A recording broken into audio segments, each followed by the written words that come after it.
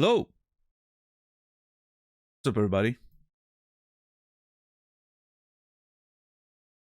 What's up, Sim? 10 bucks. JR, Rasta, Zia, JC, Unkthar, Bishless, Zulu, Fear the Dawn, Warren, Solipsist, Skerrick, Foolish Flames, Chipmunk, Prison Mike, Raf, Amen. Hope everybody's doing all right today on this Sunday, 10th of November?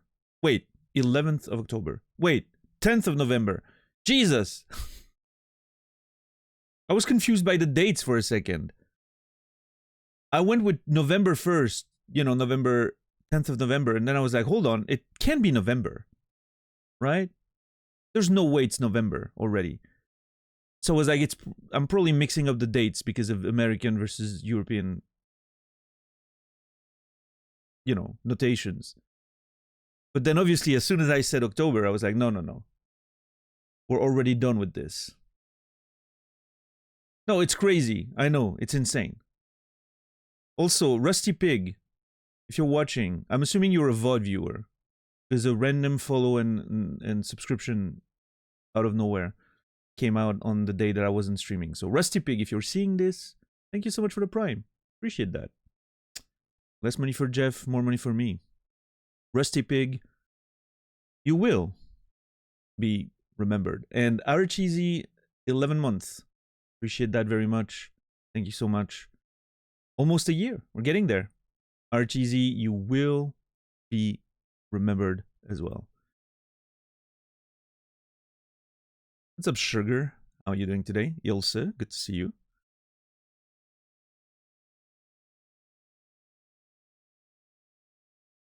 Monday is also Veterans Day in the US. If you are a military veteran or no one, tell them to go get some free food. Oh, well, that's nice. Free food's always good. Oh, yeah. What's up, Kimmy? You want to fight? Well, go punch a wall or something. I don't know. I don't know what to tell you. I'm not a fighter.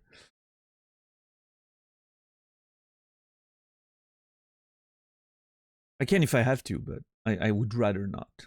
Yes. Turning 35 on Tuesday. It's fine. You're still on the right side of 30. It's only gonna get better, Zulu. Don't listen to JC. It's only getting better. Trust me.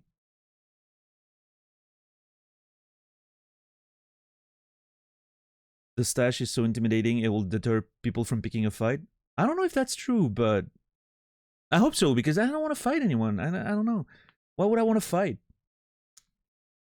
It's a waste of energy.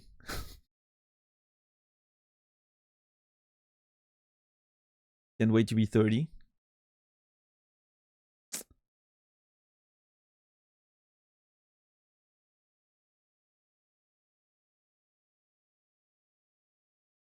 What's up, Karda Zuko? Welcome in. I kind of want to start the game so we can go sit on the main menu, but I'm very afraid now with the how things have been going with the David Cage games. I'm very afraid that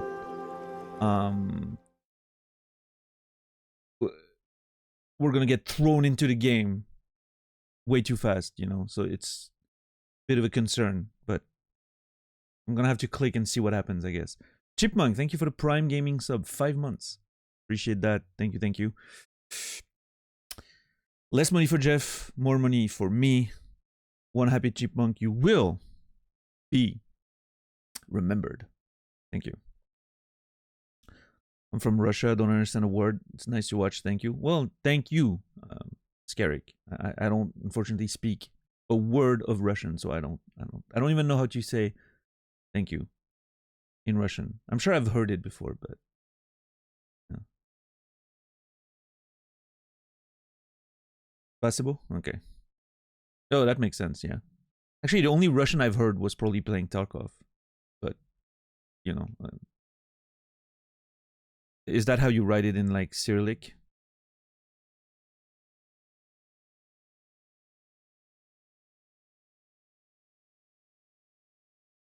Couldn't catch the last BTS. Can you get a brief overview of your opinion of the game? I think it really falls off in the last act, in the final act, as expected with David Cage. Unfortunately, at this point, it really falls off the rails.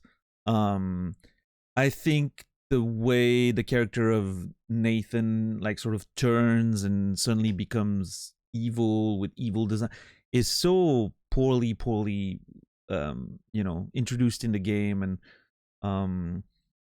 I don't know, it really feels like it just it becomes very Cage like there suddenly at the end, and then the pseudo sequel bait ending, I didn't like it. But yeah, still, I mean, strong characters. I felt like the ending betrayed the theme of the game a little bit instead of serving it. My hypothesis for this is that David Cage didn't know what he was writing about until it was too late, or maybe he didn't never realize that. I don't know.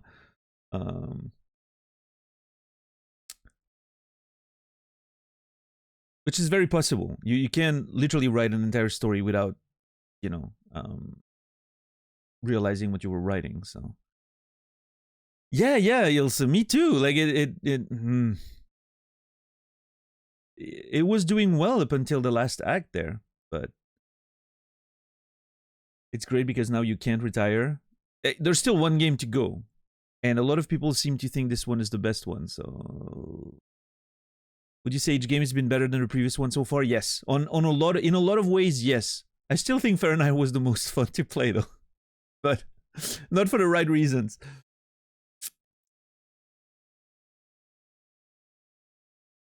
That game really snatched defeat from the jaws of victory. Yeah.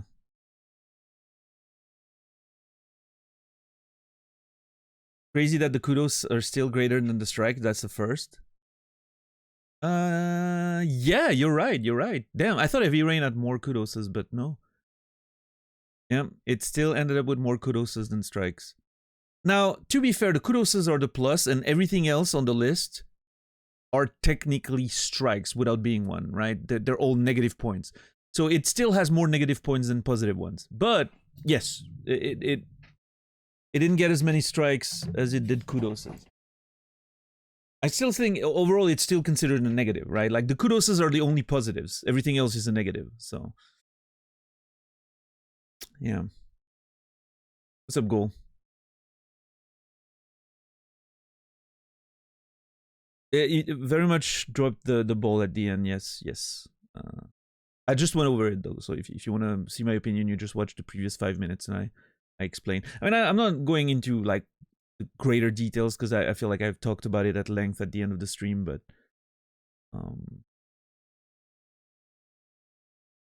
yeah, for sure. Is this one going to be the first one where the ending actually sort of lands? We'll see.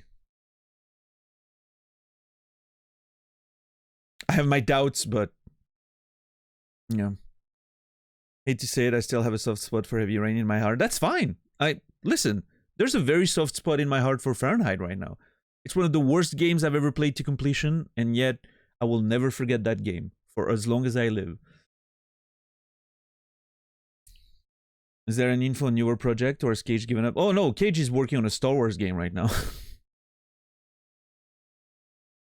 Yeah, he's doing a Star Wars game. I don't know what that's going to look like, but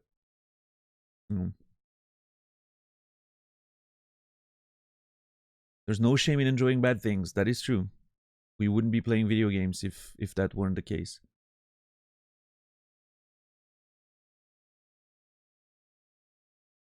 What's up, Moppo? How are you doing? The migraines of earlier last week were very annoying, but it's been good for a few days.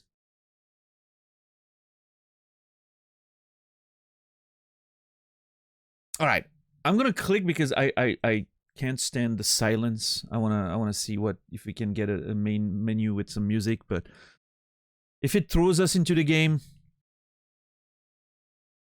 it's not my fault.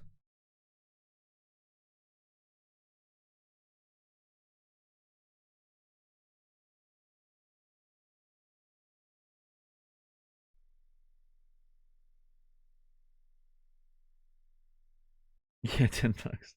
That would be a... I'm sure there's going to be a scene like that, right? It has to be.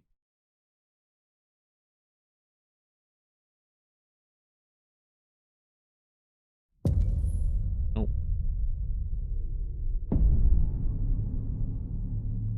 That's an interesting question, Amogus. Let me think about it once the menu stops somewhere. Hello. Welcome to the Detroit Experience. I'm an android and I'll be your hostess. Before we begin, let's make some adjustments to optimize your experience. These language settings were detected on your console. Whoa! Are they correct? That is an intrusion of my private life. Also, okay, I have thoughts about this.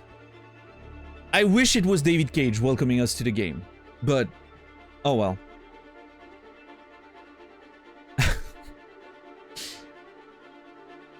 Welcome to the Detroit Experience? We're not making movies anymore? We're making experiences now?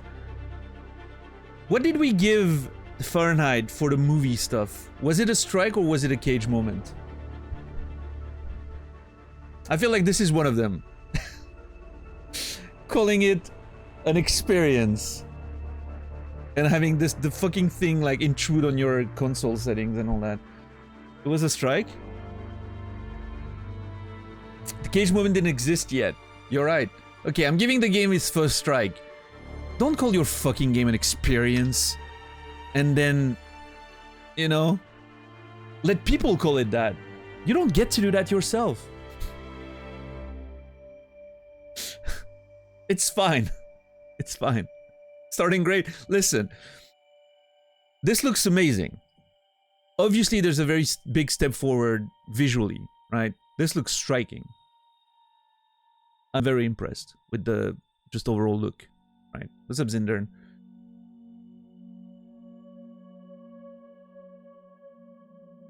So yeah, I like that question. Is there anything that David Cage does consistently well in his games?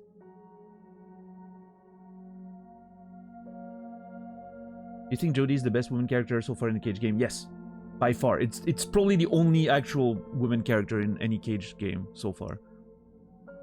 Everything else is just a prop. Anything that Cage done well? Picking his soundtracks composers as a director, he's been doing that very well. Hiring great artists, programmers, yes. I think he's a decent team builder, right? If that's even something that he does. But I mean, as the game director, he takes credit, right? We put all the blame on him. We also put the credit on him. As a game director, great music, great art, great, you know, visuals and all that.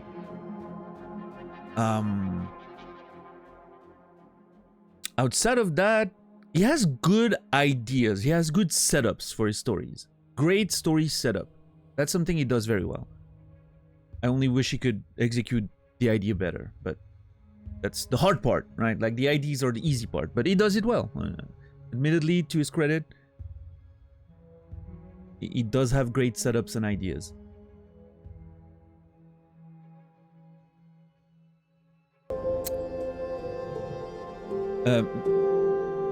Mirch Evangel or Mirk Evangel? I'm not sure how I'm supposed to pronounce your name with the CH there. Please let me know. Finish your Hollow Knight playthrough.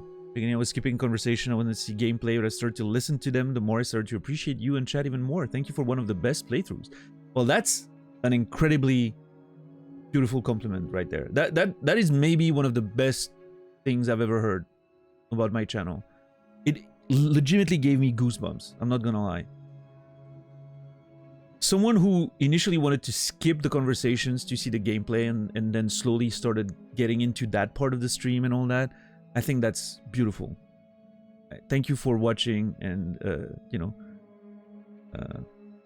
well, saying something. I appreciate that. And thank you, Archeesy, for gifting a sub to Evangel. Appreciate that. Thank you so much, Archeesy. And, Evangel, you will be remembered, as we say around here.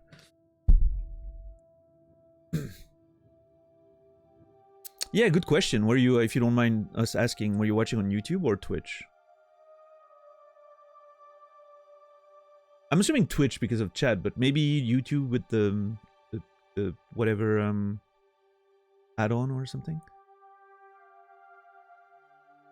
But yeah, now you can see all the actual people in chat, like $10 and all that. You know, those characters in the playthroughs that you've seen. What's up, Rothkin? How are you doing today? Thank you for the Prime Gaming sub. 5 months. Thank you, thank you. Less money for Jeff. More money for me. Rothkin, you will be remembered. Hope you're doing well. Any ideas for destinations I could fly to in around 1-2 hours from Hamburg? Geneva. Come see me in Switzerland.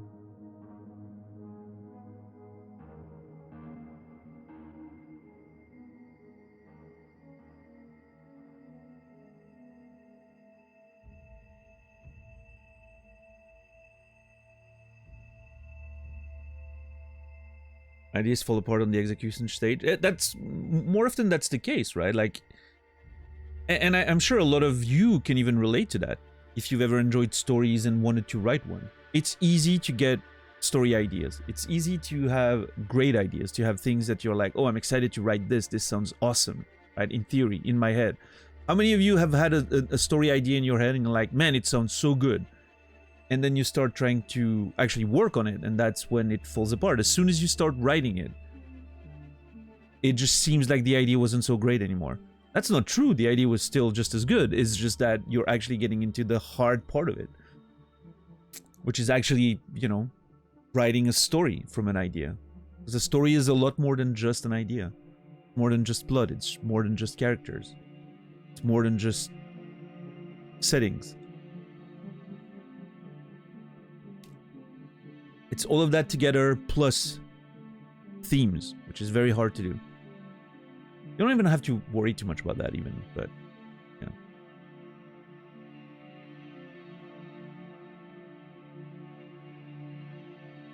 Yeah, RTZ. That makes sense. I can relate to that. I have ideas for setting in the world. I have to struggle to have actual stories in them. Yeah, that seems pretty fair.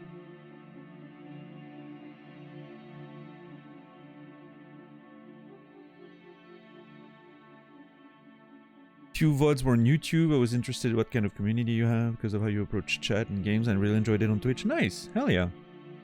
I think Evangel, I'm not sure if you've noticed, but there's an add-on you can add to your Chrome browser or something so that you can watch, or I'm not sure exactly how it works actually. Warren can probably inform you better, but or $10. But there's like an add-on you can use to watch the YouTube VOD with the Twitch chat if you prefer watching with the YouTube player, which makes sense. It's a much better player. But yeah, for your future, if you plan on watching more VODs on the channel, which I would recommend, there's some great playthroughs on that YouTube channel and on Twitch. But yeah, hell yeah. Hollow Knight was great. I'm very excited about Silksong to come out eventually, one day, maybe, while I'm still alive. I don't know.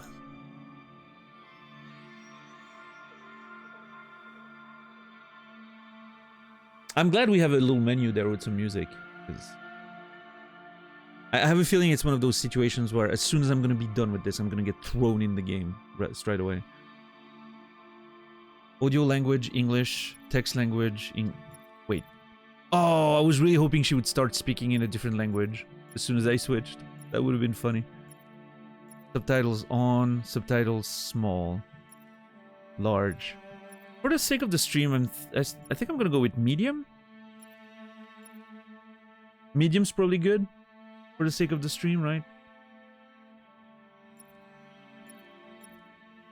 Small's good for me, but it's probably a little too small on the player. Yeah, medium looks good, yeah.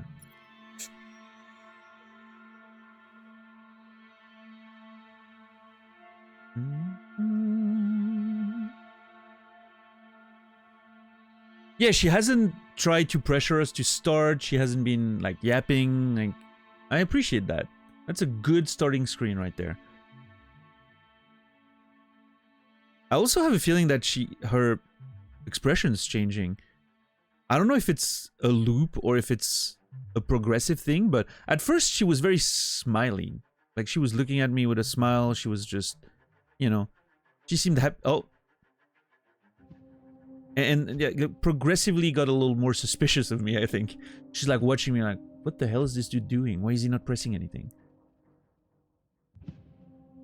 What's up, Colette? What's up, Sonyo? How are you guys doing? The music is chill instead of intense. I prefer it. Yeah. I mean, it was pretty chill in Beyond Two Souls as well, but... Another streamer I follow just started playing Outer Wilds. I still haven't played it myself. Daniel convinced me. Oh yeah, you should absolutely... If you want to play Outer Wilds, you cannot watch it. It's fine to just watch Outer Wilds and not play it, right? Maybe it's not your thing. However, if you plan on playing Outer Wilds, you cannot watch it. And I'm not saying that as a, you know, oh, it will spoil the story for you or whatever, and you can be like, oh, I don't care about that too much. I don't care about spoilers too much. It's not one of those cases. It's a case where you literally cannot play the game in any meaningful way if you've watched it before. Yeah, the nature of the game prevents it. Ooh. Hold on, the music is going places there.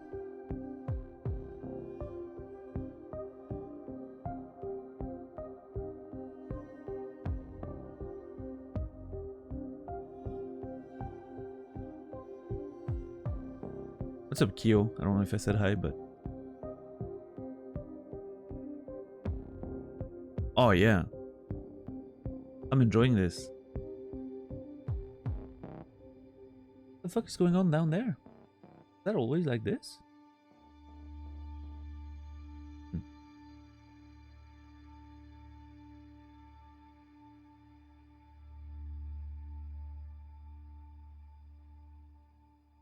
How are you today, Dax, by the way?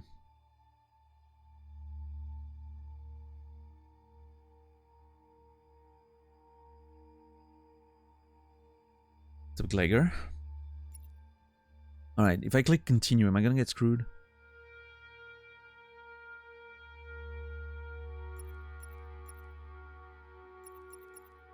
This is really fascinating for a starting screen.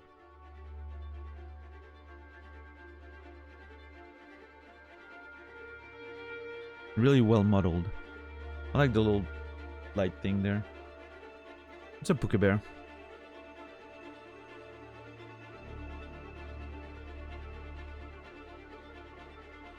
I started and stopped because I was confused. That's a pretty normal state, I would say, for the beginning of Outer Wilds. Embrace the confusion is the best the best advice I can give you, right? Just embrace the confusion and try to use that as your motivation to learn more about it as you play, not outside of the game, inside of the game. Not too much, Chipmunk, no.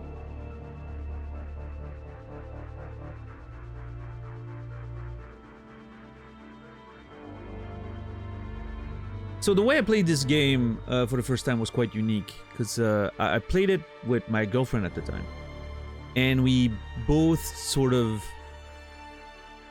split the characters amongst ourselves.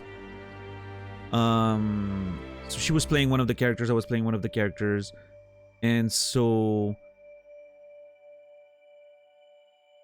she was not a very good gamer, but she enjoyed playing the David Cage games, but she was not a very good gamer. Like she played the previous ones on her own because, you know, I already played them and all that. But so she played the previous one on her own, and then we played this one together because it came out when we were together. And she wasn't much of a gamer, and I'm pretty sure I remember the character she was playing died pretty fast. So there's a huge portions of the story that I legitimately have never even seen, and I know like there's a lot of different choices and all that. I remember there's a few moments I remember here and there. I don't remember the context of how they happened.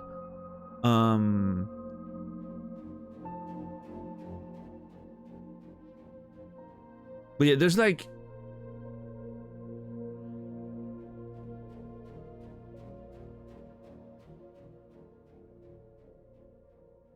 there's one moment in particular that I remember very strongly because I thought the visuals were amazing when I played it. Like it really, like, I was it just like ingrained itself in my brain. I don't remember exactly when, how, what, you know, but I remember like one visual of this game, one scene. I'll mention it when we're there.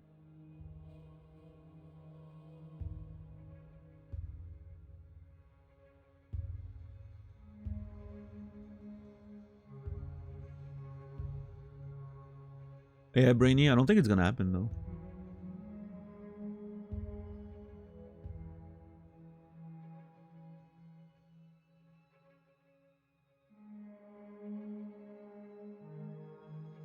I know a game in which Daniel will probably be thrown into the ending right away because he's waiting too long. I almost had that happen to me in Far Cry 5. I was playing Far Cry 5. I'm playing Far Cry 5 offline, off stream. And there's this one moment at the beginning where if you're waiting too long, it literally throws you into the ending. Because you're supposed to like do something, right? And if you don't do it right away, then you get screwed. And it's the end. It's not really an ending, but it's... Losing to jump-ins, hating life. That sucks, Captain Dax. I've been struggling with Street Fighter 6 lately. I've been... My mindset with the game has been pretty bad lately. Dax. I'm feeling like I'm not making much progress, which is probably not true, but it feels this way. I need to just, you know, I need to just refocus and forget about all my problems with the game. And I've been way too focused on like the things that bother me about the game rather than just improving my play, which is a bad mindset to be in. My execution has also struggled a little bit. Yeah, yesterday I couldn't get anti-airs out consistently. It was very annoying. What's up, aliens? Shepard.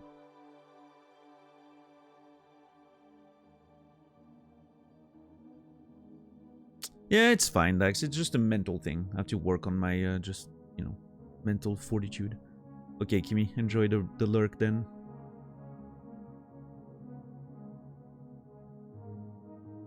It do be happening sometimes. Yes, yes. I mean, I'm doing fine, right? I mean, I've been playing for what, like 2 months at this point, and I'm already doing pretty well. So, you know, I should be satisfied with that rather than focusing on the bad things. But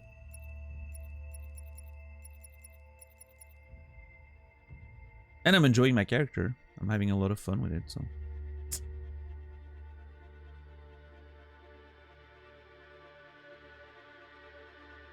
yeah. That's probably part of it, Dax, for sure.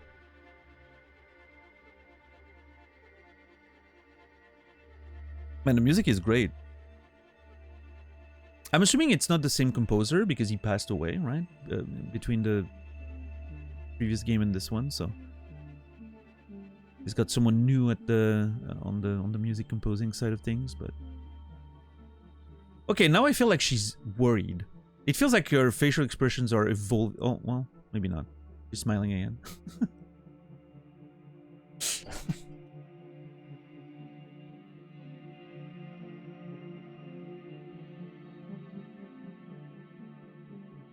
Yeah, Dax, for sure.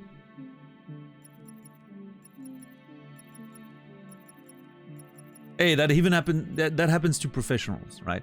We were watching the Blink Respawn tournament that's happening this weekend, right?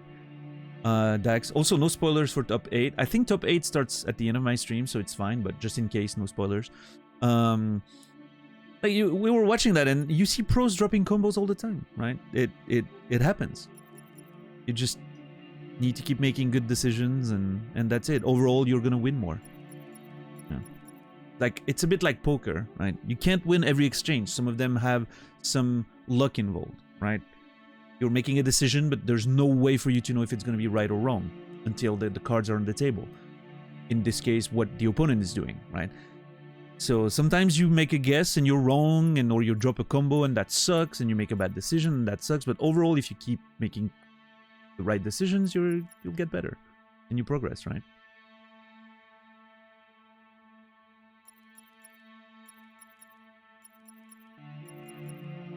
All right, I'm gonna press continue there. Hopefully it doesn't throw us straight into the game.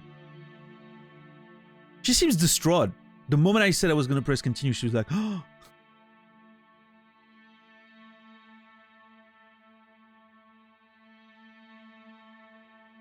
Points, yes.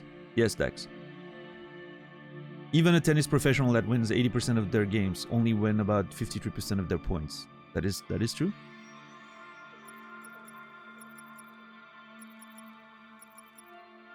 Now, I think part of that is due to the nature of tennis and how advantageous it is to serve, but the point still stands, for sure.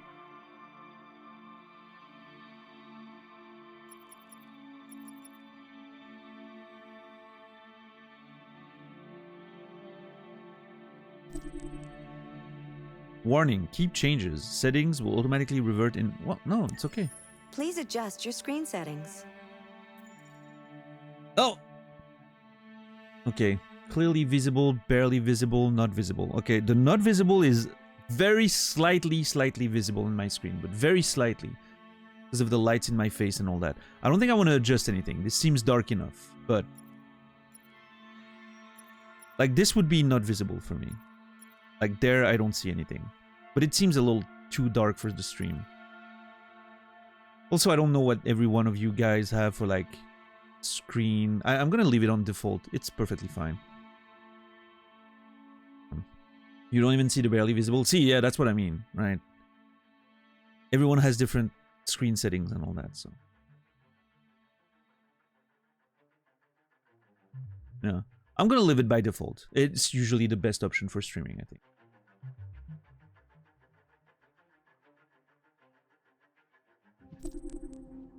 Yes.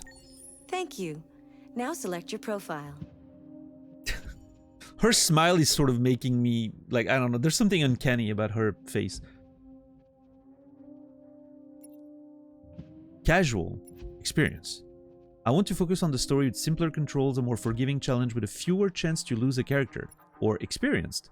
I want immersive gameplay with advanced controls, a fair challenge where mistakes can mean losing a character. Okay, we're gonna go with experienced, of course, right? No reason to change.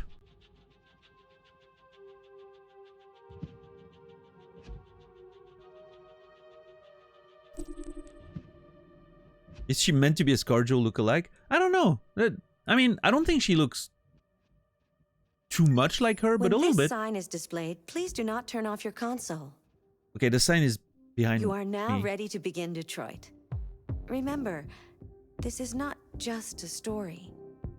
Okay. This is our future. All right. Okay, David. See? Bullshit! No title screen? Hate it.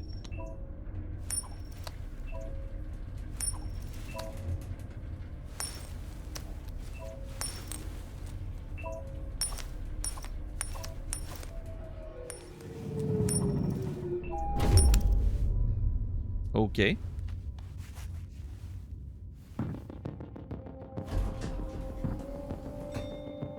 Negotiator on site. Repeat. Negotiator on site. Move using the left stick. Okay, at least we're not pressing R2 to move or something. Flowchart. This is the scene's flowchart. Here you can review your paths you've taken, the paths yet to be explored, and what possibilities you've unlocked. Each node earns you X points you can spend in extras due to the nature of the game. Some nodes and blah blah blah blah blah. Okay. Oh Jesus. Okay. That's a lot of different paths and stuff. I'm not going to look at the flowcharts too much. This seems like a bad idea. Audio only available in the main...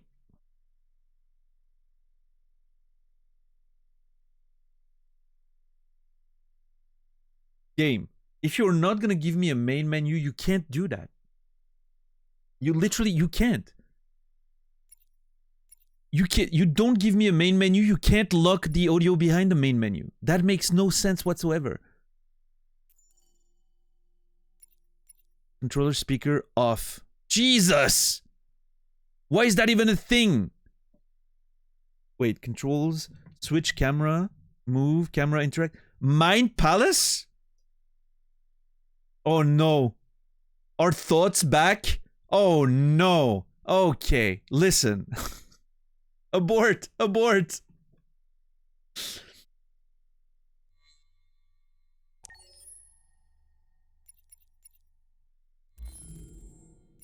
Okay, what if I go to the main menu now? What happens? Unsafe progress will be lost. I'm okay with that, I think.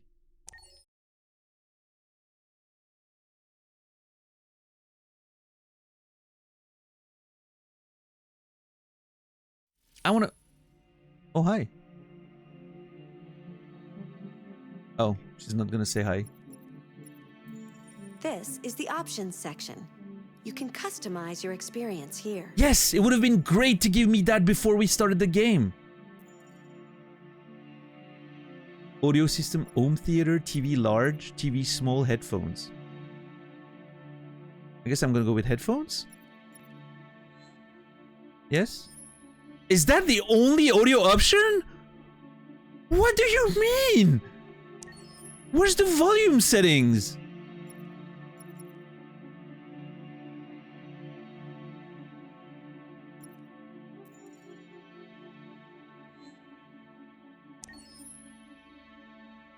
Your parameters have been saved.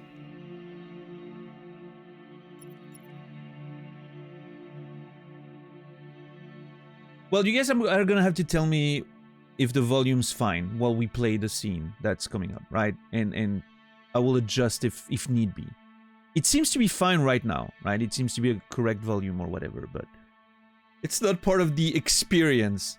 Yeah, well, that fucking... those options and the way the menus work and all that are earning the game another strike. Right now, let me tell you. Immediately. It's another strike right there.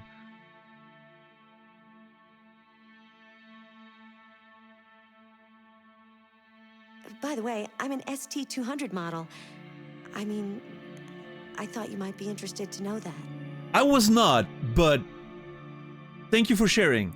Now I want to sit there and see if she has other stuff to say. This is great. What's up, Suck in a Jar? How are you doing today? It's like a Nolan film, yeah. There's no adjustable volume, yeah. I mean, the audio is good. I'm not saying it's not, Aliens. Don't get me wrong. However, I think it's very important to have, you know, granular audio settings. I think this is just like, it should be in any game, but...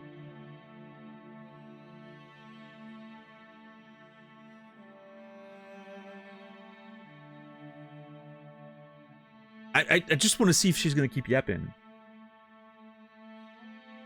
The music is amazing, by the way. Holy crap.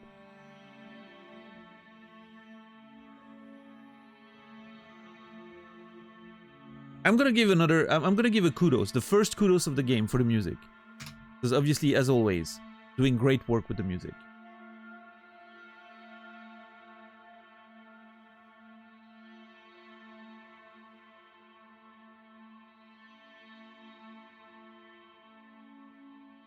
They should have done 2 audio options. Experienced listener and new listener. You're onto something, RGZ. What's up, Blast?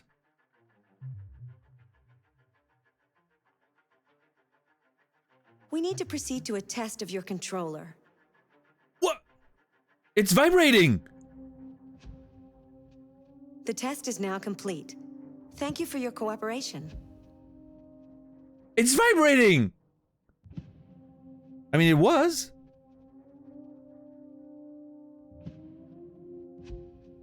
The light on her head went yellow when she did that. Oh yeah, I feel very stimulated right now, $10. It was resting on my leg too. I was just like, sometimes I just put the controller on my leg and I'm just, you know, playing with my hands and all that. I'm having a good time so far.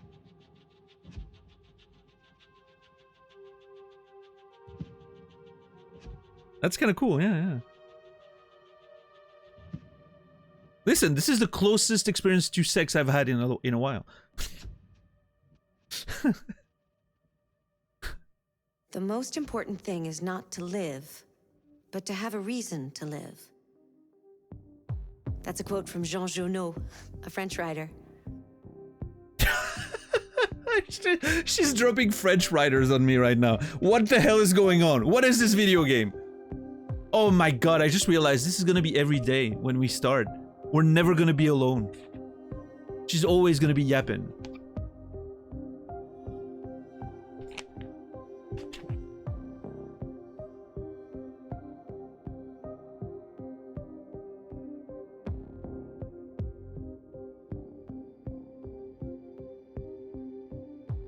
She'll keep providing new topics.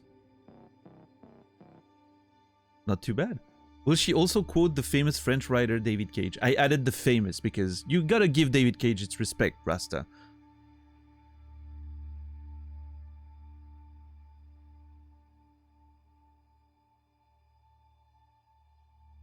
Yeah, I don't know. I feel like I'm having a parasocial relationship with her now. I'm in.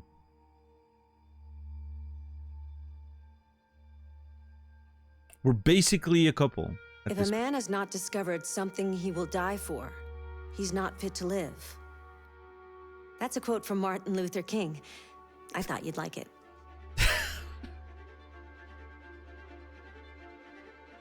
If a man has not discovered something to die for, he's not fit to live?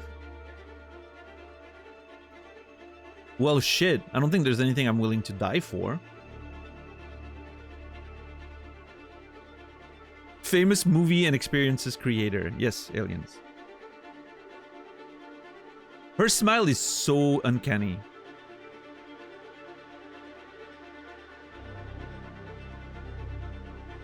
The music is getting very intense right now. Cinema, yeah. I'm just so excited to keep listening. I wanna know all the things she has to say. What's up, DJ?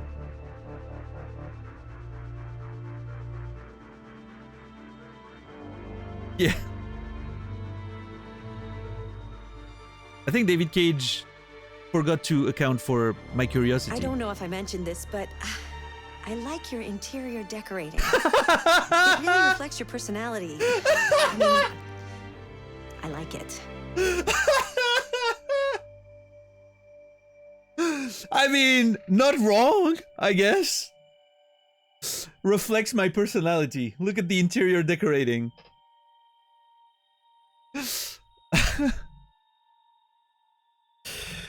She's a big fan of The Void. She is, yeah. Oh man, that's amazing.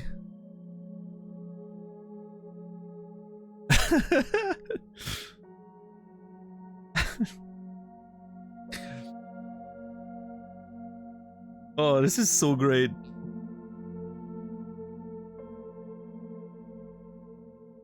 Yeah, hers is almost entirely white. Did you know Detroit was on the Underground Railroad? A route for slaves escaping into Canada during the American Civil War? Okay. Oh no, is that... Oh god. Is that what motivated David Cage's... Okay, This is a You Tried David waiting to happen, I feel like.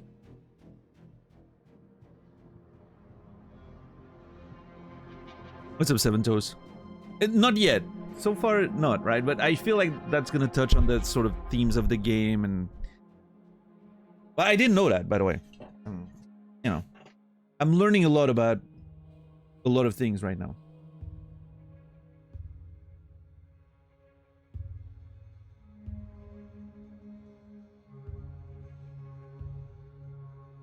This is the modern Magic 8 Ball. What's up, Umberto? Technically, it's... We need to proceed to a test of your controller. Oh! I'm sharing the vibration with you The guys. test is now complete. Thank you for your cooperation. Thank you. So technically, it's not Umberto, but... I mentioned it earlier. I played it about 6 years ago. I played it with my girlfriend at the time. We were splitting characters in between one another. She's not much of a gamer. The character she was playing was out of the story very early. So the little I remember from the story You know, I haven't even seen much of it because of losing characters, so it's gonna be interesting on, you know, regardless. And frankly, like I said, like there's maybe one scene, like one visual of a scene that I remember really well. I'll let you guys know when we're there. But other than that, I don't really remember the plot or the characters or any of that, so.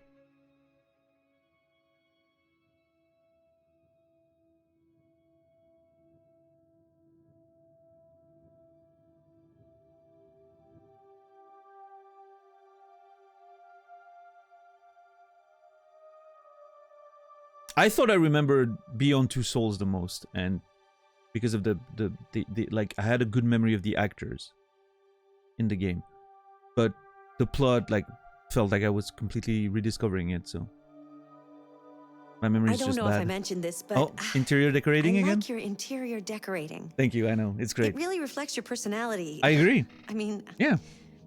I like it. Thank you. I think she's buttering me up right now. Yeah. What's up, Sokoman?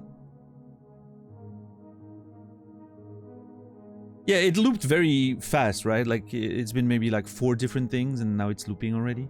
Anyway, I'm gonna get into the game again and actually start playing this time. Now that we've adjusted the audio. With the you know, the plentiful options that this game is offering.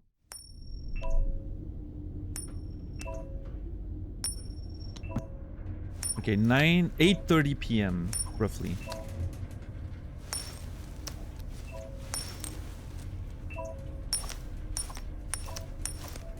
This is kind of super impressive. I don't know if I can. Well, obviously that I can't do, but RK800. Negotiator on site. Pete. Negotiator on site. Android RK800, designed by CyberLife, made in Detroit. Okay.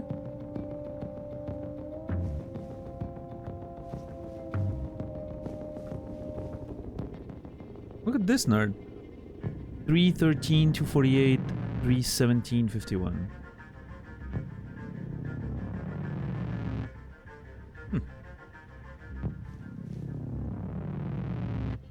Oh shit! An actual controllable camera.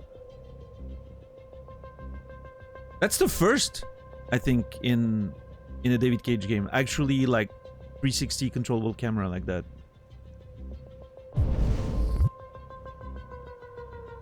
Oh, and you can also adjust. Oh, interesting. Okay. What is this? That's my Mind Palace stuff. Oh, is that like a detective mode like in The Witcher or something? What's up, Matchless? How are you doing?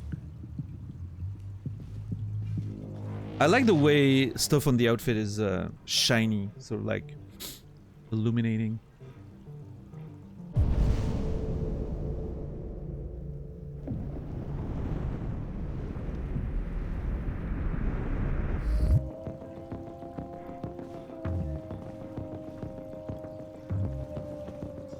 Wait.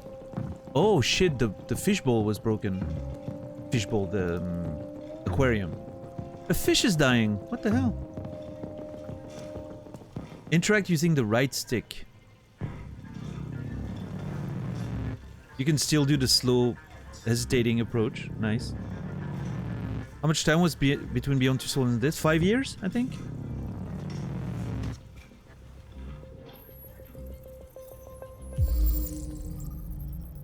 Phillips John. Born in 99. Carolyn Phillips. Born in 2001. And Emma Phillips. Born in 2028. Okay, so what year are we in? I mean, she looks about, what, 10 roughly? We're in the late 30s, I would guess.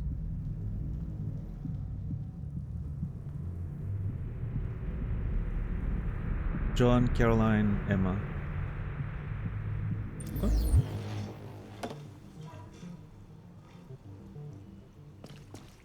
No, stop.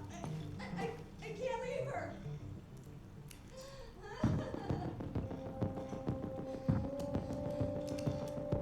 there's conversation on the other side.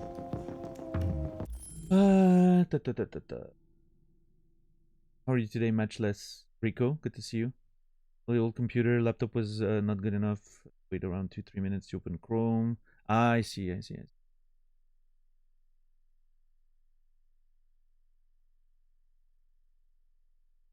Porting it to other consoles would take a lot of time.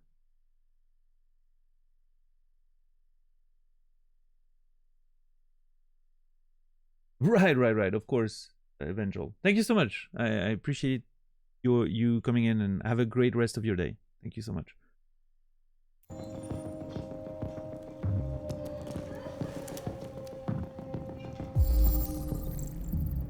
Dwarf Gurami. Rico Gaster. I was trying to leave or save. Choose by performing the right movement.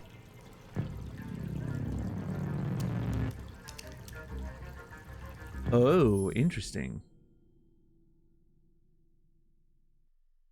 So I feel like the UI is already a little more. It feels like we're going back to sort of the Heavy Rain style controls rather than Beyond Two Souls. I wonder if they felt like Beyond Two Souls was a failed experiment with the less directive stuff, right? Yeah, I couldn't really see what it said on the fish. Oh, by the way, I need to delete this. And I want to see what it said on the fish.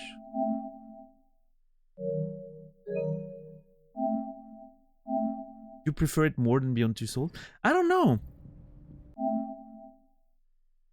Picogaster Lalius Gange Delta in India. This reminds me a little bit of like the Norman Jayden stuff, right? With the way you can analyze the scene and all that. They called us a negotiator, so I'm assuming we're working for some kind of like enforcement service or whatever, but I'm getting like Heavy Rain flashbacks a little bit. I think, well, Beyond Two Souls, I like the sort of... When I was in the environments, I thought it was fine to just have like the directional stuff and it sort of worked. But like in the action scenes, and I don't know how this one's going to work, but in the action scenes, having to guess which direction to press was really annoying and confusing sometimes. But at the same time, it added a little bit of tension in scenes that maybe wouldn't have had any otherwise. So I don't know. We'll see. We'll see. I like seeing the iteration in the system. Yeah. It's very interesting, Captain Dax, to see how they're, you know, trying new ideas and sometimes going back a little bit. And yeah, it's pretty cool. Well, I'm gonna save the fish. Of course, why not? Put it back in the water. There you go.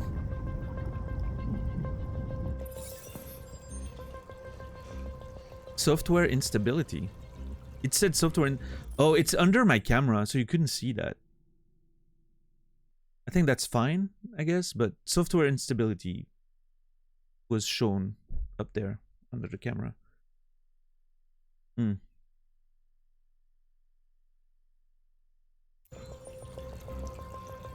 Look around using the right stick. Oh, is that a first-person view? Like a legit first-person view? No, it's only contextual. Please, Oh. you gotta save my little girl. Wait.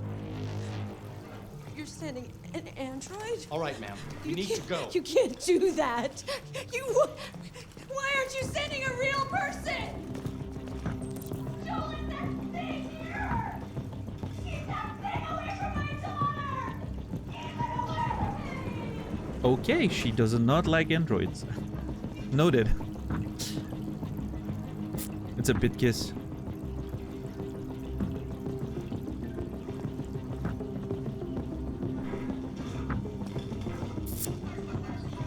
Find Captain Allen.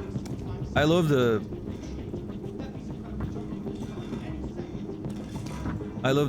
sort of like objectives written in the environment. Hold R2 to consult your objectives. Oh man, there's a... What is going on in here? It shows your objectives and interactions. Okay. My mind palace, as they call it. So there's been a shooting in there or something, right? Oh shit, someone's dead. Talk to Captain Allen first. Thanks for the invisible wall.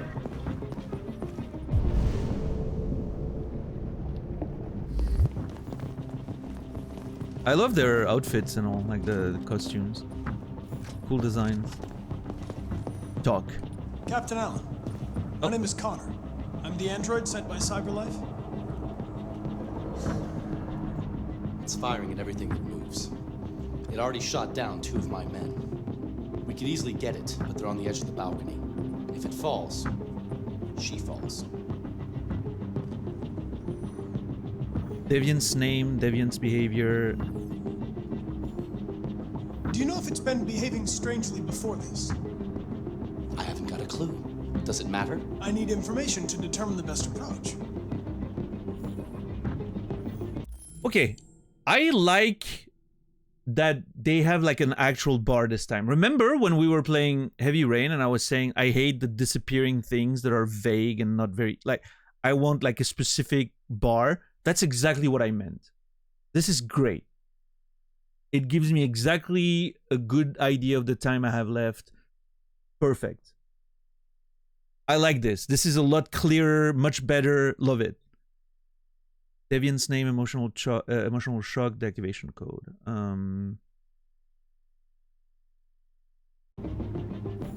Do you know its name? Listen, saving that kid is all that matters. So either you deal with this fucking android now, or I'll take care of it. Okay, so an android apparently probability of success 48%. That's not a lot.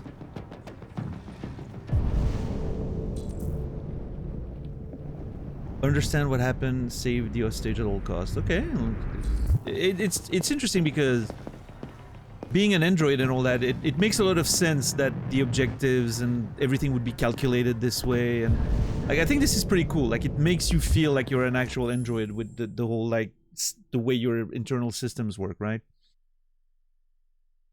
Yeah, I think I love the way the dialogues work. This is much better. I'm giving it a kudos. Congrats for finally getting something that feels better. This is great. Good improvement. Love it.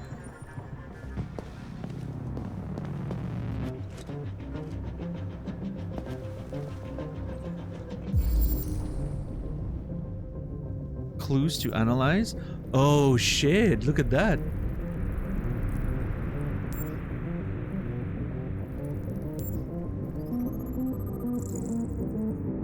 Black Hawk, capacity 17 rounds.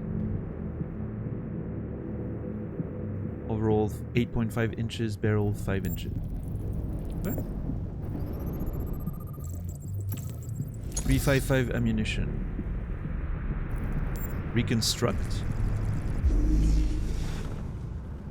Use L2 or R2 to review the reconstruction. Oh shit, this is some like cyberpunk stuff. Love it. Yeah, Captain Dax, for sure. Like the way they can justify the gaminess of it is really great. Sort of framing the UI and all that in a way that feels pretty good.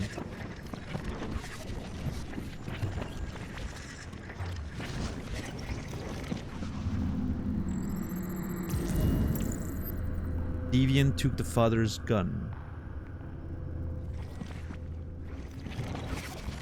Yep, breaking everything and then taking the gun. Okay, so an android was in their home, took the father's gun, and then took the woman or the daughter. Was it the daughter? I think the daughter. He said, like the young girl, hostage.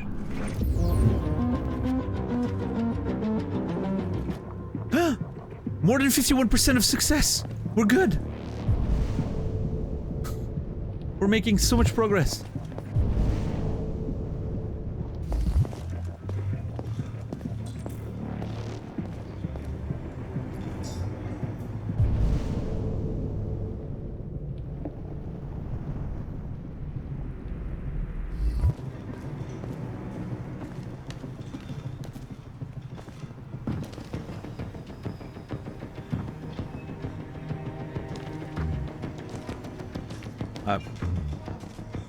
Okay, that didn't do anything. What do you mean 41%? Oh no, is it going down as time passes? Oh shit. If that's the case, I'm fucked.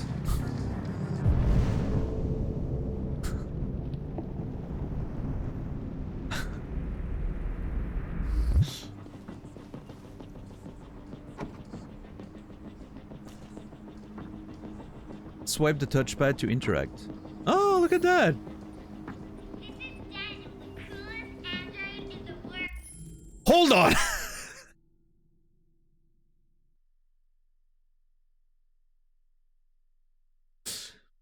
It doesn't have the stash. If the android had a stash, I would be very worried. In this case, we're good, I think. Say hi, Daniel. Hi. You're my bestie. We'll always be together. Okay, Daniel's the deviant's name. And he was a friend of the girl? Was he like a nanny or something?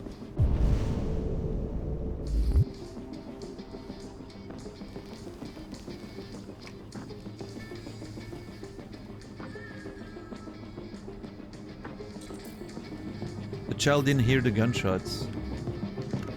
She was listening to music. Okay, okay, okay.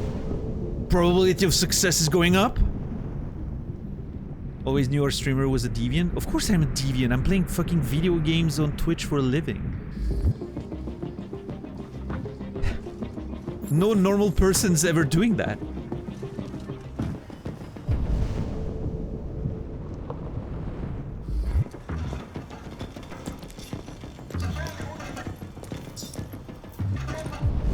Okay, the question is, why did it suddenly start shooting people, though?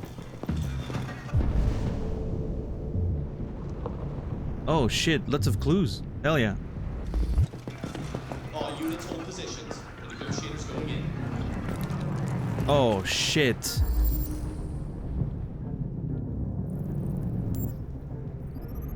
That person's dead. Yeah.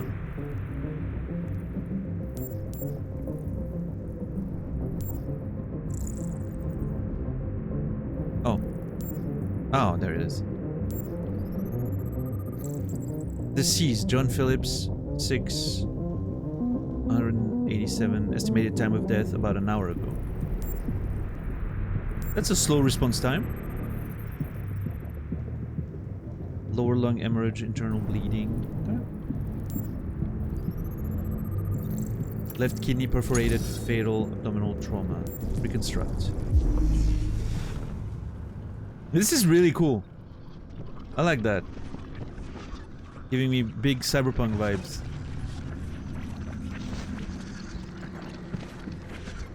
When does this take place? Late 30s? 2030s, I think, based on the dates.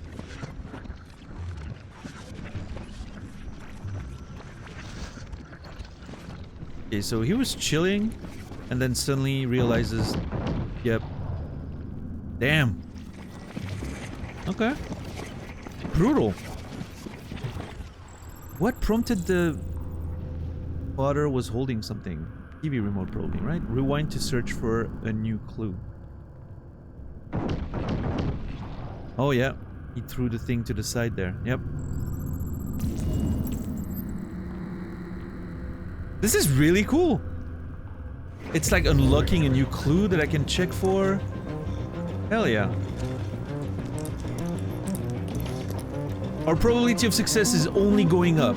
It's beautiful. Your order for an AP700 android has been registered. Cyberlife. Oh, they were going to replace with a new model. He was probably like a servant or nanny for the kid or something like that, right? And they were gonna replace him with a newer model, which made him very upset because he was probably a friend with the girl. Interesting. Not very subtle in the way like it's presented, right? But I guess it makes sense, right? You see the thing on the pad and then the objective gets updated. It makes sense, right? I think I would personally like it better if it could be left to your like deduction skills rather than the game telling you, oh, it was going to be replaced. But obviously I understand why that's the case, right? Also, it's the tutorial. Gotta be, gotta cut the game a little bit of slack when it comes to subtlety during a tutorial, right? What's up, Kagaj? How are you doing today? Tier 1, 14 months, sorry. I appreciate that. Thank you very much. The Cageathon is indeed culminating. This is the last game of the Cageathon. Very exciting stuff.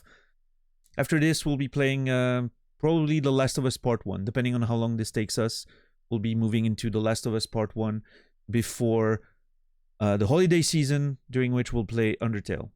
And then early next year, after Undertale, Last of Us Part 2. That's the plan. Hell yeah. Lots of good stories in the near future. Yeah. After this. Hey, listen, so far so good, but every David Cage game has started pretty okay, so I'm not sure what to expect here. What's up, Real L? How are you doing today? Daniel's getting replaced about time. Yeah, apparently I am, yeah. Alright, our chances of success are climbing dramatically. Very close to 69. As soon as we get 69... Holy shit! Cover me while I patch man down. What the fuck? Man down. Request immediate evac. Oh, dear God. People getting shot in here. Jesus. So I was gonna say, as soon as we hit 69%, maybe I should just roll the dice and go for it. Any plans for Deltarune after Undertale? I don't think so. I legitimately didn't remember Deltarune was a thing that existed. I don't know anything about Undertale, so... Why 69%? I'll give you one guess. It's just a nice number.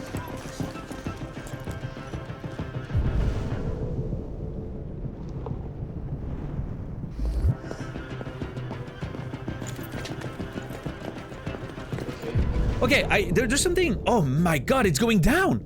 Every second counts, it does!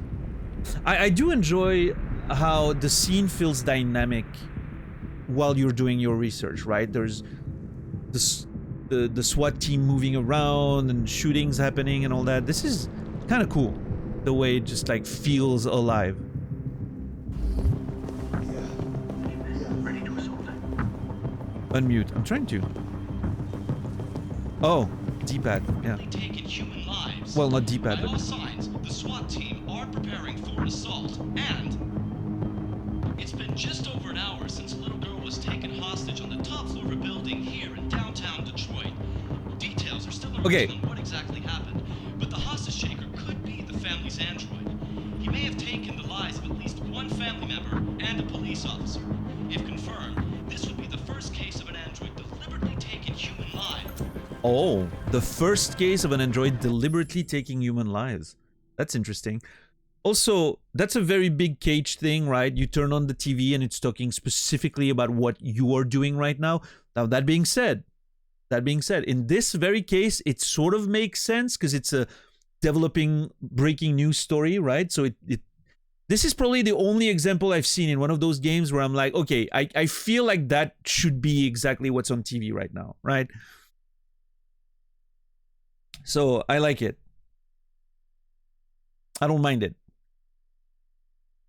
Yeah. Yeah, I mean, it's a breaking news story that's happening right now. It would make sense that it's live on TV, right? Yeah. But it's just funny that it always happens, right?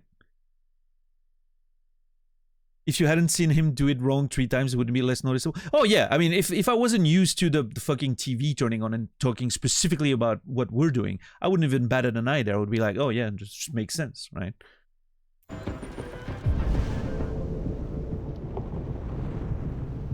It just makes sense. The family was about to have dinner. That didn't give me any percentage? Aw, that's upsetting.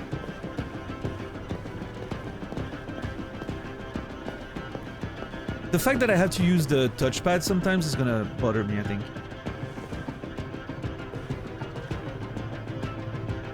I didn't have time to read. Hold on. I want to see that again. what's on the magazine.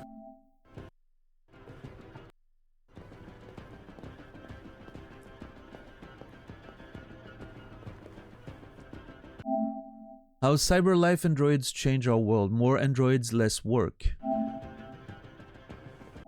Are we moving? Ah, something was said, but I couldn't read it. Okay, so apparently androids are being used,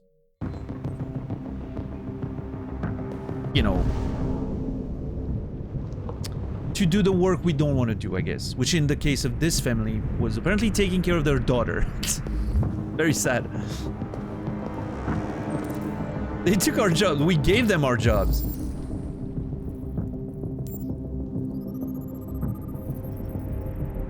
Right heart ventricle perforated, internal bleeding. Deceased. Anthony Deckard. 5.8. I wonder if Deckard is a reference to Blade Runner. It's not written the same, right? It should be Deckard with a D, but it'd be a reference. Died about half an hour ago. What's up, Pikura? How are you doing today? Osiris, welcome in. Hope you're doing well.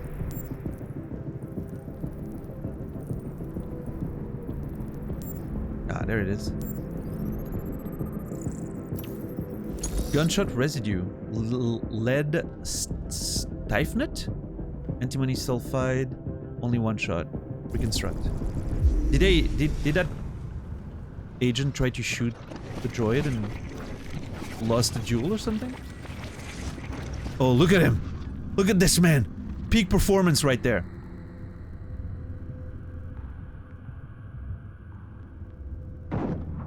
Oh!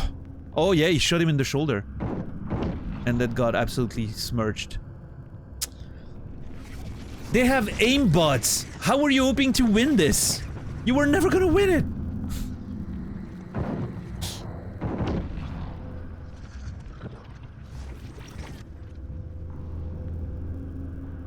What a noob, yeah.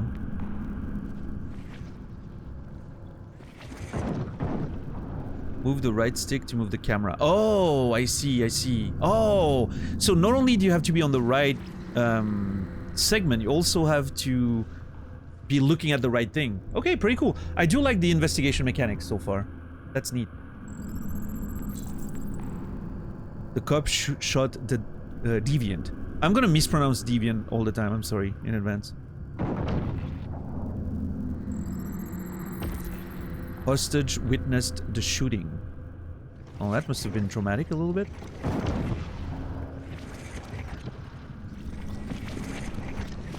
And she's clearly fighting it off, right? Like she's panicking and struggling.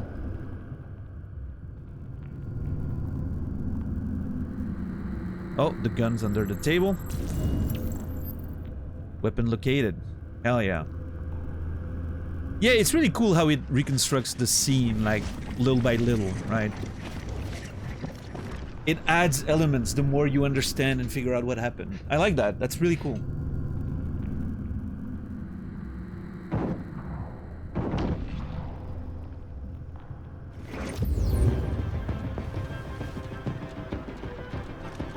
Yeah, no, for sure. I mean, I thought the investigations were pretty decent in Heavy Rain. Like the one investigation you have. But this is on another... Sorry, this is another level. Like, this is so much more interesting. American Android Act. Androids are strictly forbidden to carry or use any type of weapon. Oh. The American Android Act 2029. Androids are strictly forbidden to carry or use any type of weapon. Which apparently, very obviously, the other Android was able to circumvent that. So it's interesting. I wonder, like, we're forbidden to use them as androids, but we're not... It doesn't seem like there's a system in place to prevent us from doing it, right? Put back or take. I mean, I'm not supposed to carry one, so I should probably put it back, right? I'm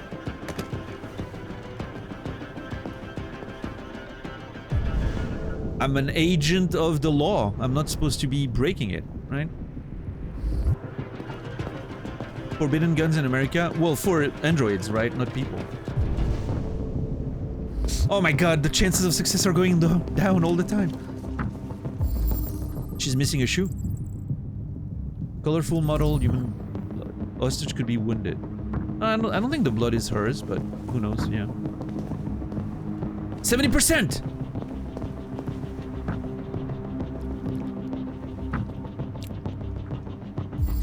What the fuck?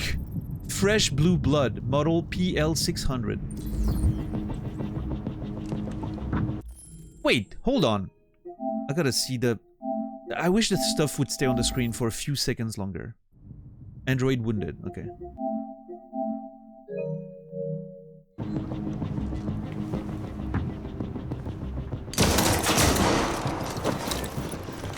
What the fuck are you doing? You gotta talk to it or what? Yeah, I will. Jeez. Chill for a sec. Okay, go outside. 73%, that's not a lot. What the fuck?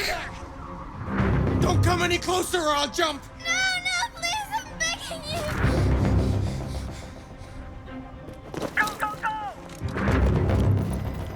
Oh my lord, okay. Hi, Daniel. My name is Connor. How do you know my name?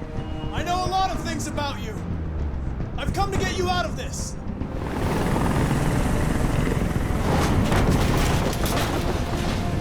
No.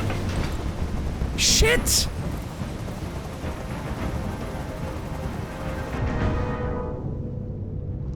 I already down to 58% because of that fucking helicopter. God damn it. I know you're angry, Daniel. But you need to trust me and let me help you. I don't want your help! Nobody can help me! All I want is for all this to stop! I The visuals are just want all amazing. this to stop! Possible cause, Emma and you. I know you and Emma were very close. You think she betrayed you, but she's done nothing wrong. She lied to me! I thought she loved me. But I was wrong. She's just like all the other humans. Daniel, no. She's a child, what the fuck are you saying? They were going to replace you, and you became upset. That's what happened, right? I thought I was part of the family. I thought I mattered. But I was just their toy. Something to throw away. Okay, there's one more clue there. I don't know if I should be looking at it or not. Hey, when you're done with it.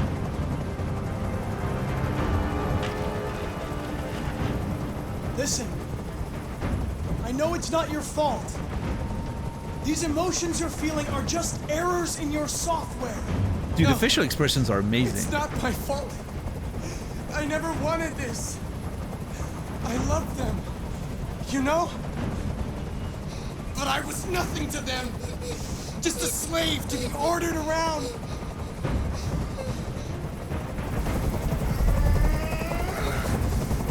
I can't stand that noise anymore. Tell that helicopter to get out of here.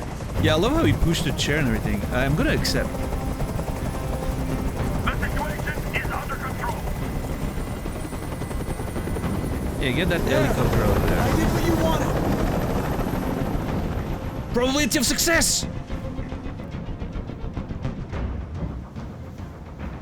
He's losing blood. If we don't get him to a hospital, he's going to die. All humans die eventually.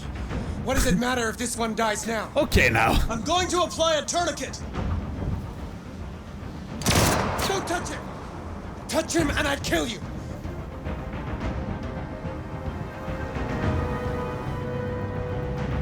Okay, I can't risk it. I can't risk it. Trust. you have to trust me, Daniel. Let the hostage go, and I promise you, everything will be fine. I want everyone to leave! And I want a car. When I'm outside the city, I'll let her go. Compromise. That's impossible, Daniel. Let the girl go, and I promise you won't be hurt. I don't want to die. Reassure. You're not going to die. We're just going to talk. Nothing will happen to you. You have my word. Okay. I trust you.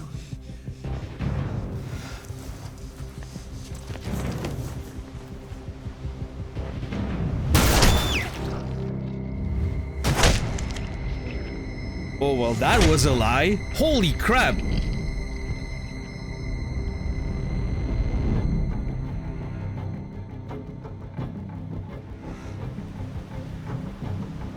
lied to me, Connor. Well, You lied to me.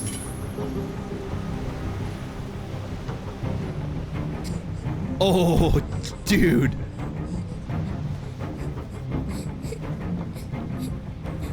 Job done. Okay.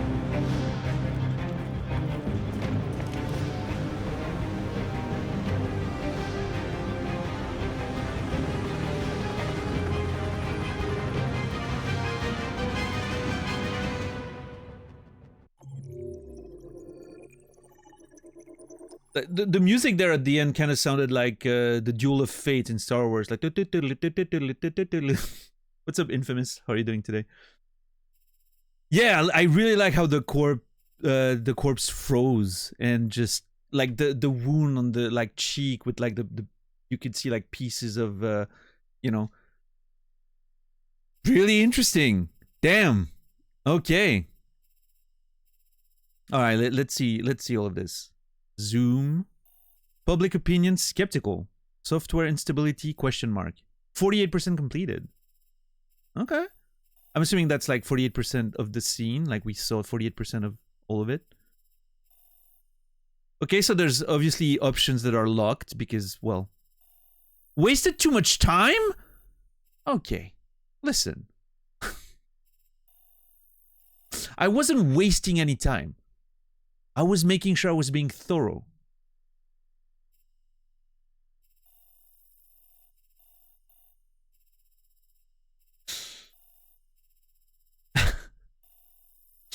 Friendly approach, dismiss the helicopter, leave the wounded cop. Okay, so there were a few more things I could have done, but obviously I didn't explore them.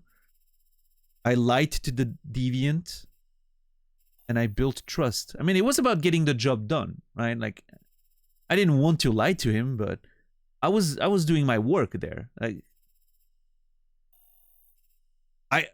I will admit, I did not expect the snipers to just like completely blast him immediately, even though the fact that when he asked me that he didn't want to die, the option was reassure or tell the truth, which that should have been a hint that, you know, that should have been a hint. It wasn't spelled out, stuck in a jar, but I think it was strongly hinted at that they weren't gonna let him live, right?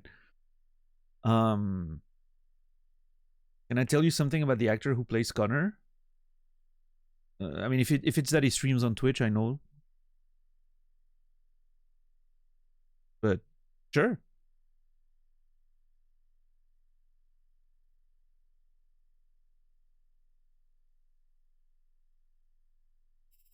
I mean, I don't care very much. You know? Plenty of people stream on Twitch. Not that much of a feat.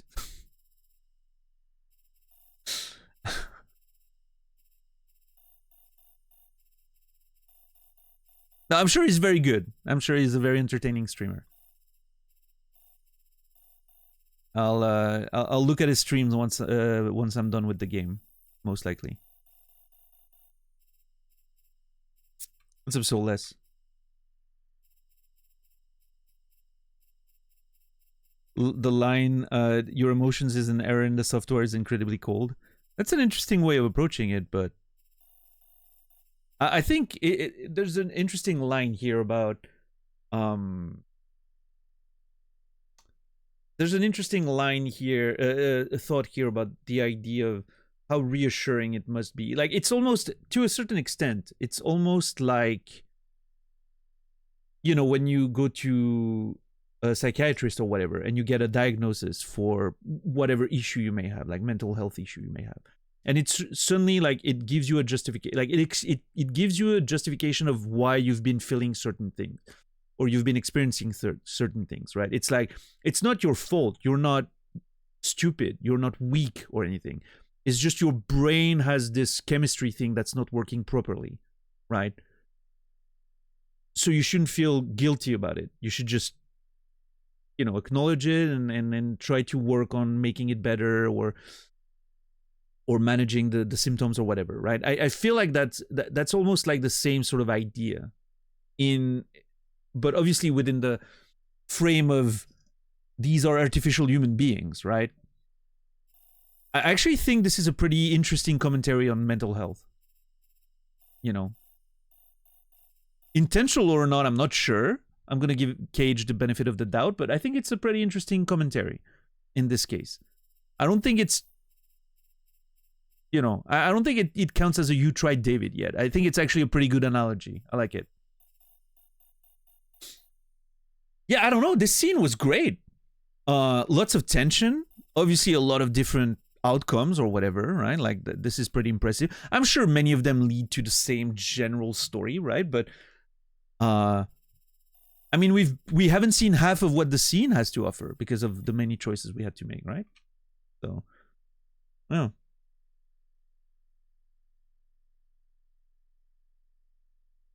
That's pretty cool.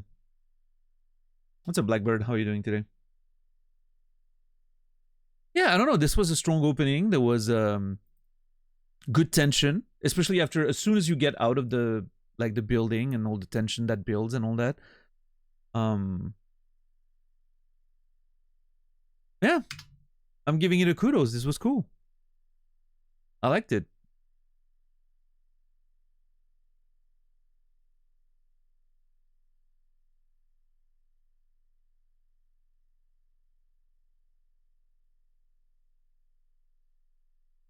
And yeah, I don't know, we obviously know very little about any of the characters involved in the scene, but I think for such a short scene,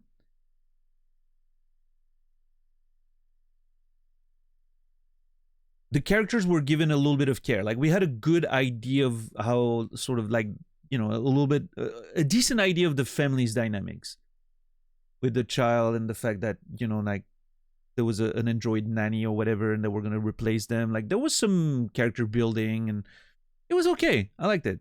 I'm not too mad about that. World stats. Oh, shit.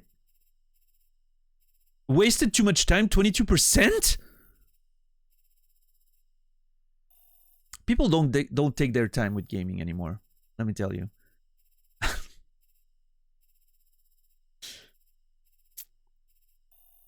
Only 8% left the wounded cop. Oh man, I'm a coward. Only 40% had the snipers shot the deviant. Show legend? Oh. Oh shit. Locked path, cross chapter impact, not required for completion, action, choice, dialogue, search, success, failure, event, death. Oh lord. Okay. Yeah, I mean, do I wish...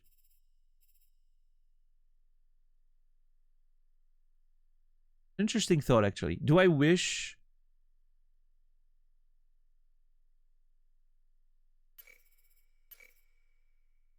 Wait, world stats? Friend stats.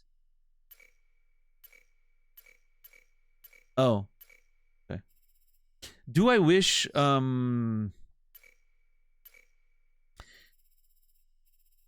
that the flowchart would be hidden rather than showing it to the player? Maybe. I think I like the idea of keeping the immersion alive while you're playing. And then maybe outside of the game or from the main menu, you can access the different chapters you've played and see the flowcharts from there, right? I don't necessarily like... It's like in Beyond Two Souls, right? I don't like that they give you all those things at the end of the chapter. It sort of breaks my immersion a little bit. And it makes me think about all those different paths, which I'm like... I don't know. I don't want to be thinking about that right now. I want to be immersed in the story, right? But, yeah, I mean...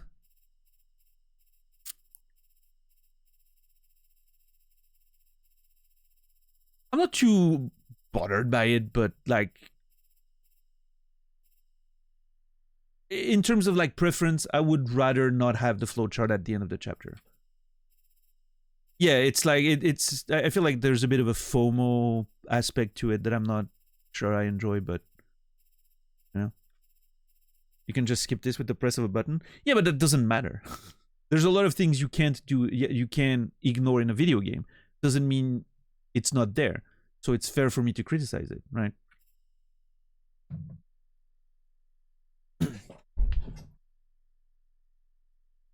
Same logic, very different context, but same logic as if there's microtransactions in a single player game, even if I'm not using them, I'm going to criticize them. It sort of affects my experience as a gamer, even indirectly, right? It's a good way to show off the amount of work that goes into the game. Yeah, but again, I think I understand that if it was just in the menu and you had to look for it, a lot of people would not find it and or even look at it. I understand why they did it this way. I'm just saying, personally, from my personal preference, I don't like having that here. It's fine. It's not a big deal, but, you know. I'm not a huge fan of everything that sort of shows the bones behind the game you're playing, right? It's an immersion thing. Yeah, I mean, so far so good. First scene, great, excellent. I liked it. It can also act as a way to say, look how unique your path was. Yeah. I mean, I'm sure, listen, I'm sure for a lot of gamers in this day and age, a lot of people are going to enjoy that. Because you're going to look at this and you're going to be like, oh my God, all those other things to see, or how meaningful my choices were and all that, right? But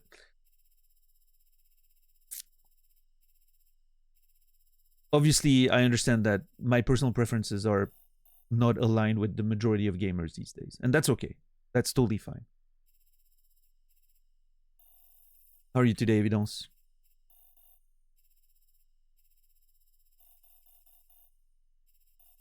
What's up, person? How are you today? Yeah, I mean, first good scene. Like, I've enjoyed this. This is cool. This is cool. I'm intrigued, at least. I don't think there's a lot that was given about my character. Like, we don't have a clear idea who my character is yet, right? But I don't think, in this case, I feel like it almost serves the purpose of the story, because we're an android. We're just doing what we're told to do, right? We're not supposed to have a personality and all that. So we're just going through the mission, very emotionless. We lie. He gets the android gets killed, and then we're just like, yep, mission accomplished, and we leave. No emotions. I like that. I actually think it serves the purpose of the story very well here. So, yeah. How would you rank the first scenes so far? Only the first scenes?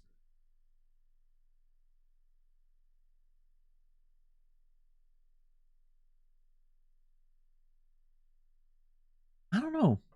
That's an interesting...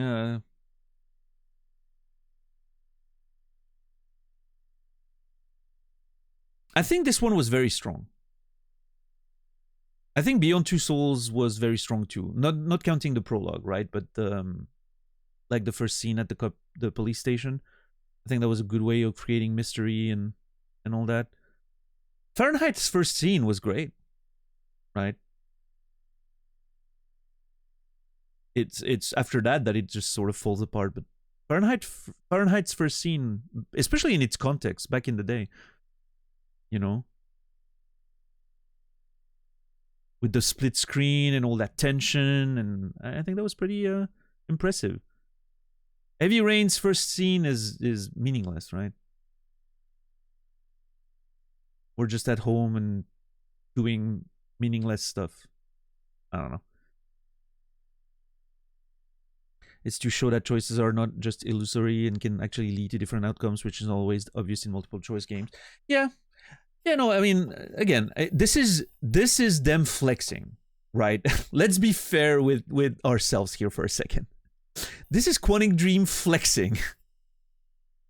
Outside of, you know, like the FOMO, creating FOMO in the player to make them replay the game and bump those, you know, length numbers and you know, whatever metric they want for their internal metrics necessities.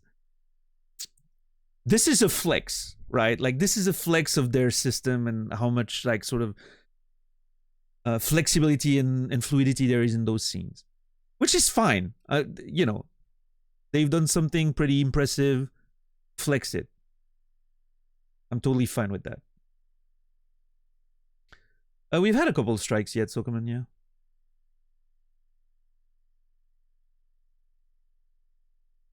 How did Beyond Two Souls end up? The last act was pretty poor, person. It really dropped heavily in the last few hours. You can check the end of my last stream to get like a bit of a longer opinion about it. I think the ending, and I'm not using those words, you know, I'm using those words carefully. I really think the ending and the way they've dealt with some of the characters in the ending really works against what the game is trying to do in terms of like themes and all that. So yeah. Yeah, Bishless. But yeah, no, cool first scene. Great music. Visuals are amazing. Like that scene outside, the visuals were impressive. Like the kid, the android, like the facial expressions. When he got shot, like the way the just like everything would open up and like all the details. Like this is very, very impressive stuff. Again, another good improvement over the previous game, right? Obviously, this one came out like 5 years later, I think. So that was a pretty good amount of time, but impressive stuff. I mean, I was always probably going to play it person, but I feel like I can see the progress in Quantic Dream's work, so yeah. Yes, yeah. For sure.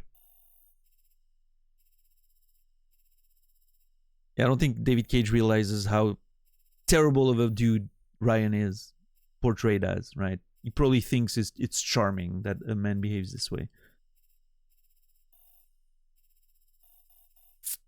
Anyway, next scene, I guess. Let's go. November 5th, 2038. Oh, that's the date. Okay. Reboot, memory reset, loading OS, system initiation. Oh, shit. Hold on.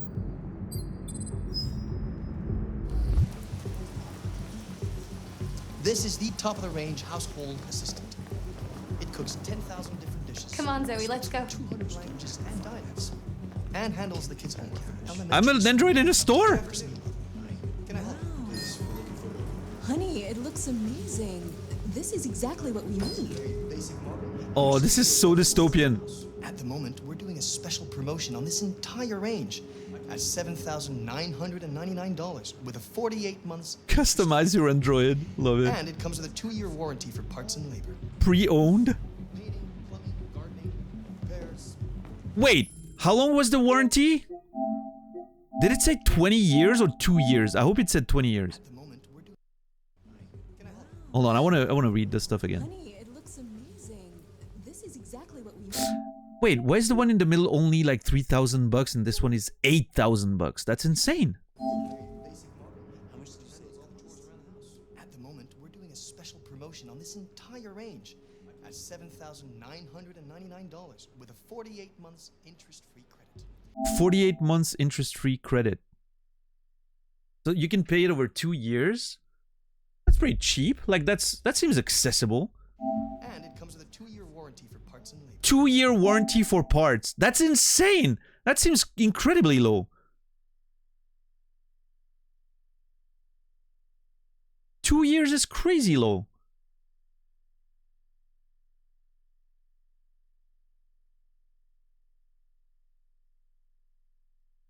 I've bought bags with longer warranties than that. What's up, Psycho Rider? What's up, Snakeman? Go get one? I wish! I would love to get an Android. It would come with the caveat of I would want them to not have, like, self-awareness, right? Because that's fucked up. But an Android in itself sounds great.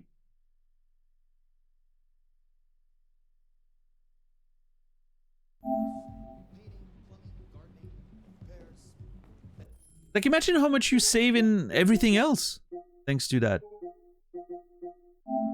Yeah, it shouldn't be so human. Yeah, exactly. We'll take it. An excellent choice. If you'll just follow me, we'll process the order. Oh, look at that. They're super excited about it. Super sale. I don't like this guy.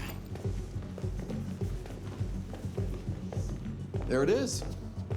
It was a bit difficult getting it back in working order. Okay. It was really messed up. Hold on. Is that the dude that was in the bar in Beyond Two Souls?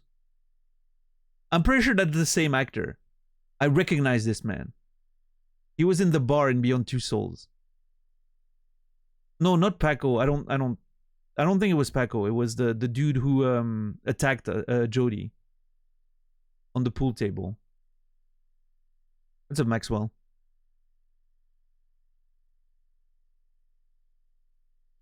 The creep bar, yes. There's an overarching Cage verse. No. I mean the actor, not the character, of course. Looks like the same actor, yeah.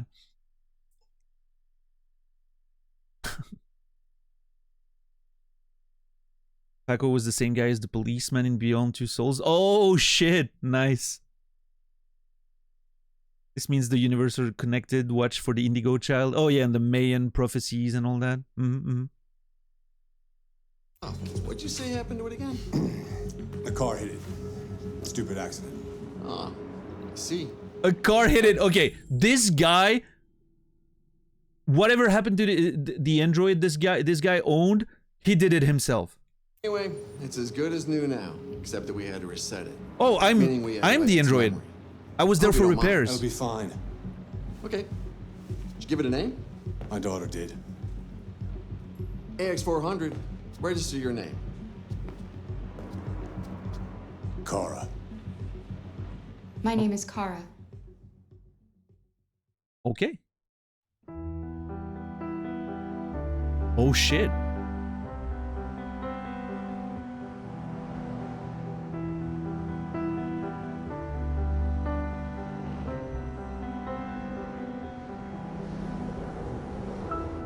Oh, the music.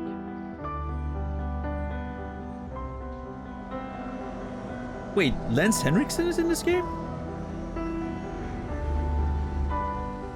I'm not sure if I remember that.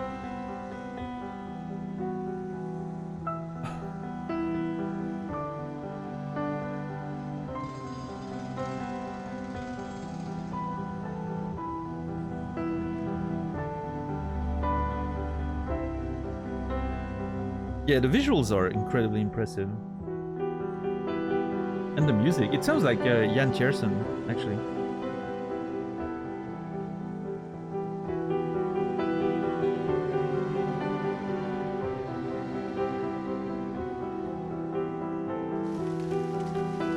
Heavy rain!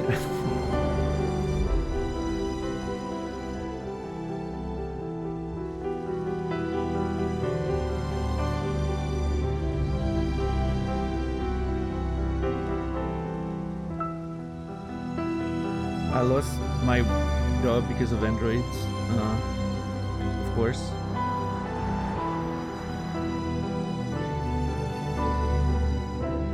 Very subtle social commentary there. But, you know what? Fair. So far, fair game. Reading the... There it is! There it is! I love you, David Cage!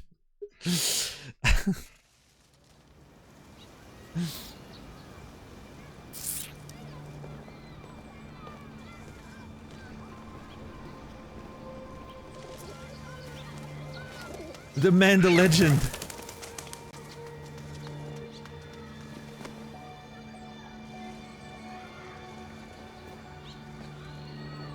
Would you like to go home now? Yes, Rose. Yes, I think that's enough. Here. Go to Bellini Paint Shop. Oh, thank you, dear. Oh, look at that. You can care for old folks and all that. That's great. Also, wait, hold on. Yeah, the visuals are amazing. Jesus.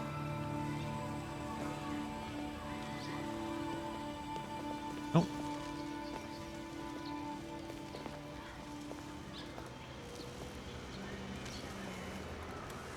Oh, Android doing the manual labor there. They're everywhere.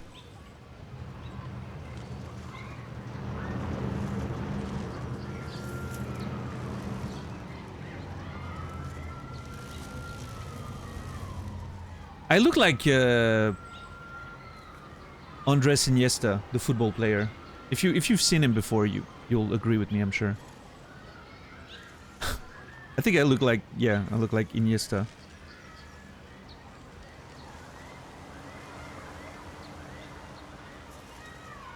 Looks very blurry. And I think it's a depth of field thing, right? It doesn't look blurry up close, but... I mean, I'm pretty sure it's running in 1080, right? Technically it's a PS4 game.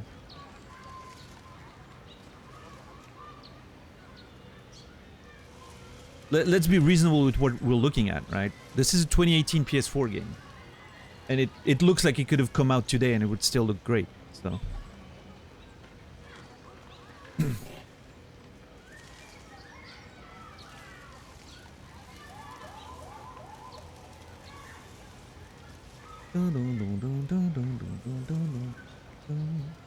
The music was great. I really enjoyed the music on the main menu there.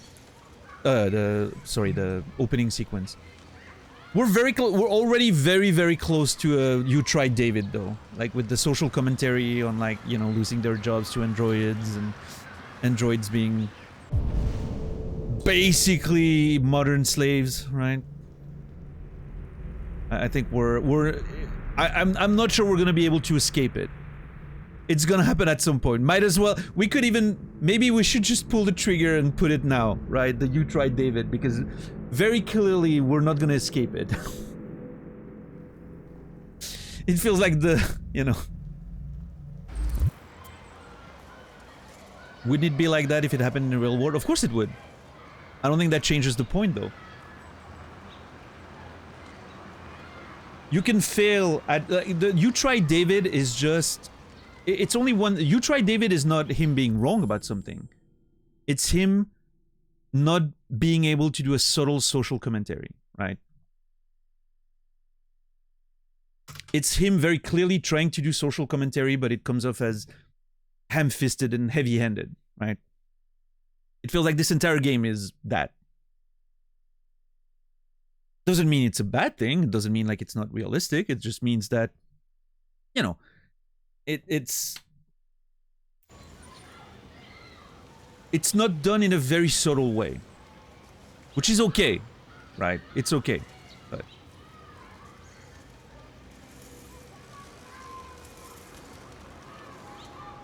also, listen, based on what I've seen so far with the evolution of machine learning and deep learning and all that, I refuse to believe in that future. Humans will be doing all those shitty tasks while droids will be creating movies and you know, creating all the content that humans will watch to forget they're being enslaved. I think that's more likely to happen based on what we've seen so far. Hopefully I'm wrong. But I think there's a chance. Hold on, I need to blow my nose.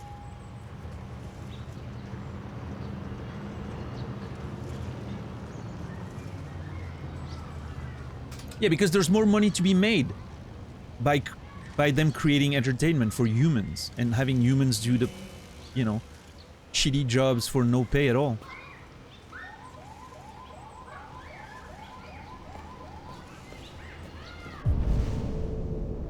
Oh, did they forget their book? You can reread discovered articles in the extra section. Android soldiers, perfect killing machines. Secrets of Androids, how CyberLife designs its androids to coexist with humans. VR MMORPG, reaches 1 billion users. Damn. Okay.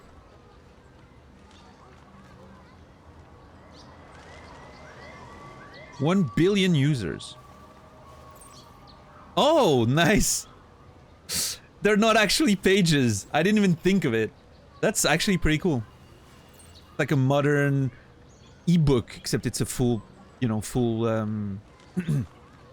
like full HD like print instead of just being text.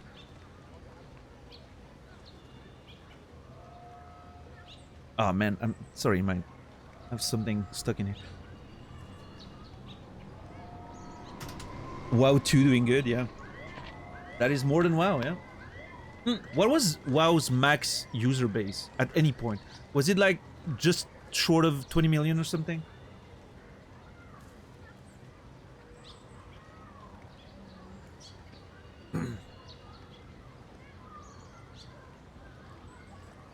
$12 million, I thought. Yeah, maybe. What's up, Naz? 14 millions. I'm assuming it was around Lich King, right? Probably.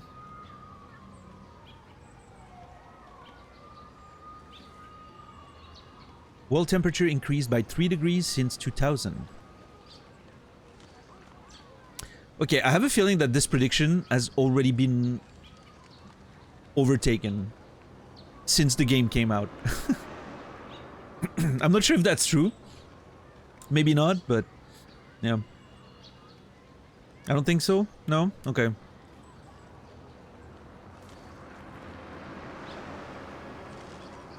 Not quite.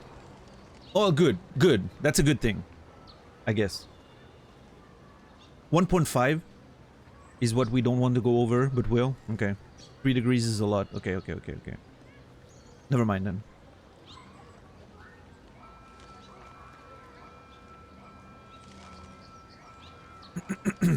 Halfway there, we can still make it. Ah, we'll get there, right? Yeah. Climate change up. How the environment is changing America's society. Miami to heighten seawall by further 10 meters. Of course. Why would we improve our practices when we can just build seawalls, right? Yeah. I like this though. Little documents to read in the game and some lore and all that. That's pretty cool. Yeah.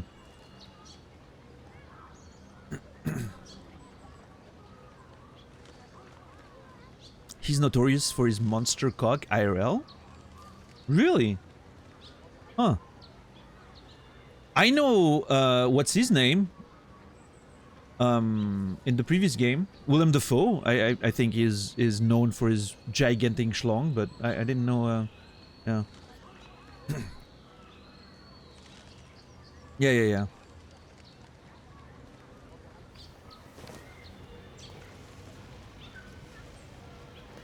Men by Cage? Yeah.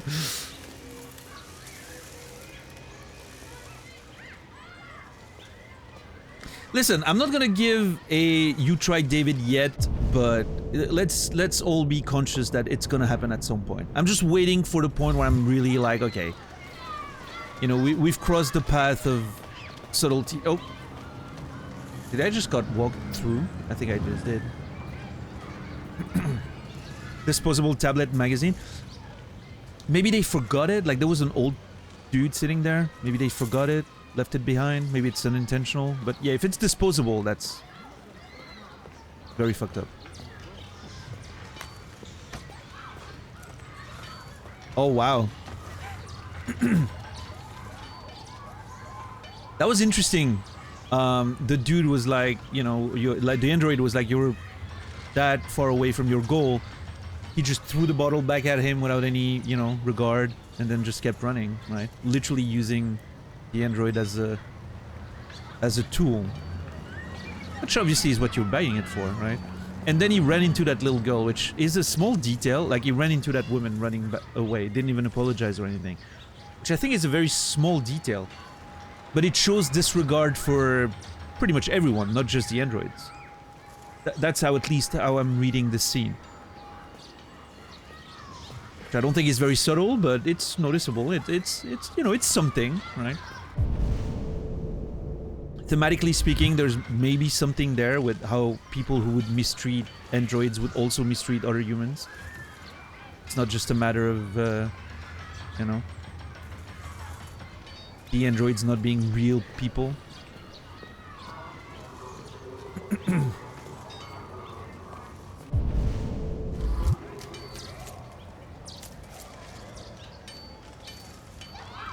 Yeah, Naz.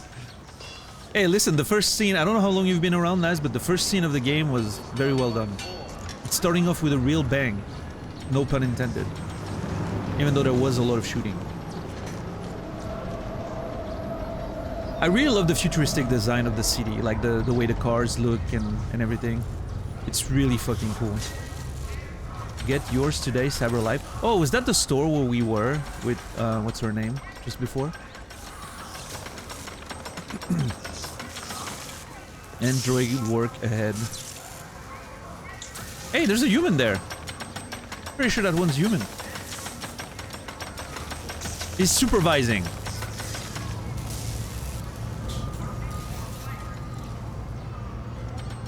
Oh, self-driving bus. Android banned? Hold on, what? Hold on. Can I look at it? Nah, I wanted to use the first person, but... Android banned.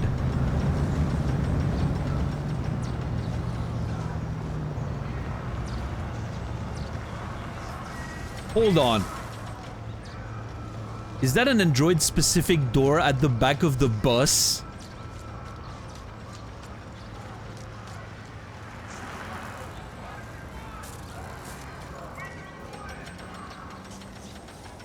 Okay. Listen.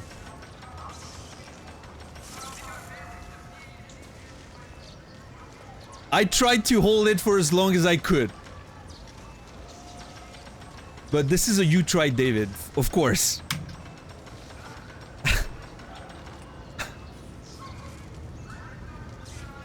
Very subtle. Again, not saying it's not realistic. Obviously, there's an analogy there and all, but... yeah. That's the point of the you tried, David, right?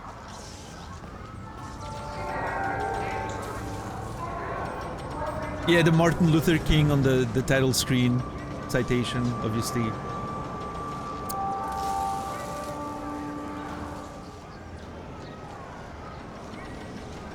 I really like the design though, Jesus. Everything looks really, really cool. I don't know who's waiting for me to bring back the paint from Bellini shop, was it? Bellini, yeah. But they're probably getting very impatient right now.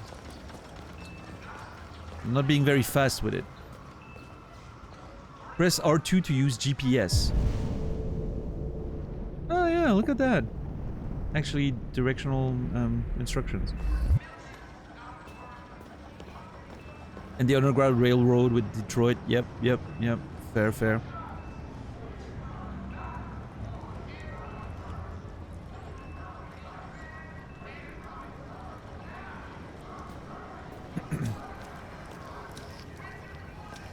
Oh, hey, man. Move it. You're scaring away my customers.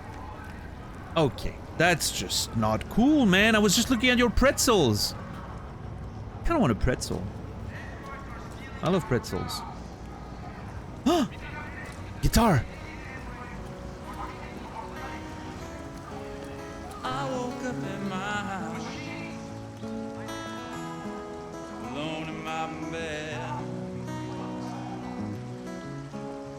Human music, $1 to hit music with soul. Oh, that's interesting. Back to this again.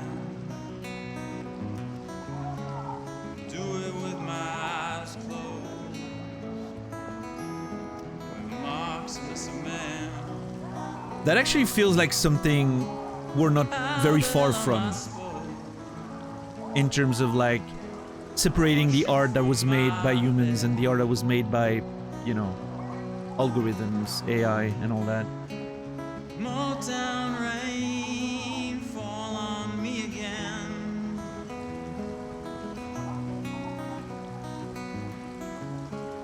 Round my feet. I've already seen that, like on Steam, they have these like AI disclaimer or whatever, and they have to like disclose if they've used AI for creating, you know, the game.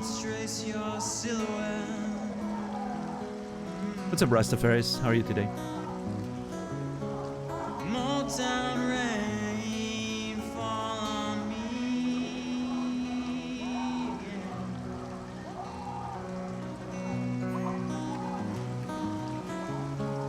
Take a breath and step in. You're blown through the city Oh yeah, for sure. Nice. I mean, it's already taking over some industries, right? Like the book industry, like the publishing industry is using more and more AI-generated covers these days. Just to save on artists. Baby, please think of me. Yesterday was blue skies and bicycles, and I miss you already. David Cage puts the B in subtle. That's a good one. Holy crap, I've never heard that before. Rain fall on me again.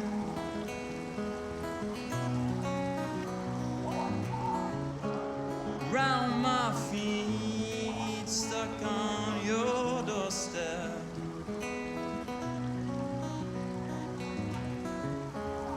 Always trace your silhouette. I mean, this is great. I could stay here all day.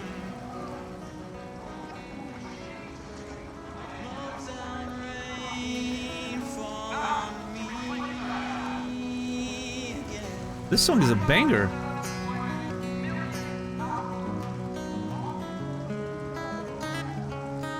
Not programmed to tip. Actually, I was gonna actually try to get closer and see if I could give some money, but nope.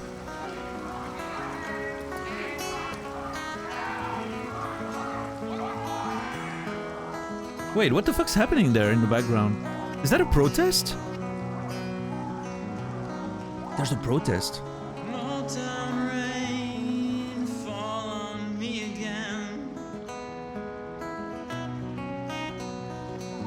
I was expecting the song to have a beginning and an end, but I think it's looping. I do like the touch of the stickers on the guitar, like the worn down stickers. That's very realistic of my guitar when I was a young teenager.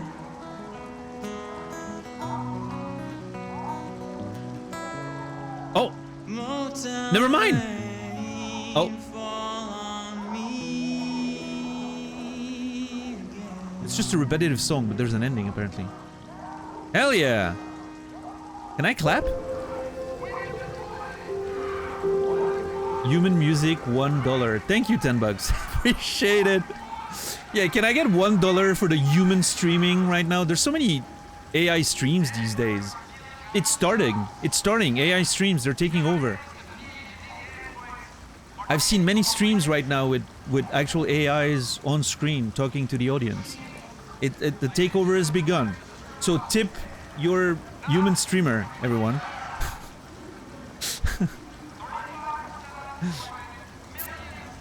Streaming with soul, right there. That's what's going on. Is he gonna play another song?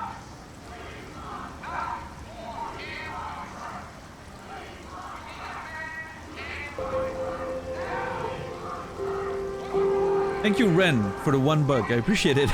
Thank you.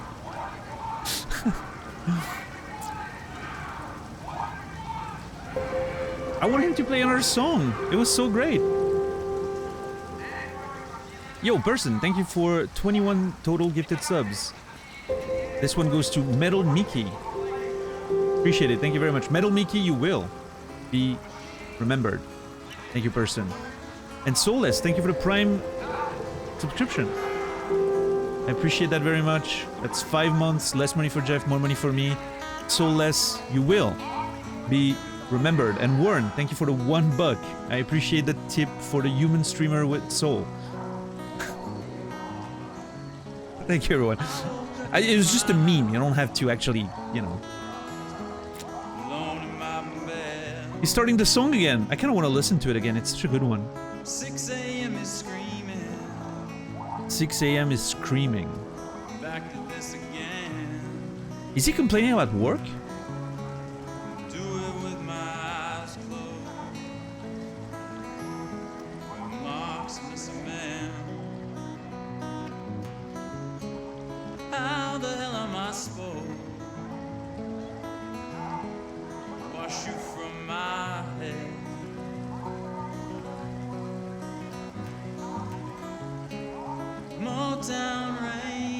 Sounds like it was written by an AI. I don't know. I think I like the song. I think it's great. I wish he had more than one, but Round my feet, I'm not sure what the song means. I'm a bit confused about the song's themes. But that's okay. Oh, wait, I can interact with it?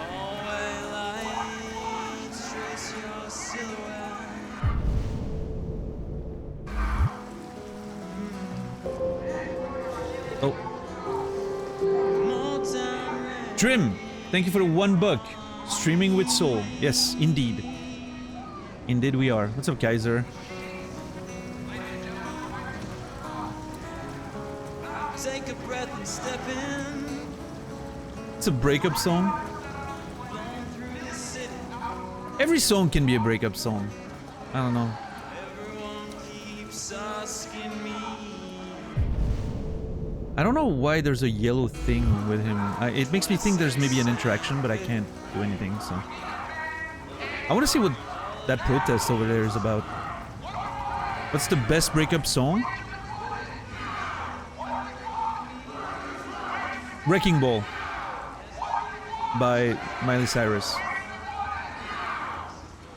Listen, Wrecking Ball by Miley Cyrus is a banger of a song that is very underrated because of the actual performance that everyone knows about, which is the you know, the Miley Cyrus one, right?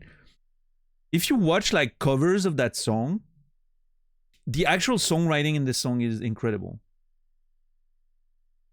It's a banger of a song. It's just that the main performance of it is not that interesting. Don't let him fool you with this nonsense. It's true though. Watch covers of Wrecking Ball. It's amazing. It's a great song.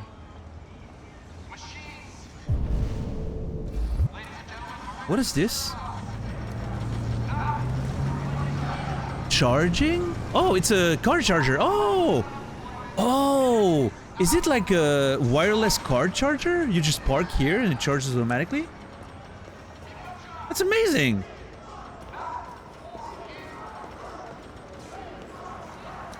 That's the future right there. Space occupied. Welcome to Android parking. Android temporary parking? Does it max 8 units? There's 4 of them and I can't put myself in there. What do you mean 8? Wait, why do you have to park your Android? I guess they can't enter some stores maybe? I don't know. Thank you for using CyberLife's Android parking service. Spaces are available. Can I park? Oh, come on, game!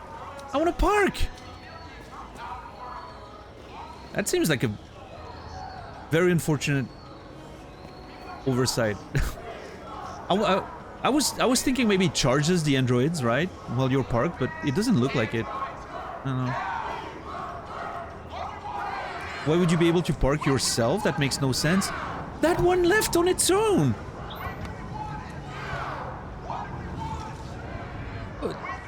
Why can I not park myself if I want to? I park my ass on this chair every day. It was called by its owner, obviously. You're thinking about this too much. Coming from me, that's... Oh man, those hot dogs actually look pretty good. Are meant to serve us, not to replace us. 35% unemployment, millions out of work. Are we going to do something? Uh-oh. We want jobs. Not more androids.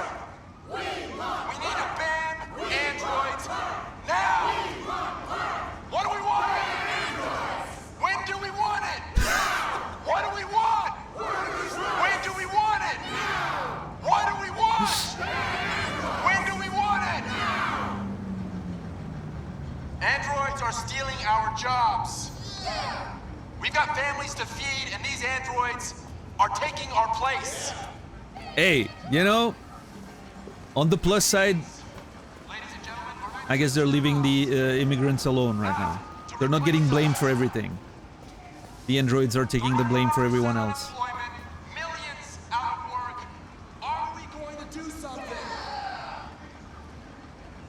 We want jobs. Not more Yeah, Chipmunk. I'm sure we'll figure it out in the future, right? We're gonna have to. The invisible wall kind of makes sense. Yeah, I mean, it kind of does, right? Like, your directive prevents you from going too much out of your way. So, again, like Dax said earlier, it's an interesting way to frame the sort of gameplay limitations with the fact that you're playing an android, right?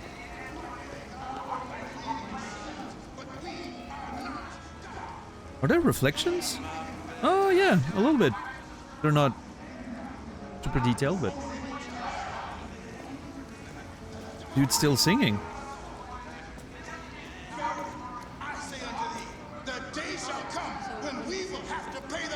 Is that a pastor? On that day, we shall have to explain our acts of idolatry. We built these androids to be our slaves, but the slaves are becoming the master. We can no longer live without them. They're in our homes, our schools, our factories. They take our jobs. They mind our children. They care for our old. We can no longer live without these slaves obeying our every selfish desire. We prefer to live with machines than with our own kind. Technology, you know, I mean, God now. I've been around humans enough to be like, maybe that's a fair decision, but it is becoming our new master. Androids are evil. There's a bunch of people like saying exactly the same thing as you are over there, sir. Maybe you should hang out with them. What kind of life is this? A life of plastic and metal? A life with no soul? A pale copy of our creator. The machines are observing us. They're waiting in the darkness for the right moment to take our place. Nah, we're not. Come on. Let us lie in wait for blood. That's upset word. Have we become a human in Detroit yet? No, we're on the way of becoming human in Detroit. God will not let this happen. No, he will not allow his creation to be led astray by these artificial demons. More and more people are leaving, sir. You're not getting your audience there. We have to turn our backs on sin. We have to burn the androids. Let us burn them all. Oh, that's very... Why do you look at me so, demon? Oh, shit! I know who you are. I can see through you. You are the one by whom the evil will come. You are the one who will destroy Detroit. Okay? Poor sinners. The end is nigh. Retribution. It is nigh. Okay. Jeez. That man's riled up. Is corrupting us. Sounds like a cool quest. Yeah, I don't know.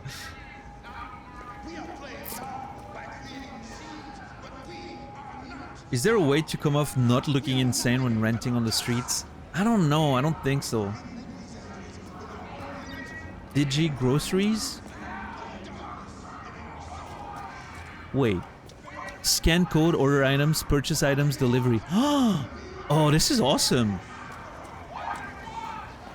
I don't know why I think this is so awesome. You can order groceries on the internet, but for some reason I think this is amazing. Deliver us.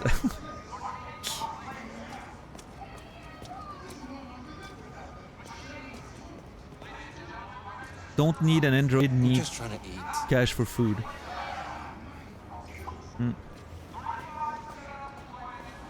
Is that a bank? Yep. Okay. What's up, Gibraltar? How are you doing today?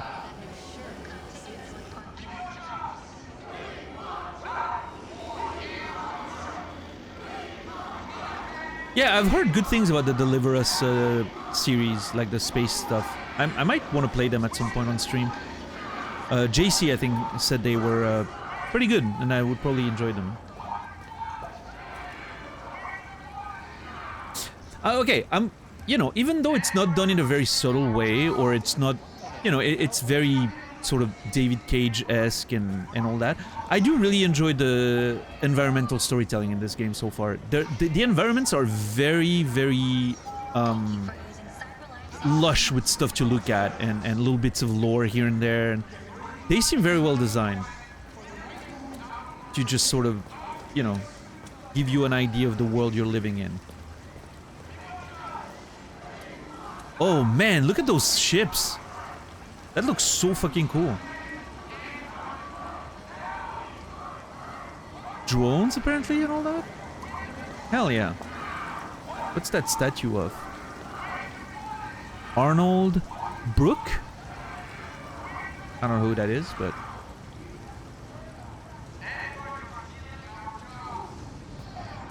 I'm just enjoying my day in the city right now. Football stadium.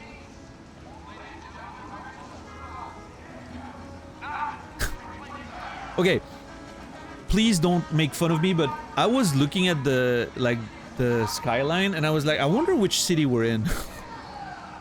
And I wonder if the game told us. I'm not a smart man.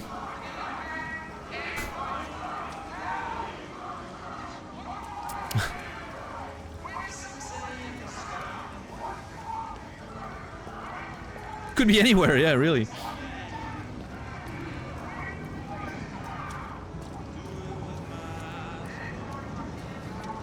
I didn't see bed. Up there?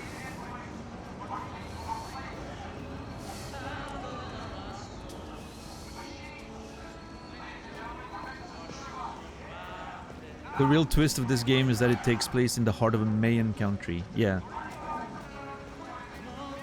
The androids are actually all controlled by the Purple Clan.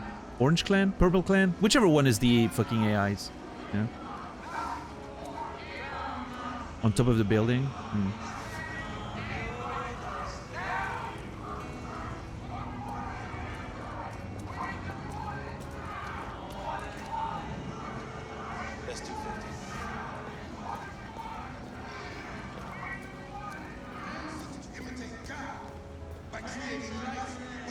After Mankind, 3021. Wait, you saw it again? I didn't see anything. What the fuck? Am I blind?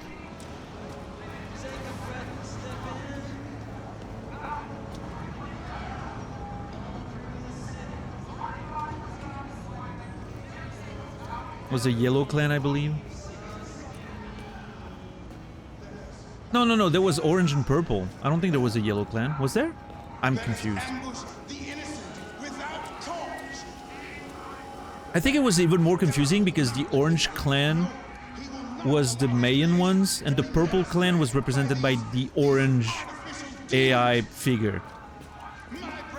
Which makes no sense, of course, but we don't talk about the Yellow Clan. Yeah, they're in the shadows. We're not allowed. Anna Maverick and the Lost Rings. Oh, Lost Kings, sorry. A Matthew Denwing film. I'm assuming that's sort of an Indiana Jones of the future. Anna Maverick and the Lost Kings. With Andy Jack. Okay. After Mankind 3021. Matilda Cratzen, Kenny Fix, and Andrea Kajik. 4 stars in 4-star movies. Oh no, it's 4. Well, I don't know. I thought that was the name of the magazine, but apparently it's just saying like 4 stars movie. Invasion. Okay, that one looks cool. Matilda Cratzen. Oh damn. Kenny Fikes. Oh damn, the same actors. Also a Matthew Lenwing film. Wait. Is the same dude and the same actors making all the same movies? Raken, The Last Guardian. Andy Turin, John Wims, Nathan Croge. Okay. 4 stars as well. All the Cage pitches that got canned, maybe.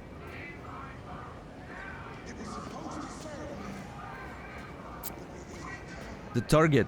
Matthew Denwing. Denwing. Okay, here it says Denwing, and there it says Lenwing. I'm confused. I'm assuming they're the same people, supposed to be the same person, but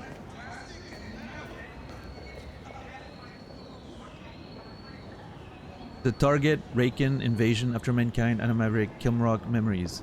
Connect to an account. This is really cool. But I mean, okay, listen. Even though obviously it's just, you know, filler stuff, it's still very interesting to look at. It makes the world feel very much alive. Which is not something that I can say about the previous games. It always feels like, in the previous games, it always feels like the places you are in are just there to serve whichever scene you're playing, right? It rarely feels like a place that's lived in and that has a story of its own. This place feels real, right? You look at all this and you're like, yeah, there's life, there's people there, there's something going on. This actually feels like a world that exists. Which is pretty... something we haven't seen in other David Cage's games. So, yeah. I'm pretty happy with this. Auto resize adapts to your shape, heating textile, sorry. Never be cold again. Self-cleaning, no need to wash, express yourself. I will say auto resizing clothes that adapt to your shape and maybe adapt if you like suddenly gain weight, lose weight, whatever. Sounds pretty amazing. Self-cleaning too? Hell yeah, sign me up. When is that happening? That's the world I want to live in. Is that a real... Hold on. Are they using androids as mannequins?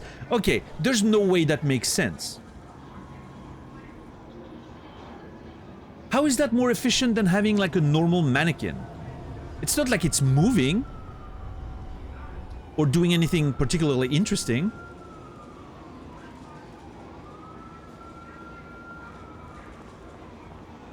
Never mind, it is moving.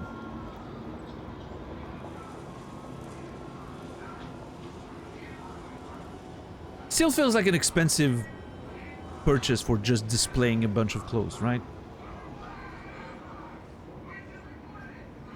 Yeah, $3,000 mannequin. It's a small catwalk, yeah. Man, can you imagine living this life as an android? You're just stuck in your little box all day.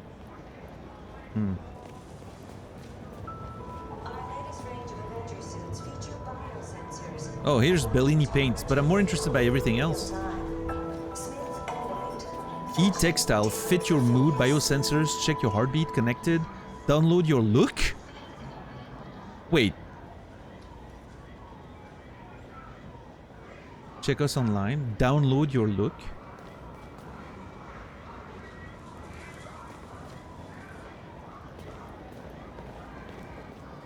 Maybe bad? I don't know. I don't know.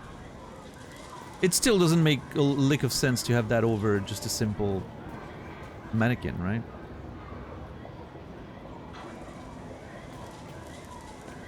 Alright, Kyo, have a good one. Colors since 1909. Look at this shop. All the pretty colors. Love it. Can I actually keep exploring, please? Best bookstore in Detroit. Ah! Bookstore! Pinnacle Books. Pinnacle Books has coffee and all that. No androids allowed? Oh, lame. A lot of those stores don't allow androids. It's unfortunate. Hey, can you help me out? I don't have money, unfortunately.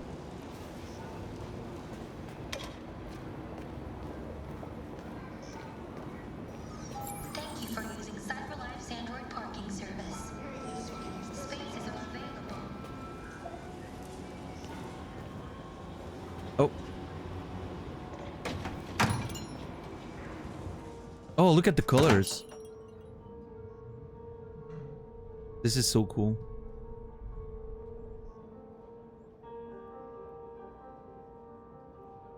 Why is the music in the paint store so dramatic? feel like I'm having an existential crisis right now.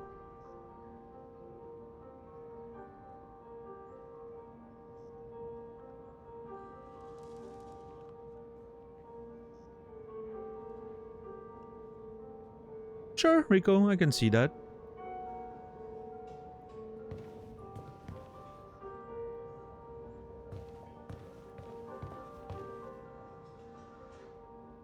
Army green, tallow green, apple green, laurel green, pale green, Alice blue, cornflower blue, blizzard blue, celestial blue, azure mist.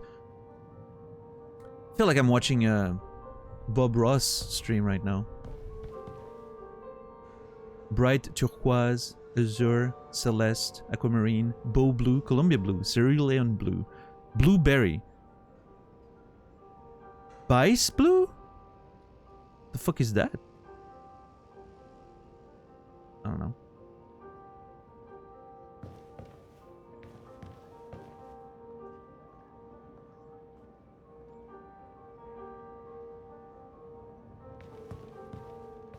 The music is fantastic in here.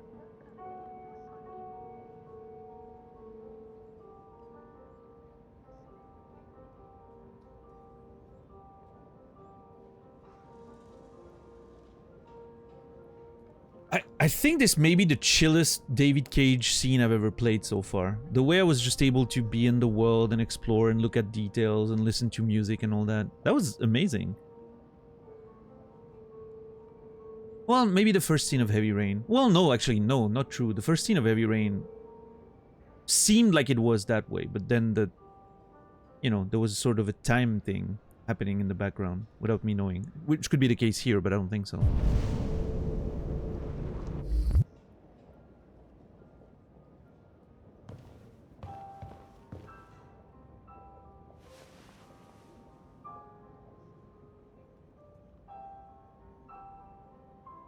Is that legally distinct Debussy that I'm listening to?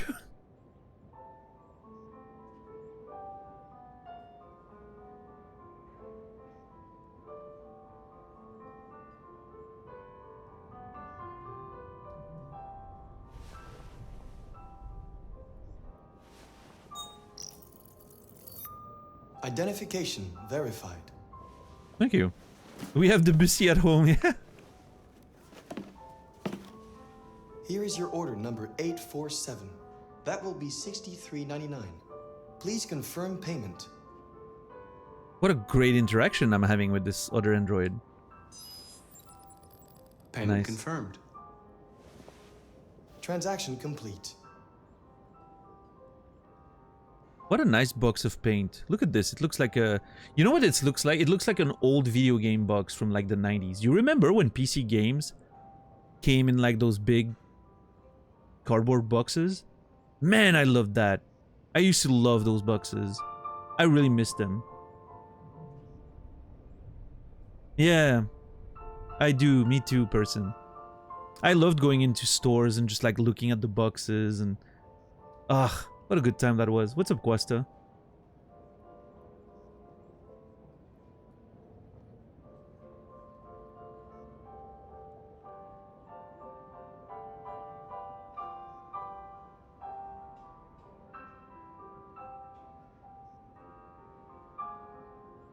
No, it's not, Chipmunk. I think it's like just... It's trying to sound like it without being it. Probably for licensing reasons.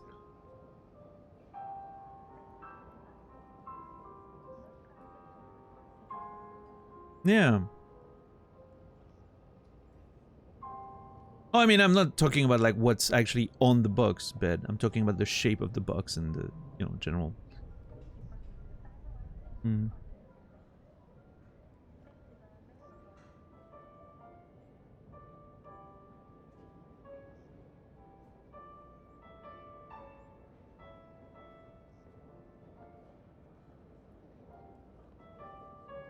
I like the music in this store.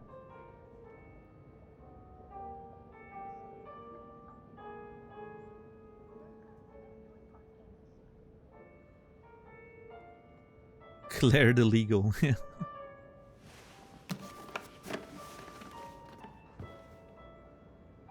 Okay, I'm not a painter. Do paints actually come in boxes like these?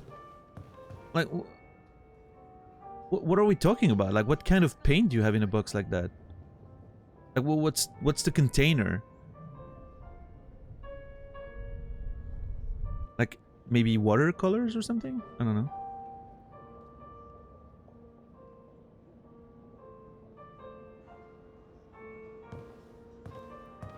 Oil painted? Okay, cool. Yeah, I mean, I'm not, again, like, I'm legitimately not an artist, so I wouldn't know.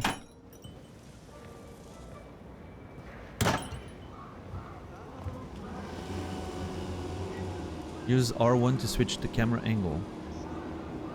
Oh, there you go. I have to take the bus home. We gotta make sure we climb on the back of the bus, guys.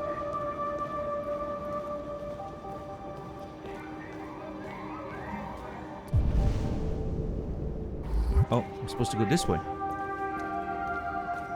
Oh, let me guess. I'm gonna get in a confrontation with the fucking protesters.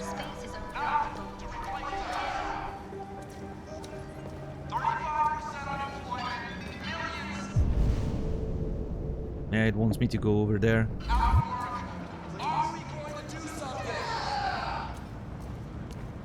We want jobs. Not more androids. Pick it up. We need to ban Faster. androids now. What do we want? When do we want it? What do we want? When do we want it? What do we want? What is happening here? When do we want it? Androids are stealing our jobs. Okay, I kinda wanna...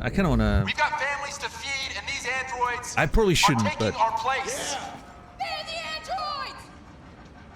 Machines, ladies and gentlemen, are meant to serve us. Oh, shit!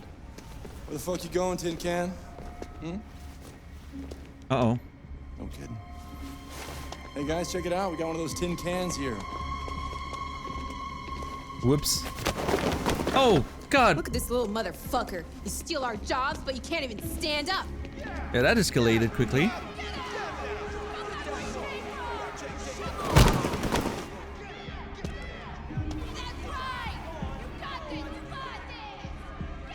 You job stealer!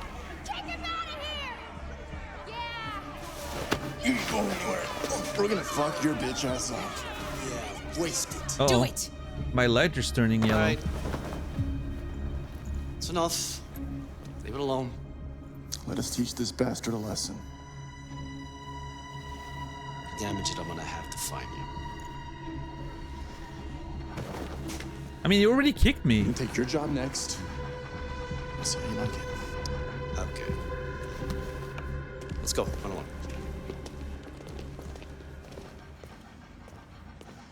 Okay. Androids are stealing our jobs. Yeah! We've got families to feed, and these androids... And they resume their activities without missing a beat. Very nice. No entry for purchased androids. Oh. Well. CyberLife. Services, education, sports store. Today's special offer. 30% off new model out. AP 700. Housekeeping, babysitting, cooking.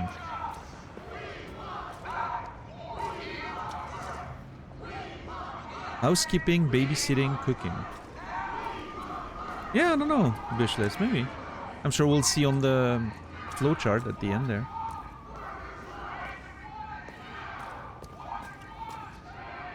Not a single one of them with a stash.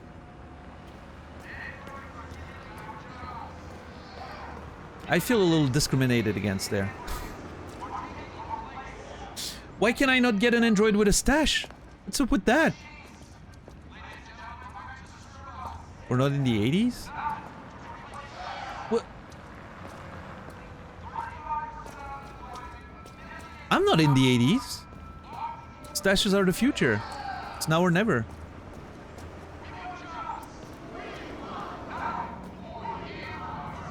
Honestly thought it would have cost more. Yeah, especially like... Obviously we don't know what the state of inflation is and all that, but... You know.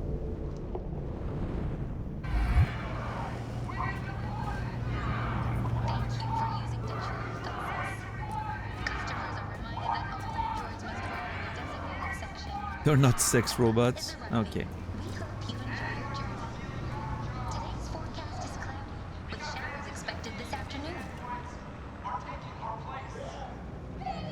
I like that there's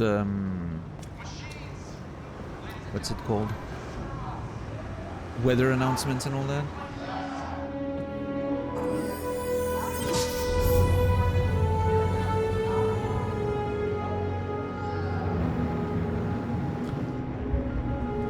Okay.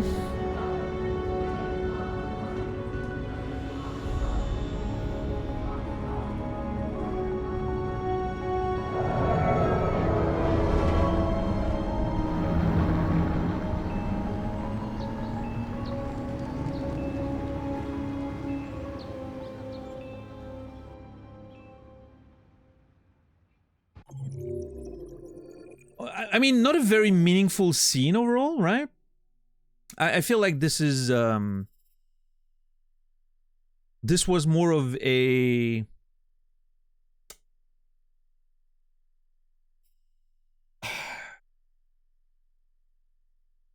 this whole scene felt more like hey, here's what the game's gonna be about, you know, like sort of a an announcement of what the sort of thematic stakes are going to be, like the sort of the whole, you know, social commentary and all that.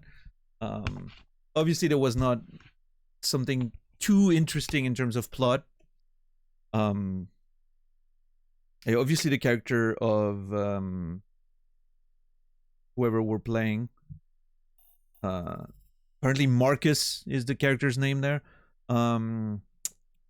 Obviously, you know, I'm assuming the encounter with the protesters and all that is sort of going to be like a building block of whatever happens next, right? So in terms of narrative, I don't know, not a great scene, but an interesting way of interacting with the world and sort of getting a sense of how it feels to live there. In a video game, I think that's fine. I enjoyed playing that chapter.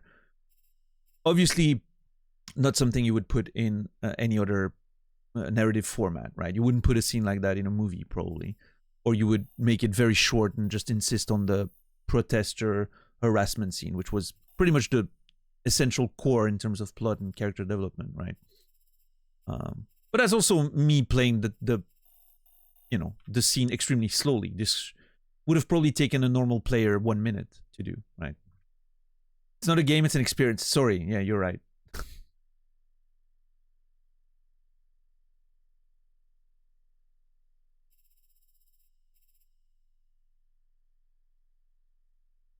I mean, we talked about that earlier a bit, right? Like the fact that there's a special door for the androids at the back of the bus was what led to the first You Tried David. Yeah.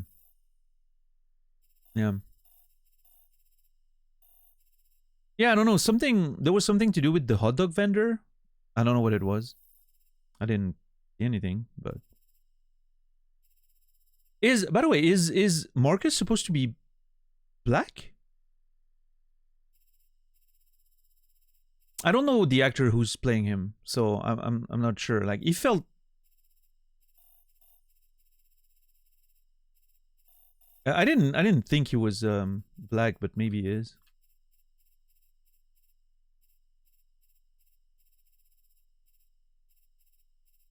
Yeah, that's more what I was thinking about Stuck in a Jar, because it reminds me of, like I mentioned, it reminds me of Iniesta, the football player. So my brain went more from like a, you know.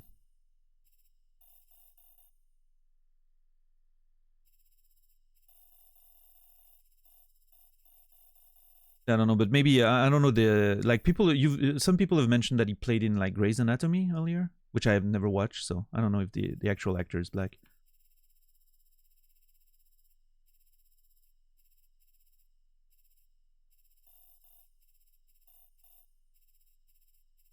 Which I don't think obviously matters very much, but in the context of what social commentary the game's trying to make, it could have a meaningful impact on the perception that we have of it, right?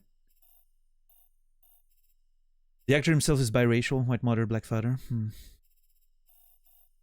Yeah. I'm sure the actual actor looks like Marcus in the game. That's what I assume based on the David Cage, you know,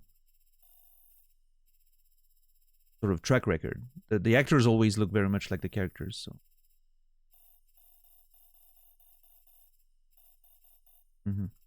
Yeah, Jesse Williams, that's what people mentioned.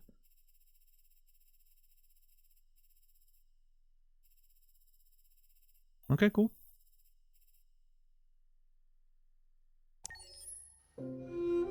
What's next?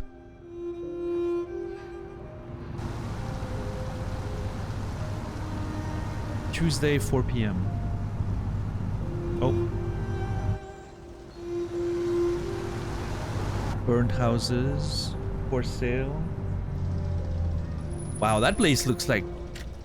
Is that where we live? What the fuck?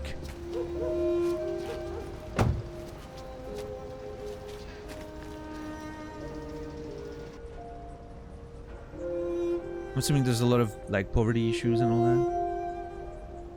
Is he waiting for me to come out? Where did he get the 3,000 bucks? That's an interesting thought, but Coming? I think that's one of those situations where the money, like, you invest in an Android and it saves you so much money, right? It saves you so much money going forward that even if you're, you know, even if you don't have a lot, you will spend money on that, I guess. Which I guess is an interesting commentary on the state of the world, right? And the people living in it. Just the same as a lot of people struggling with unemployment and even homelessness still spend money on phones because that's the only thing that keeps them sort of connected to the actual world, right? Because without that, you're really fucking lost, right? You don't have a way of potentially getting a job or being aware of anything that's happening, right? It's one of those situations, I think, more or less. Yeah. Join Todd. His name is Todd? Oh, that's a shitty name if I've ever seen. I'm sorry, if there's anyone named Todd in chat, I'm just joking. What? Listen. It's because of Breaking Bad. Whenever I think Todd, I'm like, oh, that person's not gonna be great. It's Breaking Bad's fault, okay? Maybe I should think about Scrubs instead. Todd was great in Scrubs. Well, it wasn't Todd, it was the Todd, right? So that's a very big nuance. Todd Howard? Oh yeah, never mind. Screw Todds. Untrustworthy people. The lot of them.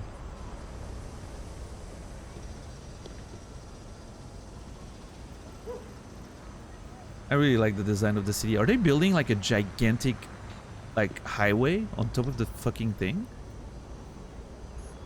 Oh, pair of shoes.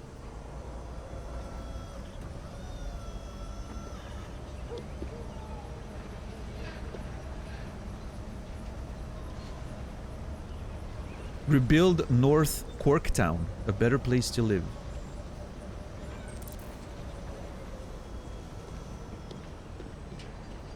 Maybe Todds don't like Daniel, and that's fair. That's okay. I can respect that. Do we have any Todd in chat? Show yourself so we can ban you. Joking, of course. I like her outfit. It's kind of nice. Nasrallah banned Todd. What if that Todd person is a very famous rich streamer who's gonna, you know, change my life one day? I'm gonna blame you for my lack of success, Nasrallah. I'm blaming you for my lack of success. Remove the ban on Todd. You got soft, Naz. I don't know what to tell you. I thought you had more, you know, more of a backbone.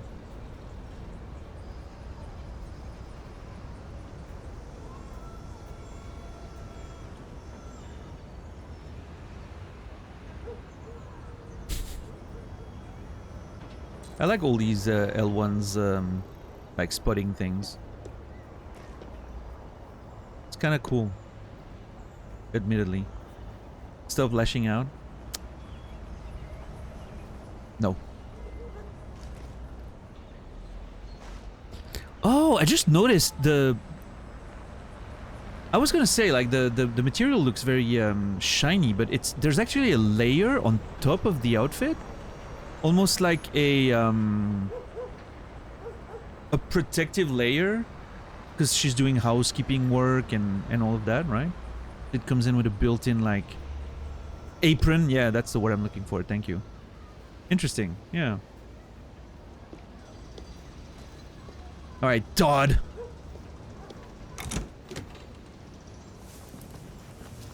So the android was apparently in repair for a few You've been days. gone for 2 weeks, so the place is a mess. I was gonna say the place is probably a mess. You do the housework, the washing, you cook the meals, and you take care of... God damn it, where the fuck's the brat gone now? Oh my god. Alice! Alice! Oh, there you are. Dude, he doesn't even know where the fucking kid is. What the hell is wrong with that guy?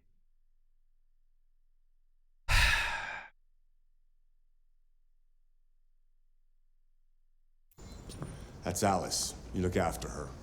Homework, bath, all that crap. Got it? Yes, Todd. Get started down here, then you do upstairs. Bye, Alice. That of the Year award? Hold R2 to scan your environments. Urgent tasks, optional tasks.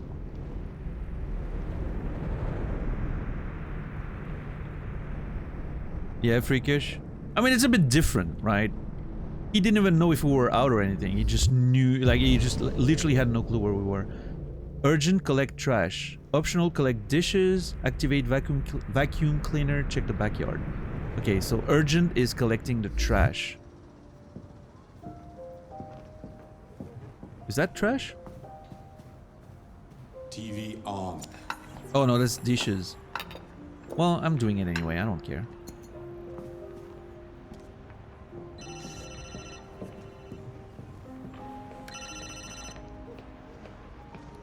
Yeah.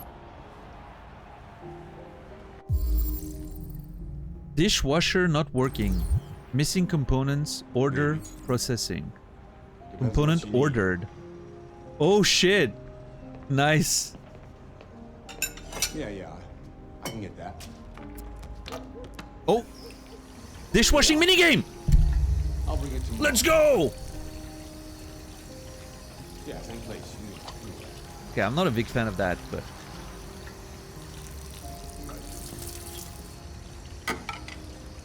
everything that involves the touchpad, I'm not too fond of, I will say.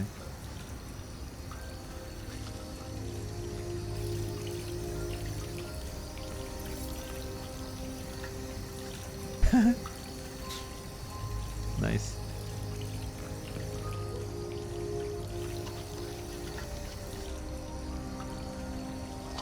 I feel like I'm gonna get so confused by some of those prompts during the game. It's gonna be hard. Kara! Yes, Todd? Bring me a cold beer! Right away. That man seems great. I'm starting to have a better idea of what happened to us and why we were in repairs.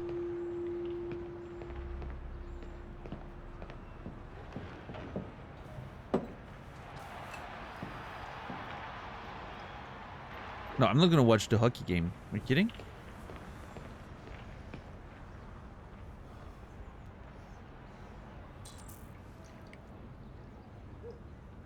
Why do you... That makes... Well, I mean, I guess there's so much trash, maybe it makes sense, yeah.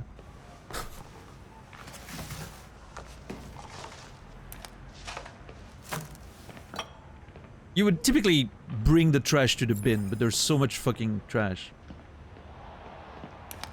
Yeah, there's no way that trash can's containing all those pizza boxes and all that.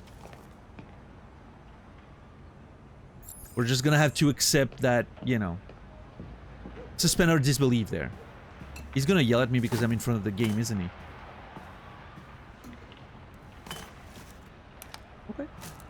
It's a trash can of holding.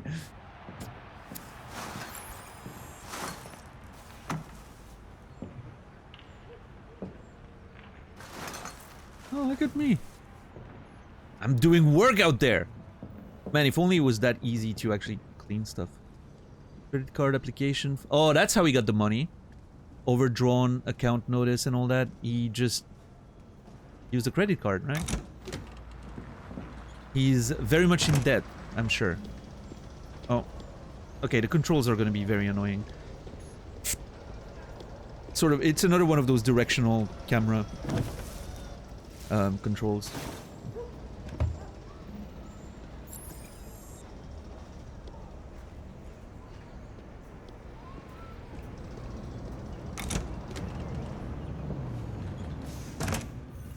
Fuck, man.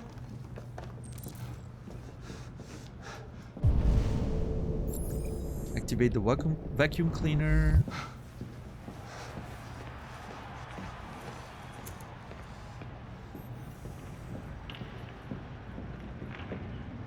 I'm gonna do my job very well.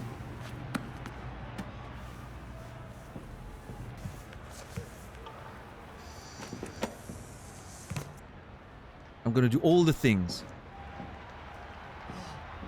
Let's activate the Roomba.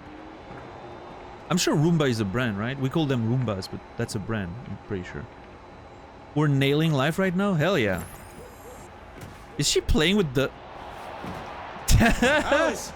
You better stop that right now! Oh, fucking asshole, man. I hate that guy. Why is she always pushing me? Dude, she's a pushing. She's a kid. I wonder where the wife is. I'm assuming they're separated. Is he only taking care of her? I mean, maybe she passed or something. I don't know.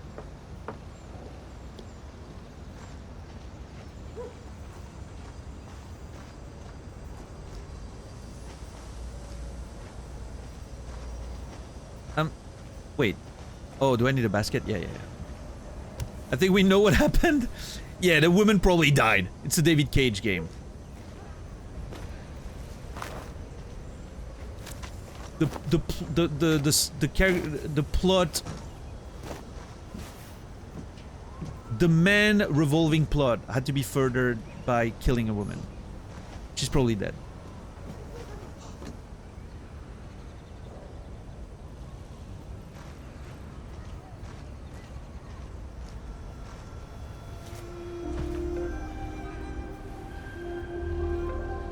Game, backyard, weather, school. Aren't you going to school today?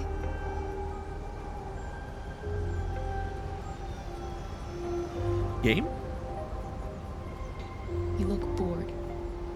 Would you like to play a game? Oh?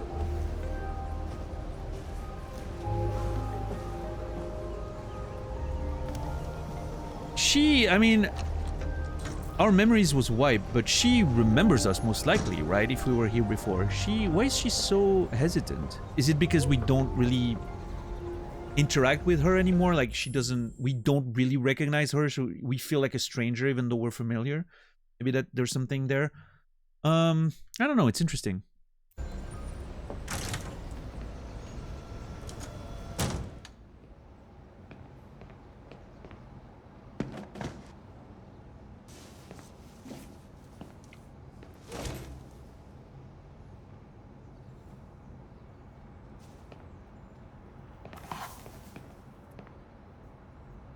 Man, doing all the chores right now. This is an interesting take.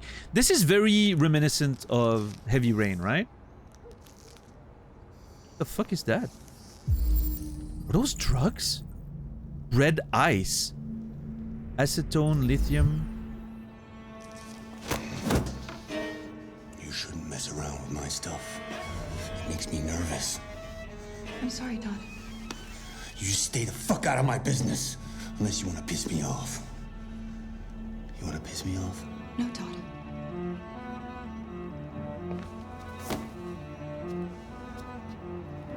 Holy shit.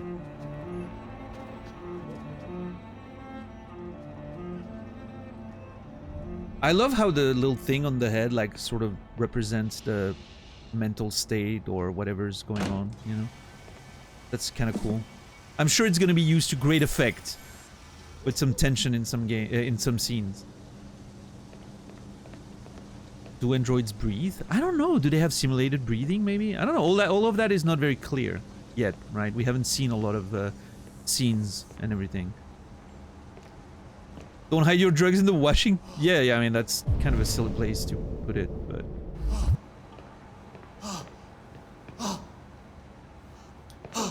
Okay. That red eye stuff is reminding me of the... What was it called in Heavy Rain? Crypto. It almost seems like Beyond Two Souls was sort of a reiteration of what they did in Fahrenheit in many ways, with sort of the themes and some of the ideas in the story.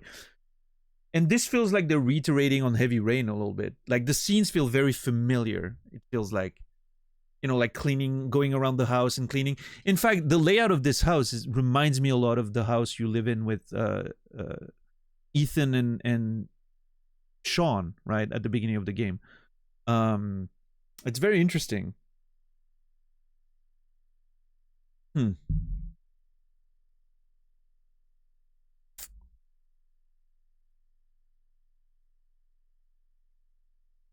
Curious, yeah. I'm not seeing really like the... I'm not really getting a sense of the characters and their motivations and their, you know, where this story is gonna go and any like thematical like thread so far. But I think it makes a lot of sense because we're playing those androids, so we don't really have any personality, right? Which I'm sure is gonna change over the course of the game. That's probably gonna be the main like character development thing. But yeah, I'm waiting for the game. Like it's currently setting up something very interesting. I'm looking forward to see where this goes. But yeah, so far this is very heavy. Like the story is very heavy on setting, right? I always talk about that, like the components of a story, right? The setting, the characters, and the plot, and then you have the theme that's sort of outside of it, but also the most important thing that brings all of it together, right? So far, we're very heavy on the setting. We have the characters presented to us, but we don't know really anything about them. They're not really characters yet, which in this very specific case actually serves the story and probably the ultimate theme, which is becoming human. What defines a human, right? When are you considered human? It's another one of those games that questions the identity of what it means to be human, right? So I think in this particular case, the fact that they yet don't really have a personality or something is actually a positive. But yeah, so far nothing much in terms of plot or character. Very heavy on the setting though, which is fine. I mean, I don't mind that too much. I think it's a bit slow, but for a video game it works because you're interacting with it and all that. I wouldn't... Well, I'm saying that, but like the first scene was very high stakes, very dynamic. I don't know. No, I think the game's doing okay so far. I don't think there's really been any cage moments so far, even though that was pretty close with the way obviously, you know, it's another one of those women characters that gets abused, but I think in this particular case it sort of fits in with the narrative of the android, so I'm willing to give it a pass for now, at least. I don't know, $10, yeah, it's interesting. Again, like I'm willing to give it a pass for now because of the nature of the story with the androids and the way they're interacting, right? So for now, I think we stay on what we are in terms of the points. Hubs, thank you so much for 30 months. Appreciate you. Hope you're doing well. Thanks for the resub once again. And Stuffed Tiger Hubs, you will be remembered. Thank you.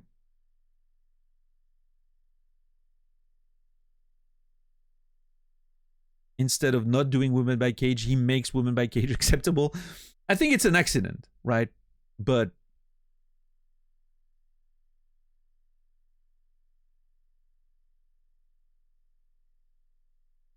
Like at this point, it's just like, if that makes sense, it's even hard to consider, what's her name, Kara? It's hard to consider Kara as a woman, even, right? She's just an android so far, right? I'm sure that will change, but like, she's not different than Marcus was. Just doing a job that she's given. People around her don't like them very much because they're androids, and you know, they're not really a person yet, right? So I think that's why it so far gets a little bit of a pass. Although, obviously, in the case of Todd, you know, I don't think his behavior would be that different if we were a real woman. Right? He seems like that kind of guy, based on what we've seen.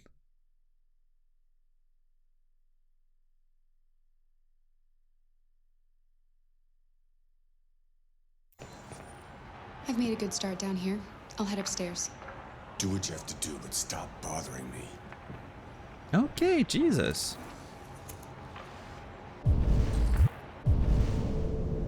I think Todd considers a woman, and yeah, I mean, I think it's more that it doesn't matter if she's an android or a woman. He would probably treat her the same way. He probably treats women the same way he treats an android, I guess is the point, right?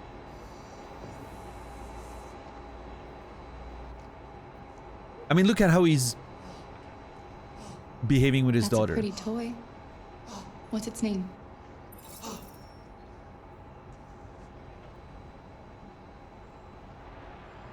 Okay, should I move my camera a little bit? Because there's always like the stuff that's appearing under the camera that's sort of showing the alignments of the characters with me, and like right now Alice was like she turned warm towards me, right? She's not hating me anymore. I wonder if I should put the camera in the middle, maybe. Let me I'll show you on the recording. It feels like an information. I didn't think it would be that happening that often, but it seems like it's pretty important. Look, it's gonna appear here. That's a pretty toy. What's its name? Right, see that? That seems pretty important. Camera can never be on the left, Chipmunk.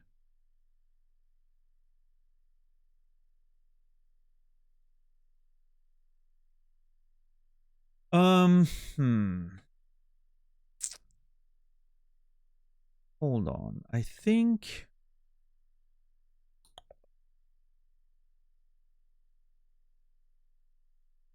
I could be here, right? Which then would give space on top of the screen for those notifications. Didn't mean to rock the boat. It's fine. People have tried before. You're not the first one who tries. Yeah, I think it's fine. I can be here, right?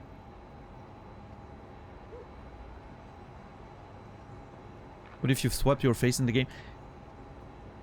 We've tried it all before. The camera is never gonna be on the other side. It's not a thing.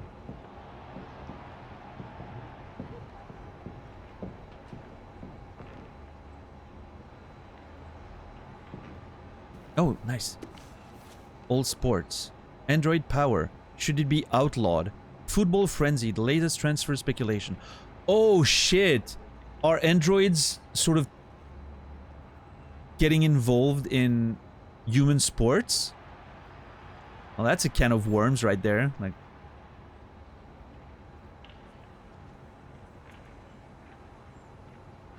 oh, Cuesta, yeah. I mean, hey, I'm taking it as a compliment. If you'd like to see this more than the game, I'm taking that as a compliment. I don't think, you know, there's some messy android, maybe, yeah. E-fleets, disgusting trim. The transport innovation that is shaking up California, connecting the dots. Politics in focus. Are American senators really corrupt? Nah. China earthquake killed 10,000 people. Wait, what is Todd doing right now? Hold up. Oh. Android wrestling? Hey! Listen. Full-on Android wrestling could be interesting. I would watch it. I would feel a lot better than real people aren't hurting themselves like that. What's up, Zico Nation? The main thing I find unrealistic, we've only seen one company that makes droids. Is it that unrealistic, though? Look at phones. I mean, there's two of them, right? Granted, that you will see if you go around, right? Mainly, but maybe it's a proprietary technology that only one of them companies figured out yet, and all the other attempts were, you know, snuffed up by lobbying and money and all that. I don't know. Tidy Todd's room, Alice rooms, and the bathroom. I'm gonna start with the bathroom. It's optional.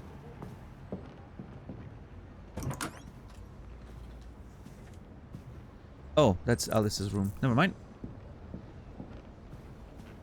It feels like this is more like, not in terms of like, I felt like I needed to do the urgent stuff first, but I feel like it's almost the opposite way. You want to do the optional stuff first. Almost to make sure you're not missing on anything. Yeah, maybe Ilsa. Yeah, it could be a territory thing, right? Like one company doing it in Detroit, in other countries, maybe other ones.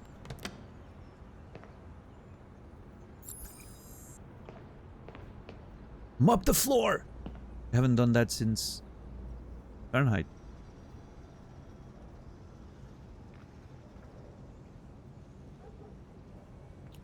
Where's Elon Musk? In the dumpster, I hope?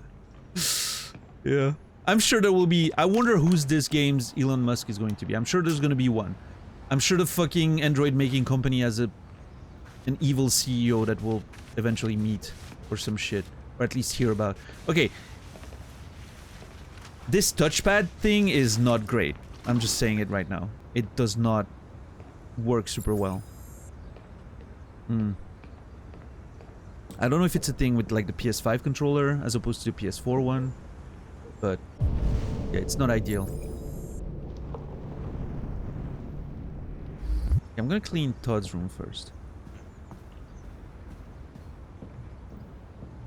No, you cannot turn it off, Ilsa. Not that I've seen, at least. I can smell this room. Like, I know how musky this room smells right now. I'm pretty sure. Android QB. CyberLife unveils Android quarterback. Slam dunk. Basketball star Gary Gibbons interview. Have Android killed basketball full feature? Oh, baseball, sorry. Have androids killed baseball? Well, nobody's gonna miss it, really, right? The quantum magnet that could scrub carbon from the air. Tech addicts. The price of life.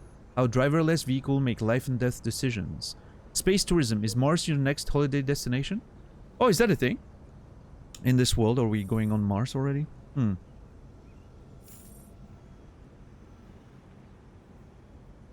Oh!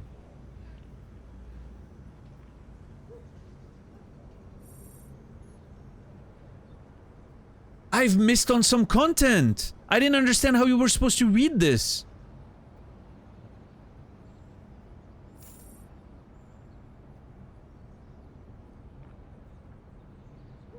God damn it.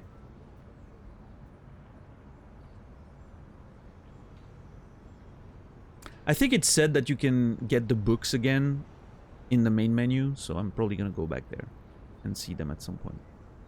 Maybe I'll be able to read them tomorrow when we're back on the main menu. American football has largely resisted the spread of Android players, with top-tier games still an exclusively human affair. But that may be about to change following CyberLife's recent unveiling of technical demo QB1000, an Android quarterback capable of throwing from end zone to end zone and hitting the target 6 inches wide. That makes the game uninteresting. Why would you even do that? The model is also programmed over 1,500 plays from classics such as bootlegs and handoffs to more specialized maneuvers, all of which have been adapted in real time. QB1000 was revealed at a recent CyberLife exhibition in Detroit, where the Android manufacturer showed a variety of prototypes designed to show the potential of bleeding-edge technology. But while CyberLife's latest innovations has some fans drooling, Roy Kenstone, founder of the Anti-Android fan group, sees a sinister aspect. CyberLife knows exactly what they're doing with this demonstration. They hope to distort our sport the same way they have all the others. Despite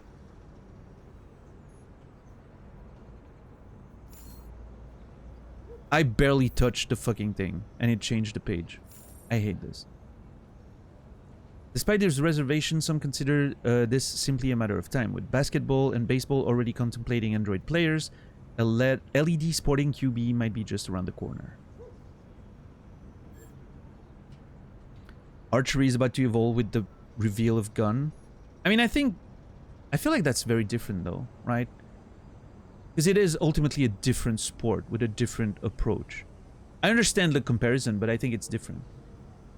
Just the same as if you were to do a football league with only androids, now that I would be interested in watching, right? Maybe it would have slightly different rules because there's no risks of injuries or whatever, or like the risks of injuries are a bit different, like ethically speaking, right?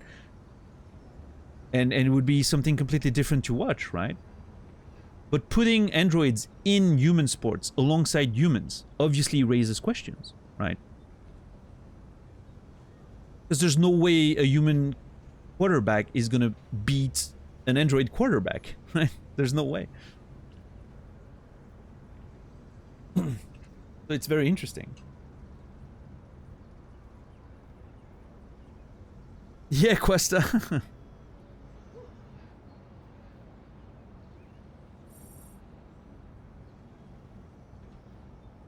No, yeah, that's the thing, right? No human quarterback can do that. So it raises interesting questions. When a driverless vehicle foresees an accident, the car's computer makes life or death decisions. For example, deciding which of two pedestrians to hit. What the fuck? But the exact process by which cars make these decisions is not very well understood. Okay, are those driverless vehicles gonna answer the fucking trolley problem for us?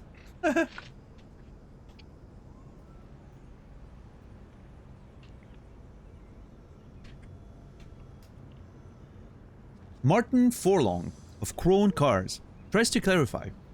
In these situations, the car's imaging system gathers data to determine the pedestrian's age, gender, life expectancy, etc. in the blink of an eye. The data is parsed through the public record to determine marital status, employment record, life expectancy, and whether they have children. The car then assigns a value to each possible victim, based on criteria like their contribution to society. We put a premium on lives that will save other lives, like doctors and nurses.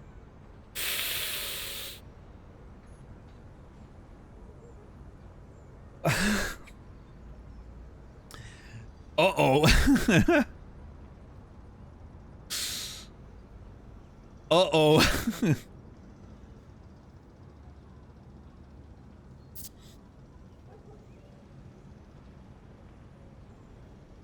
A little bit of a slippery slope right there. I understand the fundamental principle behind it, even though I don't agree with it. I understand it. That seems like a very much a slippery slope. What's up, Leaks? How are you doing today? What was the final verdict on Beyond Two Souls? Yeah, it kind of went off the rails at the end. The final act was very poor, unfortunately.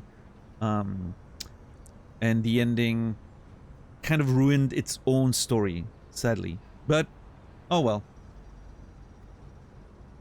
I still had fun with Beyond Two Souls. I still think it's my favorite so far, right? We'll see if this one makes me change my mind.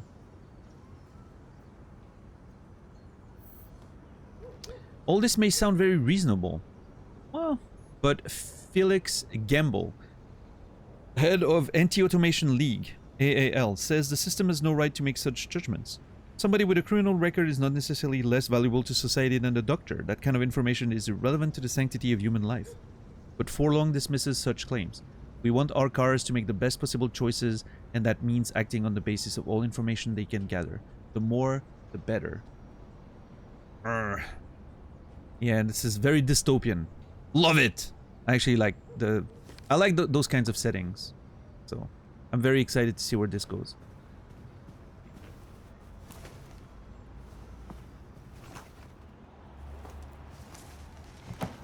Hell yeah, Angthar. Have a good one.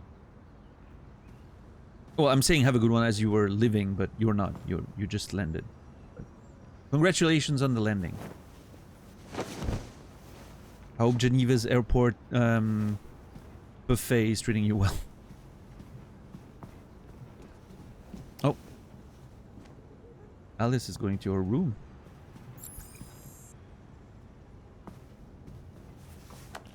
Look at this. Dude has bottles of alcohol and chips next to his bed. What the hell?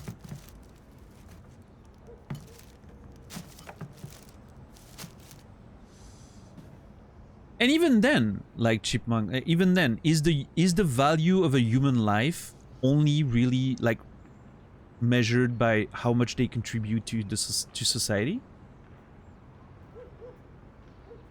I'm not sure. I'm not sure that's the only way on which you can judge the value of a life, right? I mean, I understand why you could get to that conclusion, but it's sort of a self-fulfilling thought process, right? That's the value you give to life because of your personal values, and so you eliminate everyone who doesn't fit that, and so the only one who remains are the ones who are gonna think the same way, right? But there's more to life than just the value you contribute to society. And how do you quantify things? How much do you quantify? I'm a fucking streamer on Twitch. My value that I bring to society is almost zero according to what most people would agree on, right? Most people would agree, and I'm okay with that I contribute nothing to society. I don't think that's entirely true if you really think about it. How much value represents entertainment that you give to people? Or that sense of company or a presence of someone who's alone at home doing something, working, and they can distract their mind a little bit. How much value do we put on, you know, just the conversations we can have and the thoughts that we can have and all those things? Like it's not that easily quantifiable, I guess, is my point, right? I mean, maybe that's just me coping with the lack of contribution I make to society, but yeah. What's up, Elisa? How are you doing today?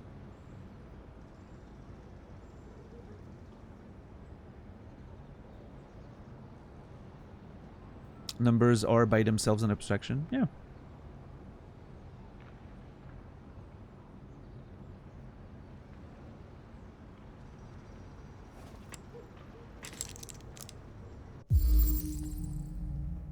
Contains tianeptine, risk of behavioral disorders. Uh-oh. He's got a gun. Yeah, no, I mean that's the thing, right, Colette? I don't think that's an issue, right? I'm personally okay with the way I contribute to the world. I think entertainment is important. I think stories are important. I think, you know.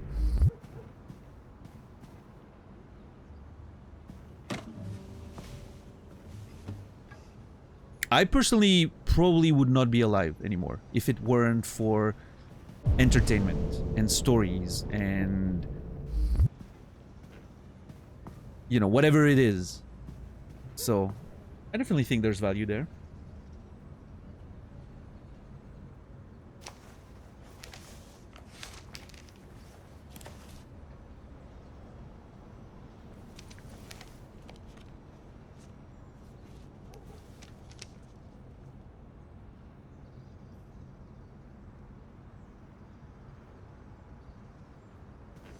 Why did I react this way? Hold on. Was there something I didn't notice? I'm gonna watch that again. Sorry. It feels like I missed something. She was flustered by what she saw. That's even a thing. How are you today, Philanor? I'm gonna sneeze, hold on. Maybe? Maybe not?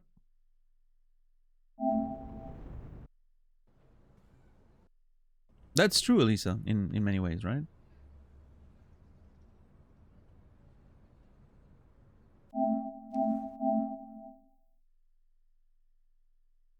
Past due. Overdrawn account noted. Oh, it's just bills? But what is this one then?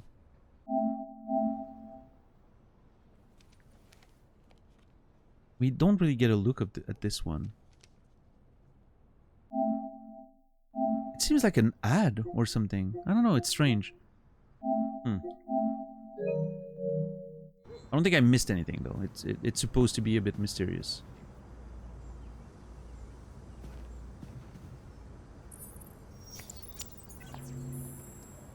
And now to sports. First up, basketball. As the Gears prepare for their critical match with Denver tonight at the CyberLife Arena in Detroit, league negotiations are still ongoing over the possibility of allowing one Android player per squad. Debate rages as to whether the change would lead to more exciting matches or be the first step in making human players obsolete. CyberLife has announced its willingness to participate in the experiment by providing one specialized model to every team. Now, androids are already used to train players and provide tactical advice for coaches since 2035, but no android player has been permitted to compete so far. Another animated movie, let's go!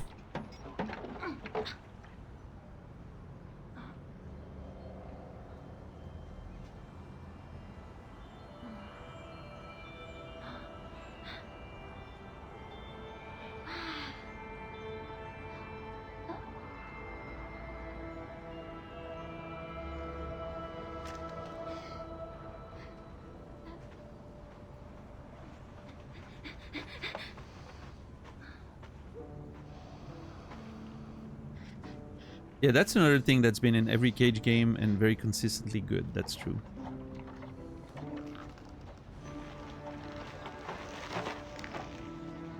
I don't know, Elisa. I don't think so, overall. I still very much think...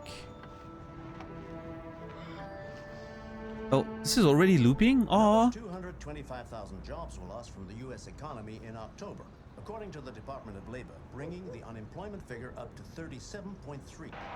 Oh. I was listening to that.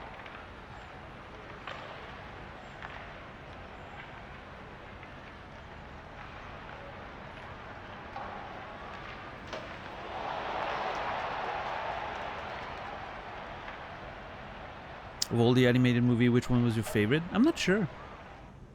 President Warren spoke today at the opening of a new CyberLife plant in President Milwaukee. Warren.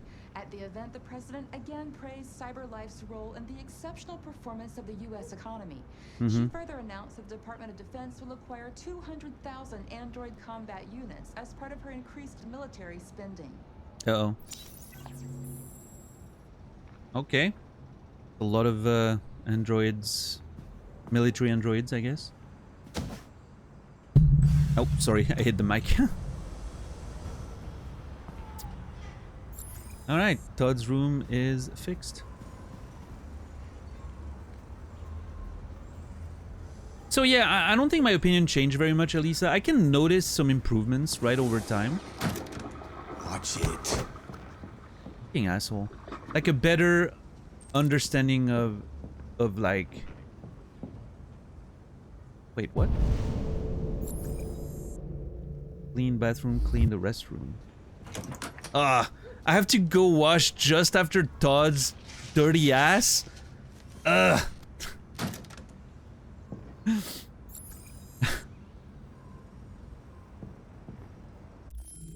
Oh, man.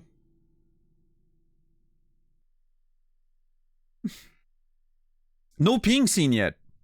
Yeah. Wait, woman president? Did they say that it was a woman? And I missed it? The new CyberLife plant near Milwaukee. At the event, the president again praised CyberLife's role in the exceptional performance of the U.S. economy. She further announced Oh, yeah. the Department of Defense will acquire 200,000 android combat I missed the pronoun there. Interesting. President Warren. Okay.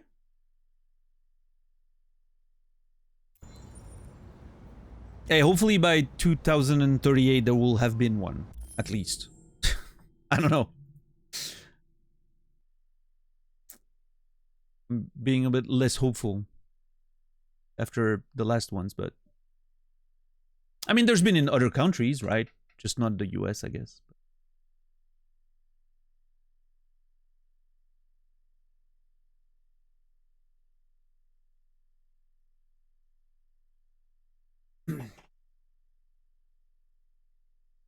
Kind of doubt it. Yeah, I don't know.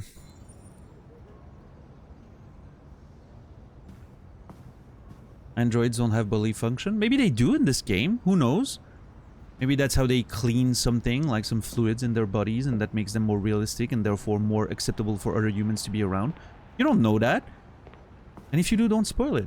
Because I don't. We won't have any more president after the next one. Well, hopefully that's not gonna happen, but that's obviously a concern.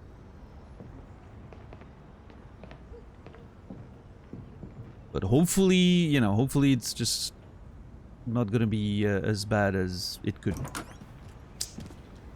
Oh, why is she so? I just want to tidy up your room a little. Why is she I so only need 2 scared? minutes. Is that okay, Alice? Very scared of me. They didn't say it was okay, but I'm assuming it is. Birdie, how are you doing today? Good to see you. Hope you've been good. What were you, Wait, I saw you play something... Oh, you're playing the Mass Effect trilogy, aren't you? Am I wrong? I noticed you were playing that the other day, and I stayed away, because I haven't played those games for over a decade, and I'm planning on doing the Legendary Edition trilogy, next year. I'm trying to stay away from, you know, spoilers as much as possible, because I don't remember much about those games. Fortunately, it's gonna be great. Hopefully I'm not wrong. I think you were playing them, but hopefully I'm not confused with another stream. But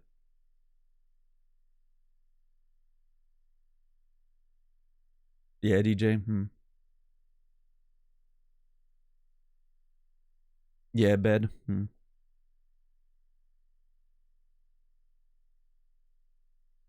Yeah, so interesting because like the way it works in Switzerland is we have a council of 7 people representing different parties, right? Generally it's like 2 from the, like 2 for each of the 2 most dominant parties, and then 1 for 3 other ones, if I remember correctly, or maybe it's like 3 times 2 or whatever. I don't exactly remember, but yeah, it's split based on like the parties, you know, election power or whatever. Anyway, and then the president is like switching every year, as far as I remember correctly. Like every year, a new member of the council becomes the president, right? And the other one split the departments amongst themselves. So president changes all the time. We've had several women holding that role over the years. And yeah, I mean, it seems to be working okay. I mean, listen, Switzerland's not perfect. Unfortunately, the far right party is the most dominant in our country as well. But it's being kept under check by the fact that we have this sort of very, you know, split democratic council and you know, chambers and obviously like direct democracy for all the you know, the voting and all of that stuff. So like it's being kept in check by the virtue of the system, right?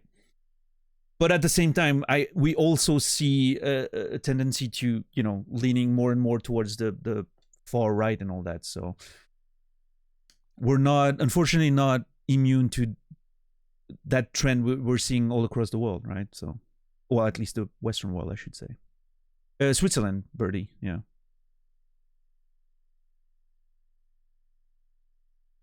But so far so good for us, right? Like it's took quite some time for Switzerland to implement women's suffrage, if I'm not mistaken. Yeah, and I think a big part of that is, again, the way our system works. We have because of the direct democracy and the fact that everything needs to be voted on, and you know, it's a very hard system to have things move. Very often things are just being voted to stay the same, right? Because I don't know, that's just how it is. Every system that has you know, multi-party government and direct democracy generally tends to move slower. It's not a great system for fast decision when they need to happen, right? Which I think is one of the reasons why it took so long for women to have the right of vote, is because men were not voting for that, right? Like in favor of that. But now that it's in, it's not going to get away, right? Like you can't, it's not going to be, there's no way it would ever go away. Well, that's optimistic maybe, but it would be very hard to find a scenario where that would be rescinded. As opposed to, you know, hopefully we won't get to a scenario like that, but it would be way easier to do something like that should they want to do it in a country that doesn't have that direct democratic system with multi-party, you know, like balancing, so to speak. Because when only one party is controlling the government, they can just make a decision and it's going to go through, right? So, yeah. It takes a lot of time to implement things and for things to move forward, but then once it's there, it generally just, it usually sticks, right? So, yeah, incremental changes, the moralist approach, right? If we're going back to the Disco Elysium conversations.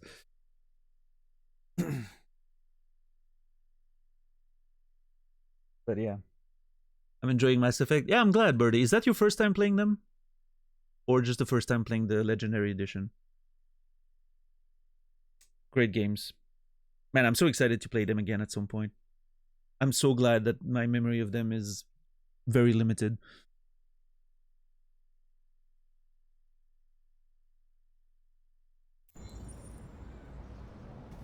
Alright, so I'm supposed to clean our room, right? Yeah.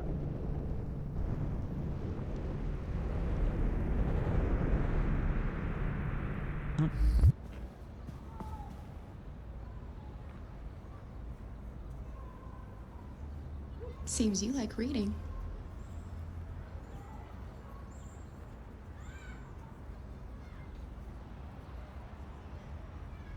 It's an interesting drawing. I wonder who is that, herself?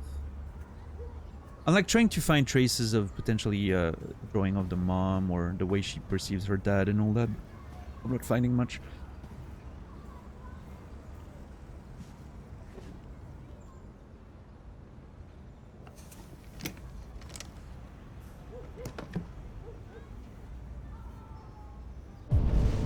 That box is locked. Wonder if I can find a key. Alice in Wonderland. Alice in Wonderland. Interesting. Of course.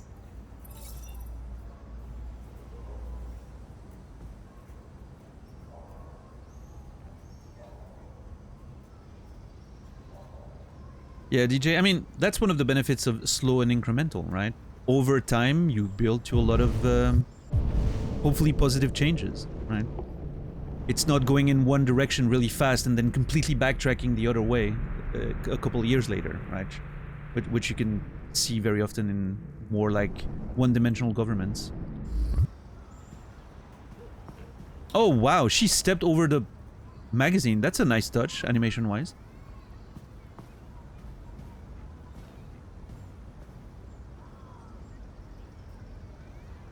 Her little nook is so cool.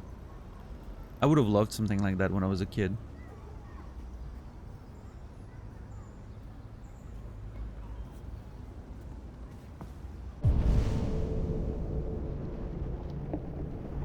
I'm really curious about that box, though.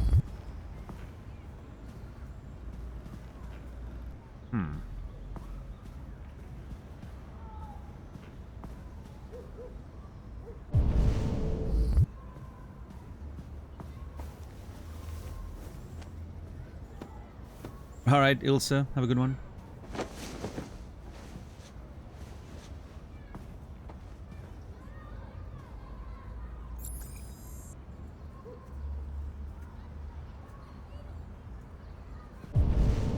Yeah, I'm not sure if I'm supposed to potentially see something that's not available, or if I'm supposed to find a key in a different room potentially.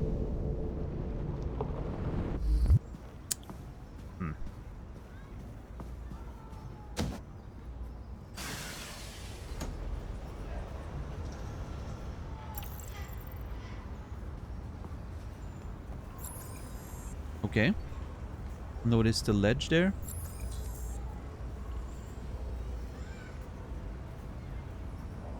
Yeah, freakish. Yeah, that's probably one of the first instances, you're right.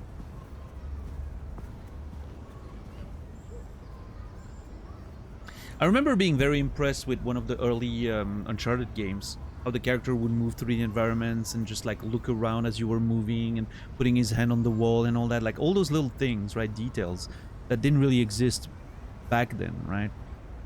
Before that. And now you just have all these little details and all that. They're doing a great job at making all the animations look very natural in modern games. Factual, friendly, diplomatic. Friendly. I'm sure we used to be friends before I was reset. Maybe we can be friends again.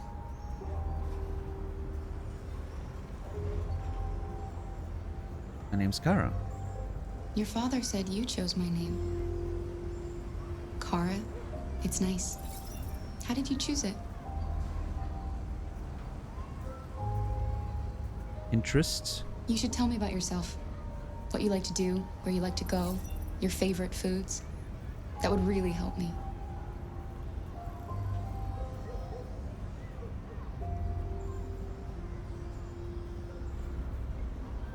Okay. I can see you want some space. I'm not gonna push I'll leave you on, alone. you know, on the mother and all that stuff. I feel like it's... Oh.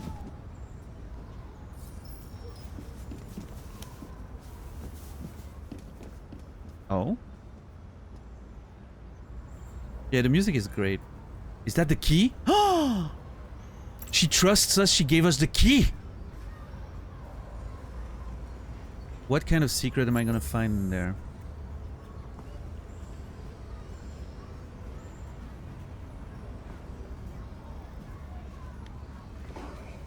Alice, A.W. Alice something? Williams? Wilson? Willis?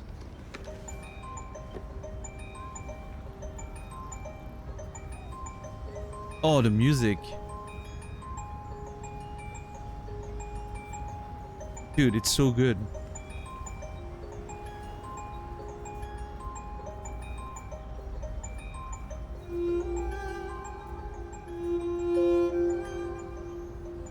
Okay, four-leaf clover.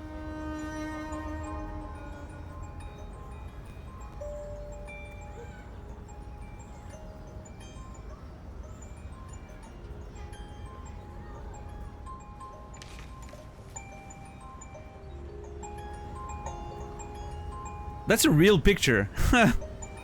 That's not even a like an in-game picture, I think. That's like actually a real picture. Are you guys hearing the sound distortion, by the way? I wonder what's up with that.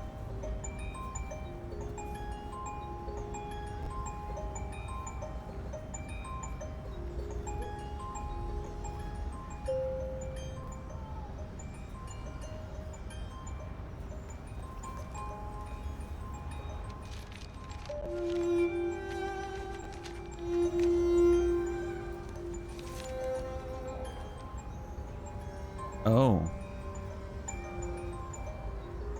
That's not great.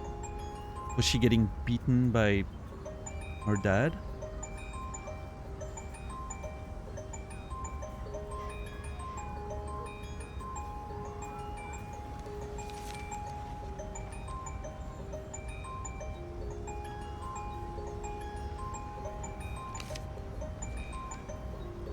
Okay, that's me. Uh-oh. The music change.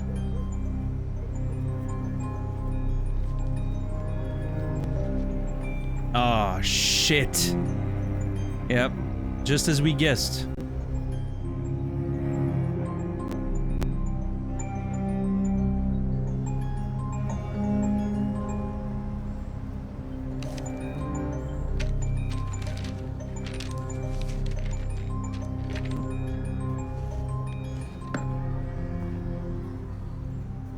Okay. Nothing too unexpected there, but it's... I don't know if I can say good, but it's at least we have a confirmation that this is what happened. Hey, Freaker. How are you doing today?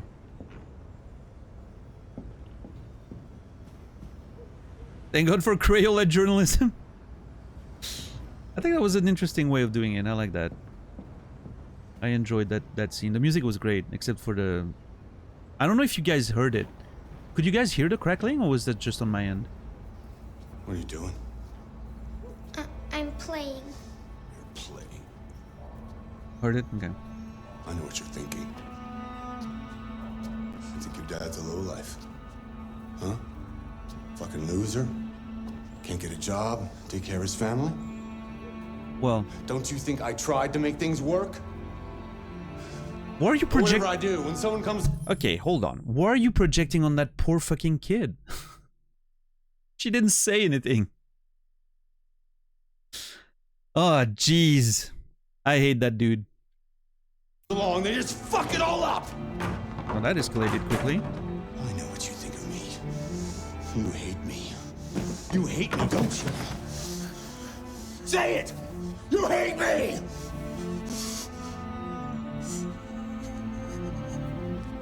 God. What am I doing? I'm sorry, honey. I'm sorry. I'm sorry. You know I love you, don't you? You know I love you.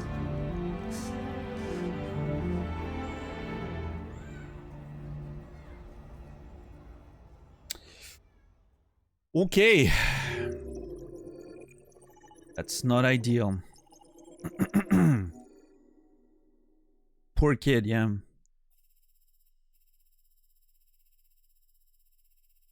Yeah, I mean, he does have some pills that seem to be maybe antidepressant or something, but he also takes drugs. So, you know, like actual, like hard drugs, something called red ice. So I think, you know, yeah. I missed something. I don't know what it is. There's one thing I missed in the first floor. Damn it. Public opinion, skeptical, Alice, trusted. Okay. Building a relationship with Alice, that's great. You were thorough. Hey, that's one of the good things with how I play the games is, you know, I generally see a lot of things. I'm very upset that I missed something, actually. Oh well.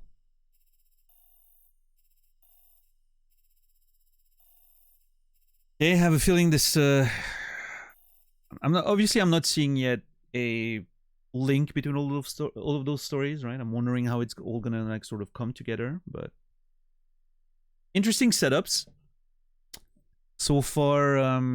At least two of them have a pretty interesting setup, right? The negotiator one, you know, obviously working against his own kind is kind of an interesting take. And then Kara, like that situation is interesting. I don't remember the first guy's name, but I'm sure we'll be reminded soon enough. And then the Marcus story so far doesn't, you know, there's not much there, but I'm sure we'll get there.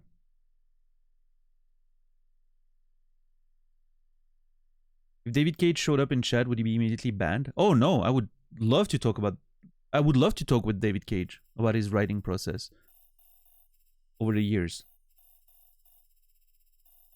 That'd be fascinating. That'd be the culmination of my entire career, both as a writer and a streamer.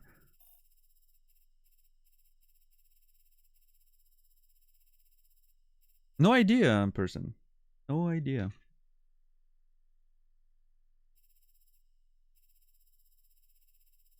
Yeah, I mean, interesting scene. I liked it.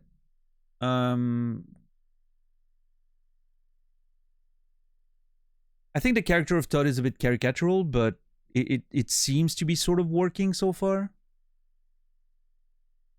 I don't know. I'm going to give a kudos to the scene overall, because I think there were some interesting moments between Kara and Alice. I think there's a few interesting things being done here. I'm still a bit... I'm waiting to see how the characters are going to sort of come together, right? But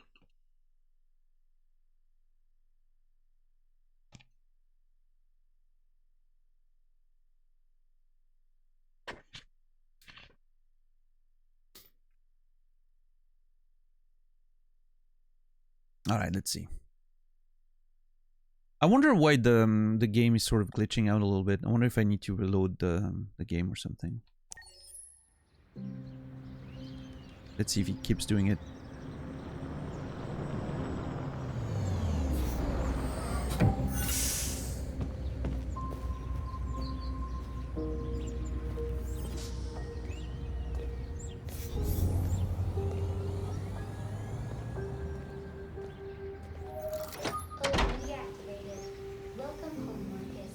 Nice.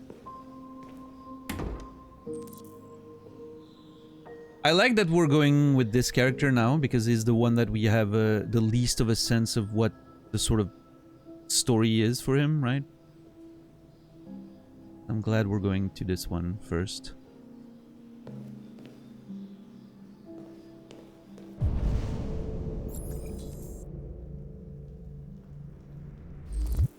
Oh my god, another bird cage. That's another very typical David Cage thing. Wait, I can open the cage? That doesn't seem like a good idea.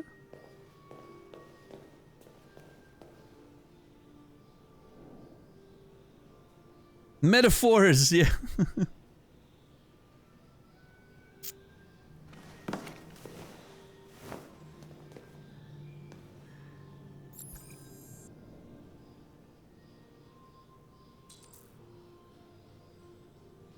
Take care of Carl. Wake up Carl upstairs. Okay.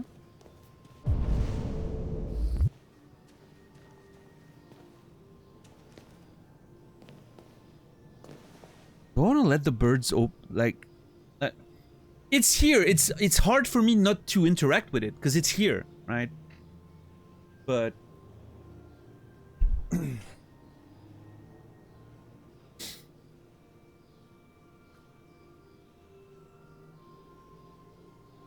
it makes me want to interact with it.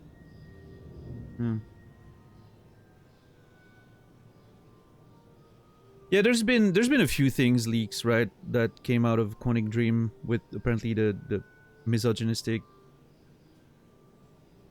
culture that was happening at the company, at least at the time of Detroit Beyond Two Souls development, I think. I don't know if it got better over the years after the stuff sort of came out and all that, but you know. All signs point to the culture in the company wasn't that great. Unsurprisingly, admittedly. It unfortunately seems to be the case in a lot of those big development studio, right? So.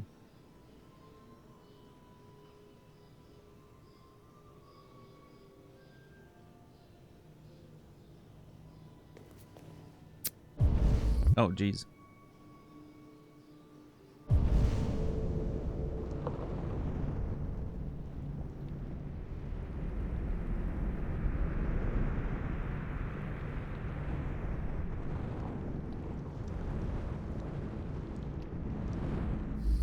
I don't know what to do with the birds. I really kind of want to free them just because the option is there, but that seems like a bad idea.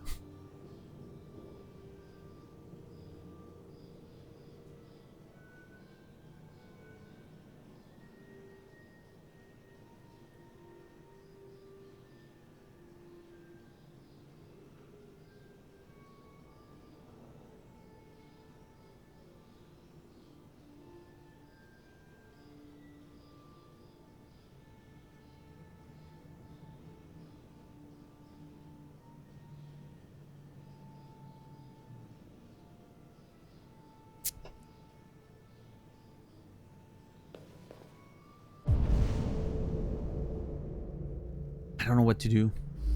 I really kind of want to open the cage, but... Oh, maybe... Am I opening the cage to feed them, maybe?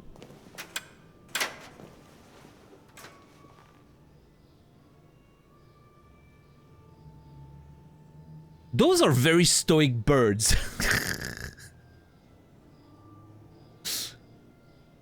I don't know. Oh. No shot. They're android birds.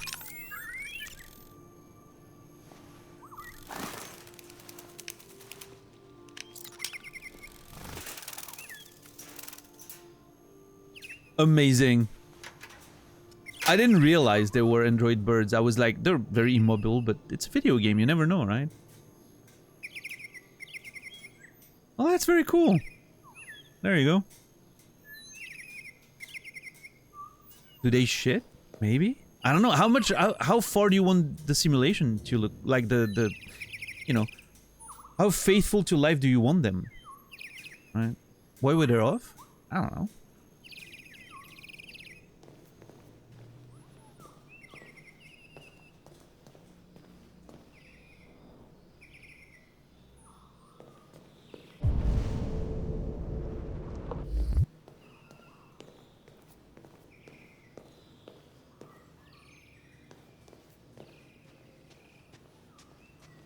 But I mean, it makes sense, right? That we would have android animals in a world where you can have android humans. It just makes sense.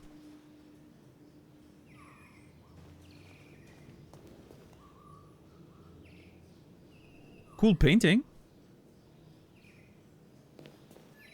I'm assuming our owner is an artist, since we were getting paints for him. What is going on here?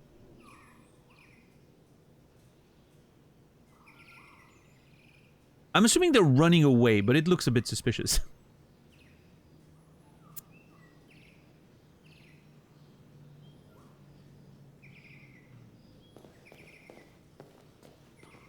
Oh shit.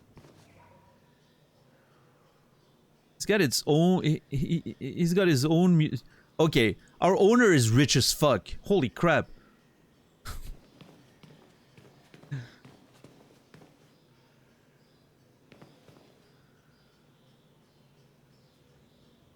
Look at this place.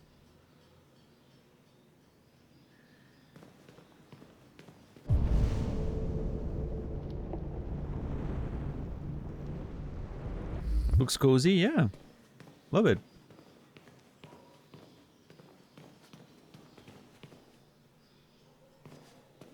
A whole ass giraffe? Yeah, I don't know. It's probably what do you call not a stuffed, what do you call the, you know, taxidermy? What's the result of taxidermy?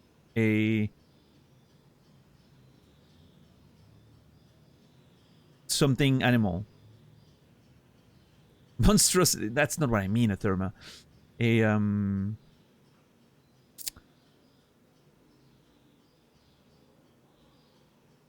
Taxidermic giraffe? Isn't there a word, like an adjective? That's different? Stuffed? Would it be stuffed? Stuffed was correct? Okay, never mind then. Thank you. Yeah. Yeah, stuffed giraffe, I guess. Holy crap! It's got gigantic statues in his fucking... Whoa. What is that statue doing?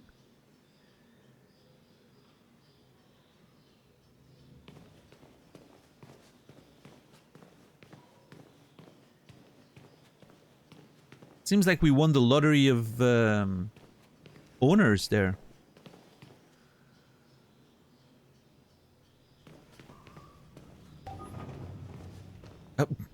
For some reason, the old-looking door opening automatically like this is so jarring, but I love it. Yeah, bro lives in a museum.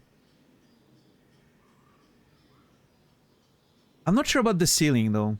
Kind of looks like a bus seat from the 2000s or something.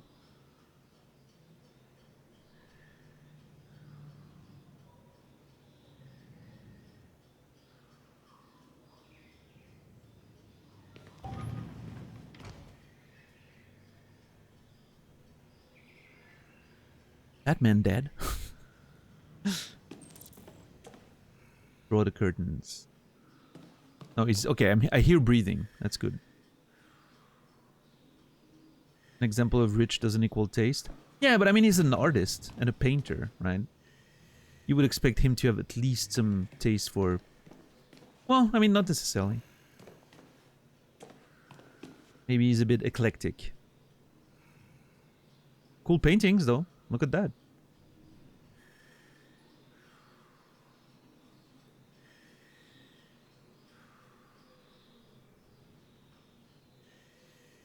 I think it is Khaled, yeah.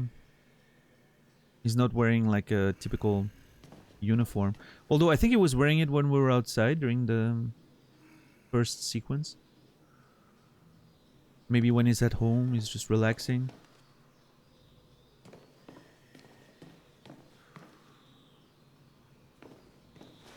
Oh.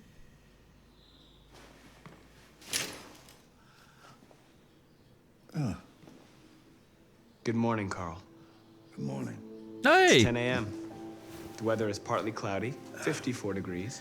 Lance Henriksen. 80% humidity with a strong possibility of afternoon showers.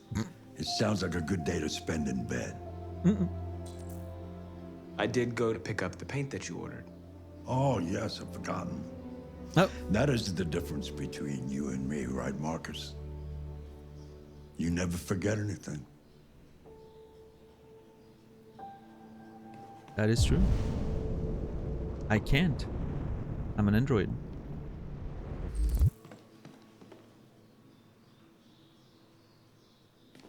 What the fuck is that stack of books next to the chimney there?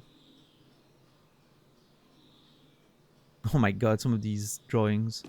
The skull's really cool. Is that a giant? Oh yeah, it's an owl. Okay.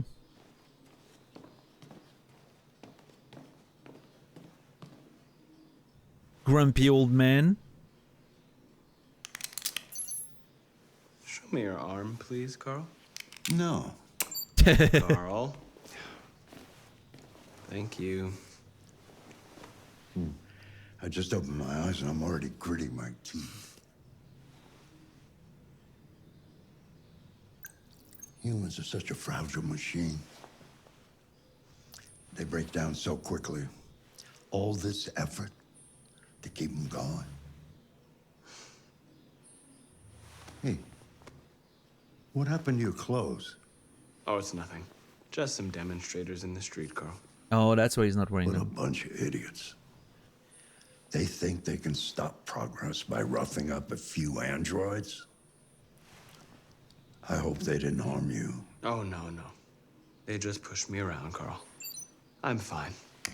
Okay. I'll take you to the bathroom now.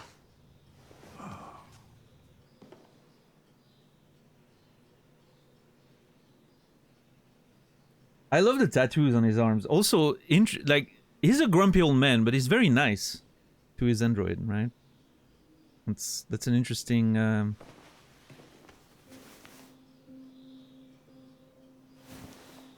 I'm not sure, Elisa, but most of the main ones, at least, for sure, right?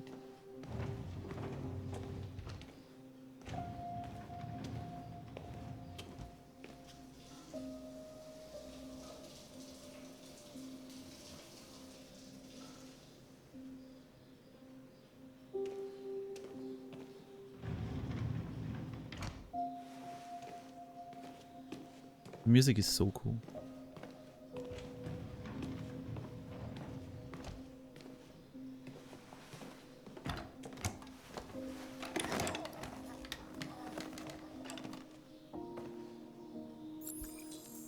Take Carl to the dining table. Anything special on the agenda today? Yes, there's the opening of your retrospective at the Museum of Modern Art. The gallery director left 4 messages asking to confirm your attendance. I haven't decided yet. We'll see about that later. Okay. What else? Just your usual fan mail. I've already answered. Any news from Leo? No, Carl. I can call him if you like. No. No, don't bother. Wait, what did he just say? I was half reading chat. I skipped the last part. I'm gonna watch that again, sorry. Any news from Leo? Leo. No, Carl. I can call him if you like. No. I can call him? No. No, don't bother. Okay, I don't know who Leo is, but... Did Cage just keep a shower scene? Yeah, that's true, he did. It's probably because it's an old dude, right? Instead of a young, attractive woman.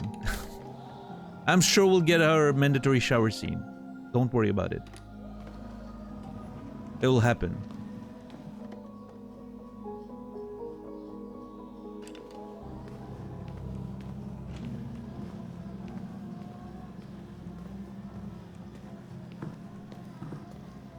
Welcome back, Kimi.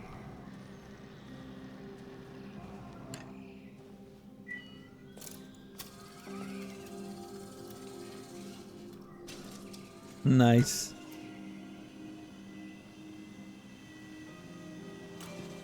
Sick.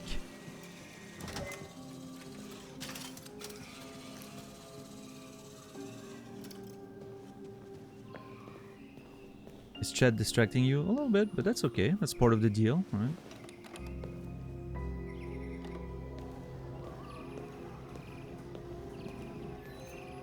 Hey, look at the burbs, Carl! I activated the burbs! Carl does not give a shit. Oh, are we gonna smash Carl into the door? Like in every other... Not this one.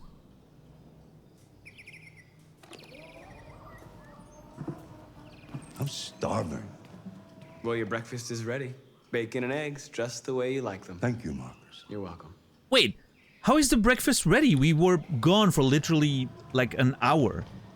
At least. To get the paint.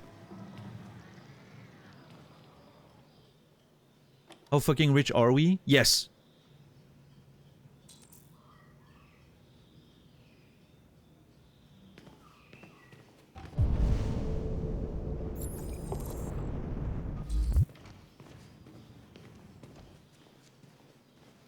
Look at this screen! What the hell? Can I interact with this? I don't want to miss any magazines. The magazine's my favorite part of the game. Is that a jukebox of some kind? I don't know. The paintings are really cool. Oh, man. Dude, those paintings are amazing. I understand why we're rich now.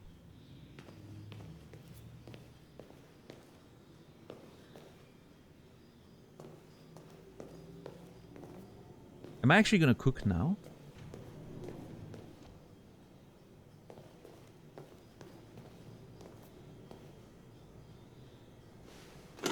There's no way I prepared this before going out. And it's still warm. That is not happening. That man's about to get served cold eggs and bacon. Just saying.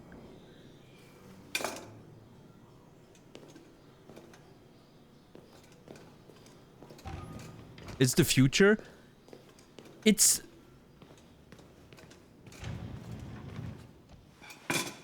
The laws of thermodynamics still apply in the future. Transfer of heat and everything still happens. Thank you, Mom. Those eggs are sizzling! This does...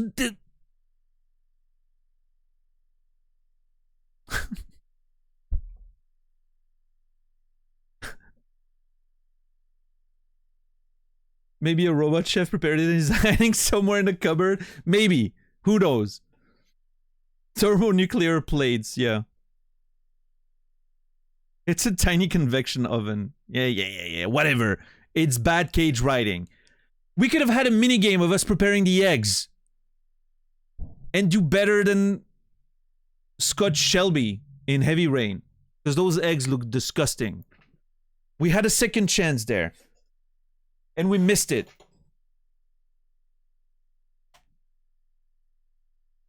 Past David Cage would have made a minigame out of this. Past David Cage would have shown us the shower, the peeing. We would have seen Todd sitting on that fucking toilet, dropping a big log in there. We would have had it all.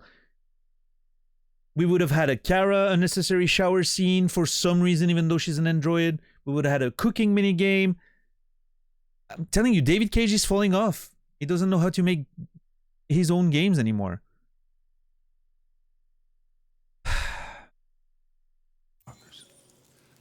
Television. Tensions continue to rise in the Arctic. Russia unilaterally declared the region part of its national territory.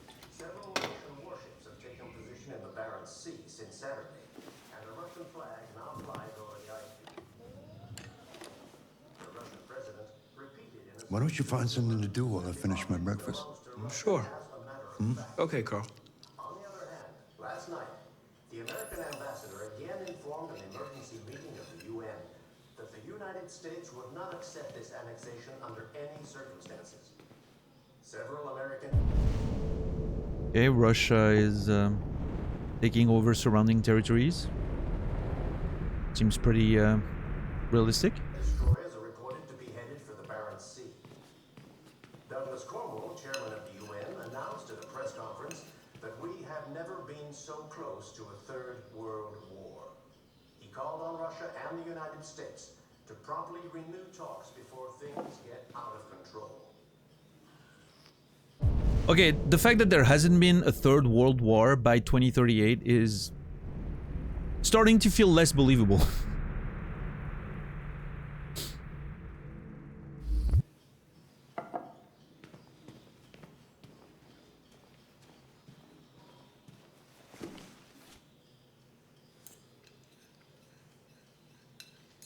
Things looked better a few years ago. Yeah.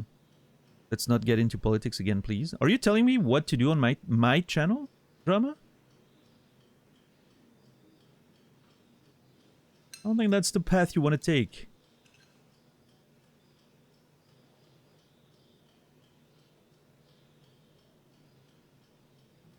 Game was written pre-2016.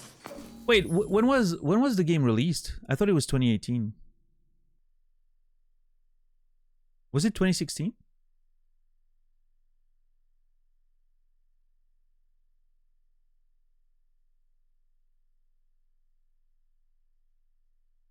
I need to know when it released, actually. 2018, okay. Written, not released. Oh, yeah, but I mean, you know, we don't know when things are written or finalized or written in or, you know. So. We only have the release date to sort of inform us there. Crimea happened before, yeah. The North Pole, why Russia wants it. So depressing. Nothing but greed, stupidity, and violence. 5,000 years of civilization just to get to where we are. That is very true, Carl. Carl is a wise man. Why bankers pay themselves so much? Is President Warren too close to CyberLife? Interesting. The North Pole, why Russia wants it. Frozen treasures. Russia's interest in the North Pole has intensified with the recent discovery of precious minerals trapped in the frozen ice, many of which are used in synthesizing therium. Android manufacture increasingly dominates both the US and Russian economies, but this isn't just about GDP. Surplus therium's reserves would allow either nation to experiment in more advanced Android models, enhancing their military and industrial output tremendously. Add to this the strategic importance of the region, which connects Russia with Europe through Norway and Denmark, Greenland, as well as Canada, and the prospect of a peaceful resolution to the dispute starts to seem unlikely. But a spokesperson for NATO is more optimistic. Both nations stand to benefit from a stable, productive Arctic region. A conflict would benefit nobody. President Warren, however, recently torpedoed the notion. It's simple. Russia has no business in the Arctic. If the Kremlin doesn't understand that, we will make them understand. Yikes. Detroit today. Life found on Titan. Evidence for alien life grows. President Warren to make state a visit to United Kingdoms and NATO Security Council divided over Arctic dispute. Life found on Titan. One of the moons of Saturn. Interesting. No, I want to... Don't tell me I can't read that. Oh, there it is. Evidence for alien life grows. The Darwin probe, which left exactly 19 years ago to probe the surface of Titan's methane ice, has just confirmed the presence of microorganisms living hundreds of kilometers below the surface, in an ocean of salt water protected by a thick layer of ice. After similar microbial matter was found on Enceladus, another satellite of Saturn. Saturn? Is that how you pronounce Saturn in English? Saturn? Or am I wrong? It seems increasingly possible that life is common in the universe. Well, bit of a stretch, but... A NASA spokesman responded to this story as stated, the latest in a series of pointers to life on other planets. Our Android expedition to Io is one among many such voyages that carry a prime objective of uncovering extraterrestrial life forms. Jason Graff, director of humanization at CyberLife, said the company was committed to its partnership with NASA. Our spacefaring androids are specially designed to function on long-range missions of this kind. We're proud to have our models at the frontier of human exploration. I think it's really interesting how much more intense the world building is in this one. And granted, part of it is because the story sort of serves it more, right? It's a story that feels like lends itself more to having that develop of a backstory and all that, but they've done a good job with the world building so far. I like those little documents you can find and you get a bit more information, and the way it sort of connects also to the Android revolution and all that. You know, the fact that androids have now become part of life and everything. I do like that. I'm gonna give it a kudos for world building and the way it's brought into the game. I'm enjoying this. This is cool.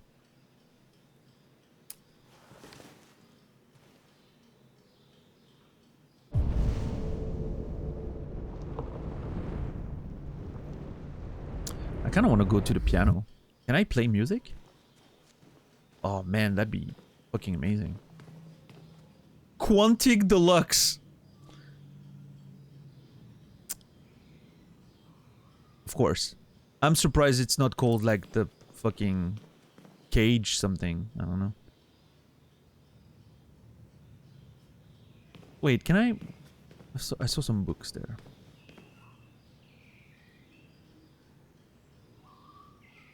Holy Nade? Serenade? Grenade? Holy Hand Grenade, yeah.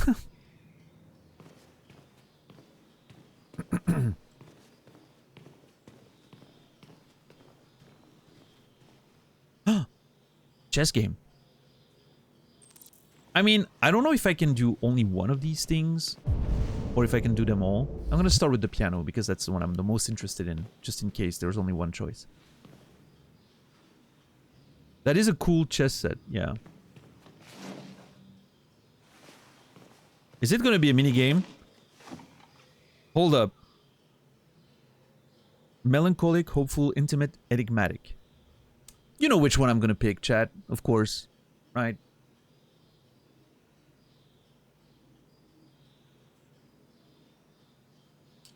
Oropac Clipper just launched last month to eventually check for signs of life. Intimate? Nah. I'm going melancholic. Always. That's a big bug nuts. I almost read that big nut. Big nuts and big butts. I was gonna read either way, but no ragtime option. I don't know. I'm going melancholic. I think that's my vibe generally.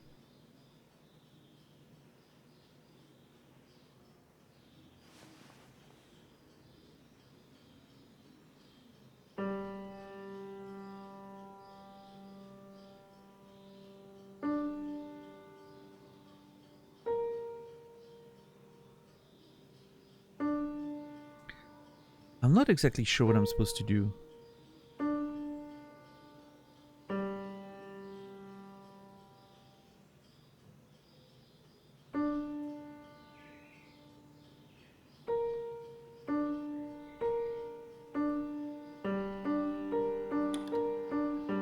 Oh.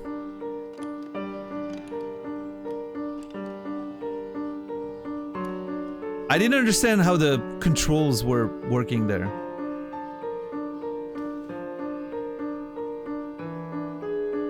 This is so weird to control it this way, but...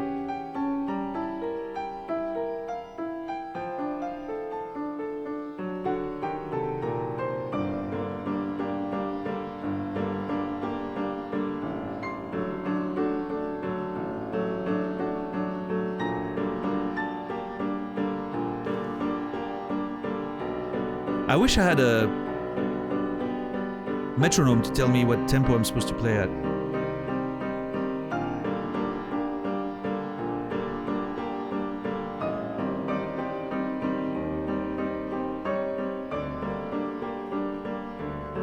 That's how you play.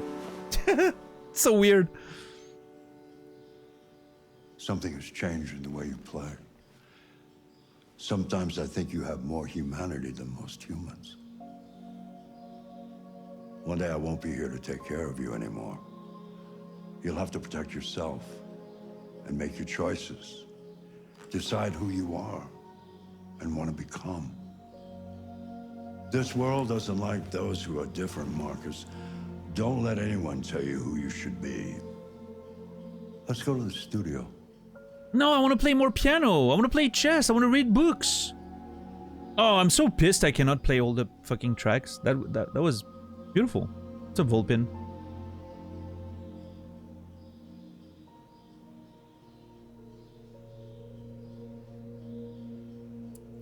So obviously, this scene here, you know, like the way, the way you've played has changed. I think you're more human than some humans. Obviously, you know, that's the evident theme of the game. One of the themes of the game is what it means to be human, right? The concept of humanity at its core, right? And how it is defined. Obviously, it's going to be a thorough, you know, like a theme that's going to just follow us through the entire story. Now, on top of that, I'm interested to see what I feel like, hopefully, every character is still going to have a personal theme in connection to that general overarching one, right? To make it more personal, to make the stakes feel a bit more directly meaningful, I guess. Because the general theme of what it means to be human and all of that is very impersonal, right? It's an overarching thing that works well, but it doesn't really translate to anything on a micro level for one character in itself, right? It has to manifest through other things. And for instance, I mean, I'm just spitballing here, but for instance, one's humanity could be defined through the capacity of love, for instance, right? That could be one way one would want to define humanity, your capacity to love. So one of the characters' theme could be, you know, like the falling in love with someone, or you know, like discovering what it means to love, or finding that sort of feeling in yourself and being able to understand it and all that. I know we touched on that theme before, but I have a feeling it's one that may come again. But like in Beyond Two Souls, there was the theme of freedom. I think that could be something that comes back here, because obviously those androids are not free, right? They all have owners, and they're machines, they're enslaved and all that. So the concept of freedom is also one way in which one finds their own humanity, right? That desire to be free is a very human trait, I feel like, right?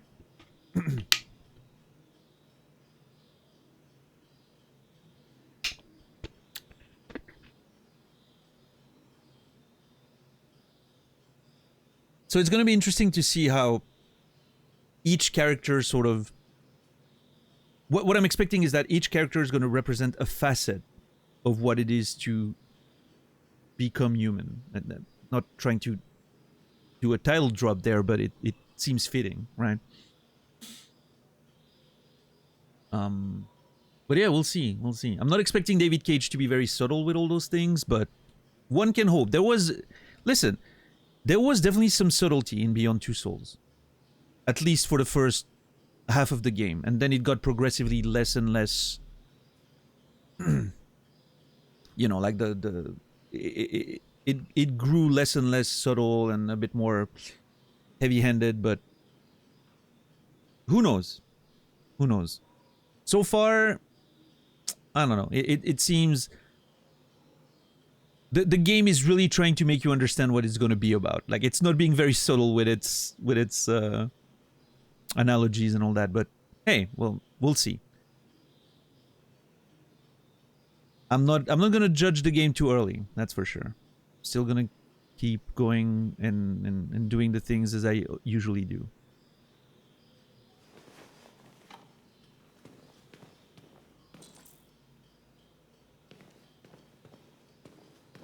I really wanted to play chess and everything. I'm kind of upset.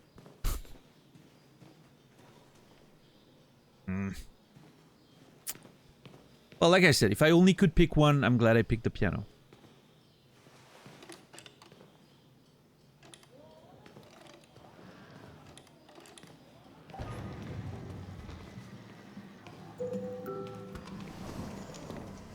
Oh my god! Holy crap, that's a cool studio.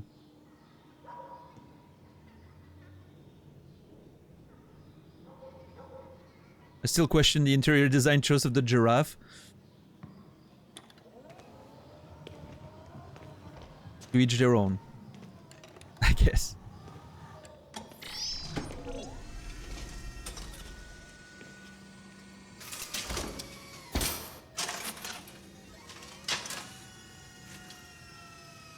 Let's see where we left off. Remove the sheet. Hold on. Is there anything I can interact with? No. And the paintings are really fucking cool. I love them. I really like his painting style.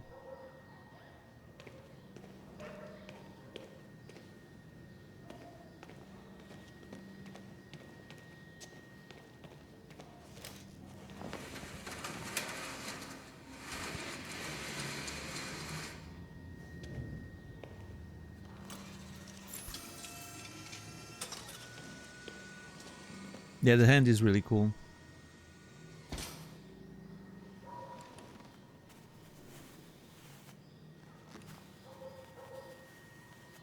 Oh, look at him go.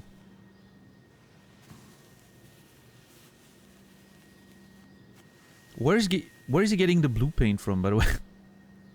His palette is clearly not fresh. Let's not question things. It all falls apart if we start questioning things.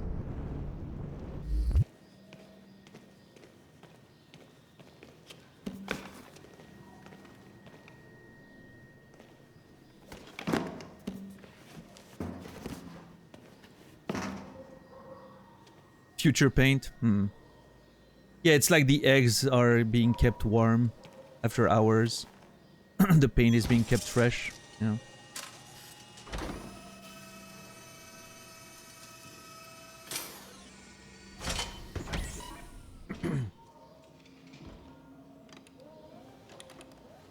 So, what's your verdict, Marcus?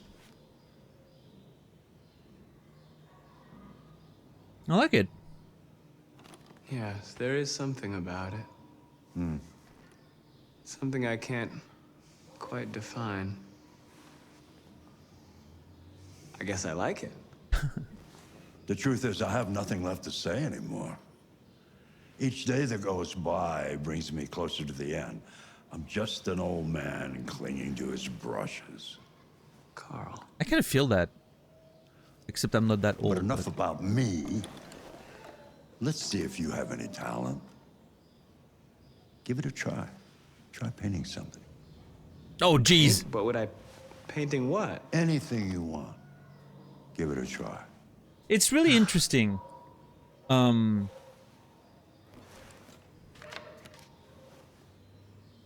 So there's something here with the way Marcus acts. I don't know obviously the details. It feels to me like Marcus has been with Carl for a while at this point. And it feels like through Carl's sort of demeanor and the way he talks about art and the things Marcus has been exposed to and all that stuff, it seems like he sort of developed that sensitivity that we haven't seen in any of the other Android characters yet, right? It's a very interesting idea that he sort of, he developed those very human emotions and feelings because he's been treated as a person by his owner, right? Obviously, Carl uses Marcus to make food, go get orders, deliver, whatever, right? He's still being used as a servant, but he seems to be like treated as a human being a lot of the time, right? Just with the few interactions we've seen. Which I think then makes sense that Marcus would have that sort of human side to him that's a bit more visible than the other ones, right? That's interesting. I'm excited to see more.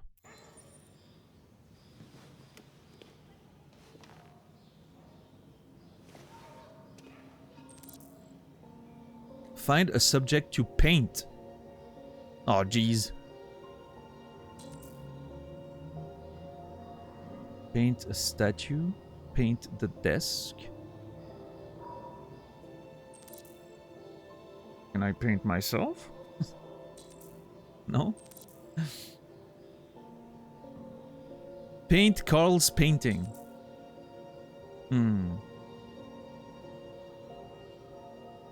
I think the statue is pretty tempting.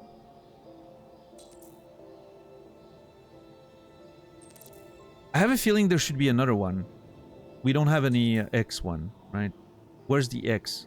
There has to be an X somewhere.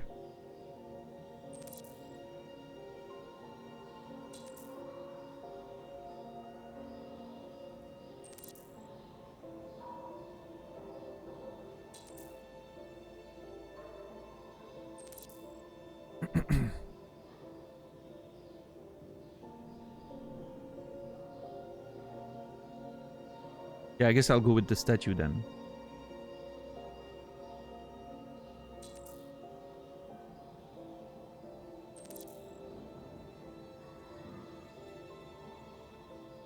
Oh, geez. How am I supposed to do this? Ah, okay. There's special directions this time. Great. What the fuck?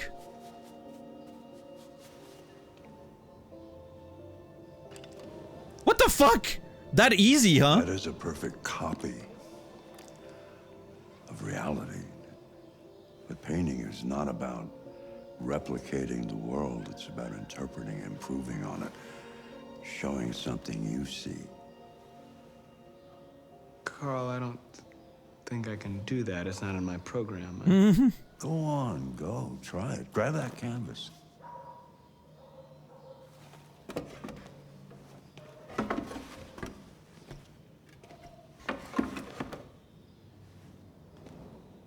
Do something for me. Close your eyes. Close your eyes. I like that whole line about it's a perfect copy, right? Which is what technically androids are initially. They're just copies of humans. But then, what's the... Hold on, let me listen to the line he says exactly.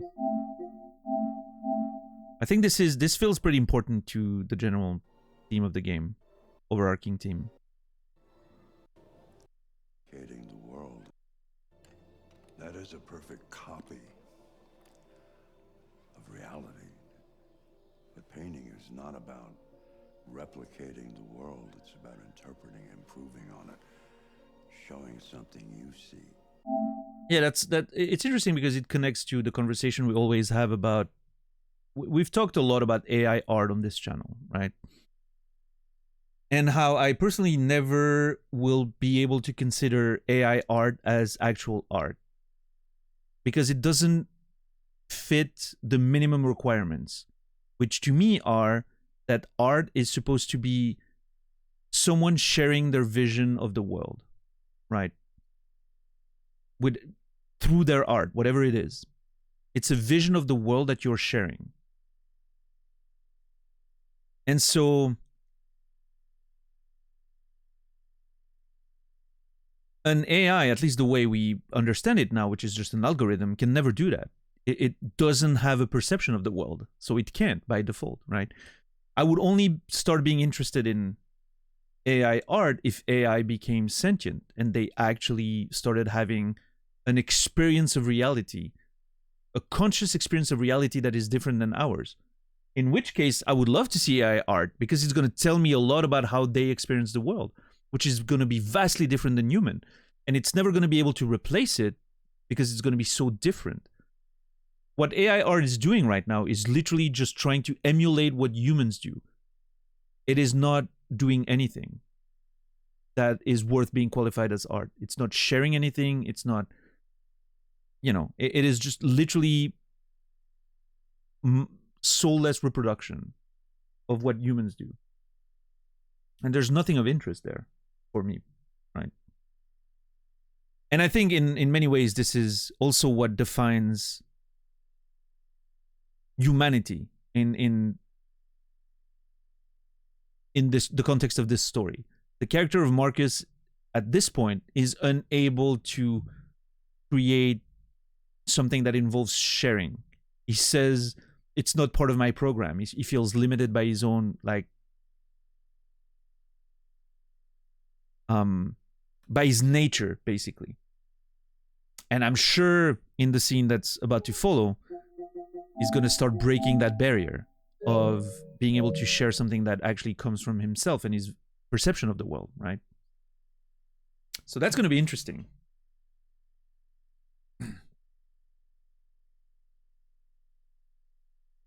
Looking at AI generated video right now, it's interesting. Especially AI doesn't seem to have object permanence. It seems surreal and dreamlike. Yeah, and I mean, I'm not saying it's not interesting to look at, right? I don't think it qualifies as art, though, right? By my personal definition of art, at least. It doesn't qualify as art. But it doesn't mean it's not interesting to look at. I've seen some really interesting AI generated images, right? That look either inspiring or surreal or whatever. Like it's just not art. It's just it's a weird imitation of what humans do, right? It doesn't mean it's not interesting to look at, for sure. Like there can be something,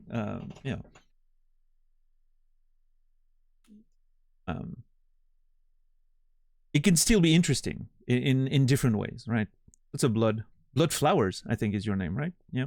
Welcome in. What's up, Noger? Art requires intentionality. I'm not sure that it does. And I mean, in most cases, I would say yes, it probably... I think intentionality applies to most art. However, outsider art exists. Most of it is not intentional.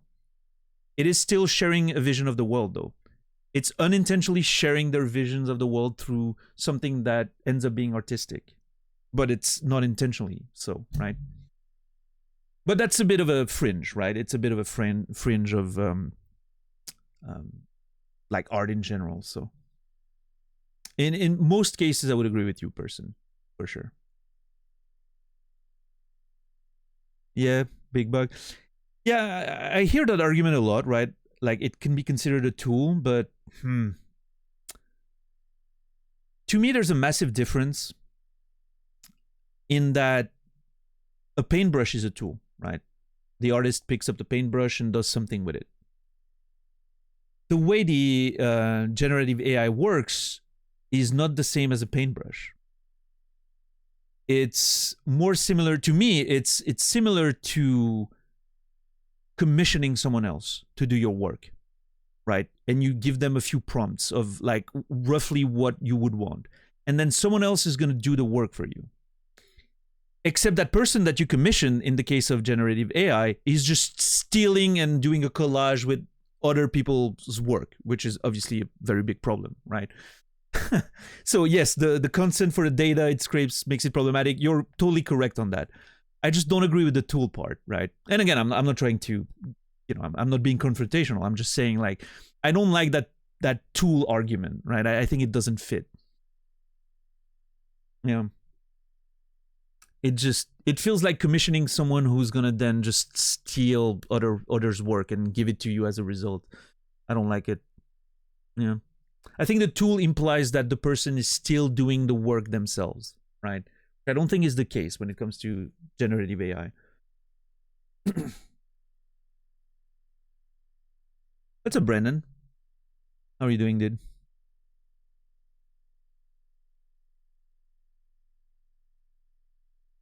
But yeah, I mean, listen, if as a writer, I could see myself using generative AI to create a landscape very quickly that that I would like to picture. I have some friends who have aphantasia, like writer friends who have aphantasia, and they're using generative AI to create environments or even characters to have a visual idea in front of them so that they can then use to do their art.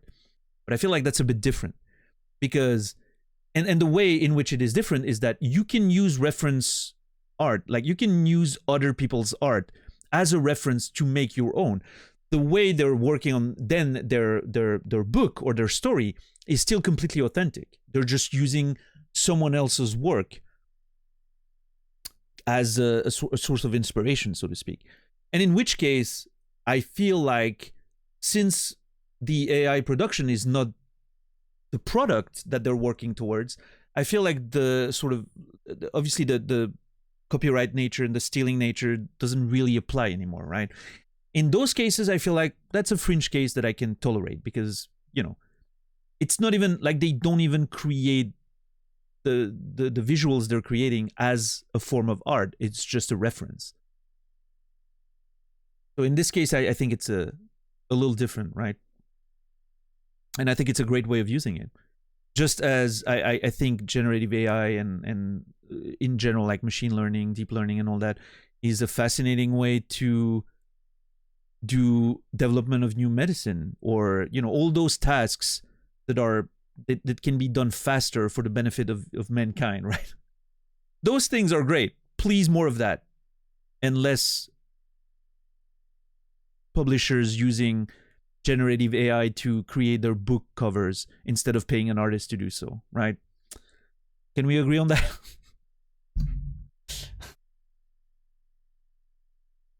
Oh, well.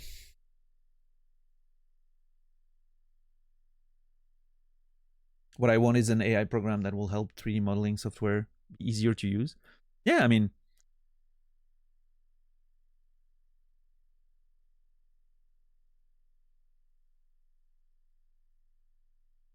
AI actually being used as a tool is great. As a helping thing or a supporting thing. It should never be like the origin of it should never be the thing that actually generates the result, so to speak. But what do you think of people giving AI generated pictures to artists to use as a basis for what was commissioned? I don't know. If the artist is okay with it, whatever. I can't really put myself in those shoes, but if I was the artist, I think I would be kind of like I would be annoyed because I feel like, and in many ways I feel the same when it comes to writing. I think part of the artist's work can only happen within a certain, if you have a certain amount of freedom. And I feel like a client who's giving you an AI generated picture is most like the issue that I can see is that they most likely have a very precise idea of what they want. And then what can you do? Because are you just being as close as possible to what they give you so that they feel satisfied, or do you actually just do your thing and then there's the risk that they're not going to be satisfied with it? I don't know. I think I feel like, again, like that's my personal just opinion, but I feel like it might lead to a lot of just frustrated people on both sides.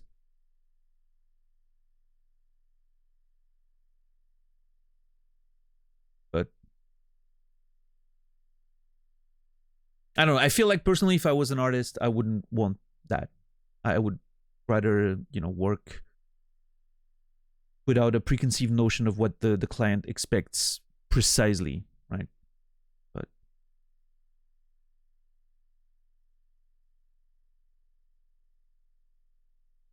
oh yeah, for sure, Bloodflowers. Yeah, yeah.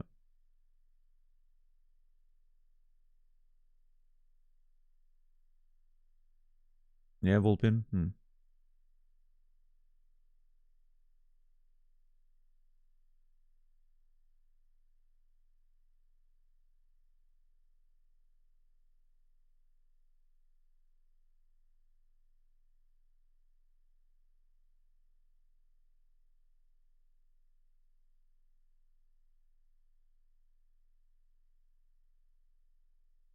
But yeah, so I think this to me connects very well to what we're looking at in the game right now, which is also I wish the screen wasn't so white. I'm gonna get blinded throughout this playthrough because of pausing.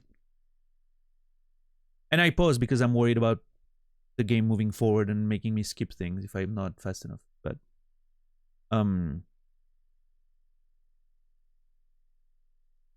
I think the way it connects to this story is that it's interesting to see how Marcus now is going to be asked probably by Carl to share his personal vision of the world, his personal experience of what it is to be quote unquote alive, right? I'm not going to go into the definition of what it means to be alive.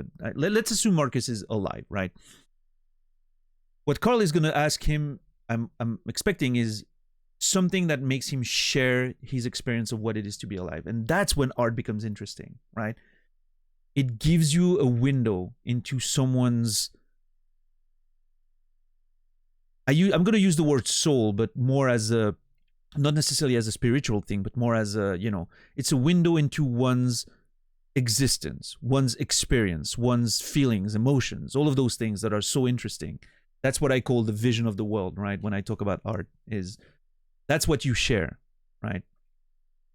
And I think that's great. I think that's fucking interesting. And that's how you define, maybe, if, you know, Marcus fits that condition of being human, right? At least in this precise scene, that's what they're going for, I believe, right? Let's see. Trust me. Try to imagine something that doesn't exist, something you've never seen. Now concentrate on how it makes you feel. There you go. And let your hand drift across the canvas. Oh, yellow light. Does that mean he's doing something he's not supposed to? Interesting. Androids, humanity, identity. Ooh.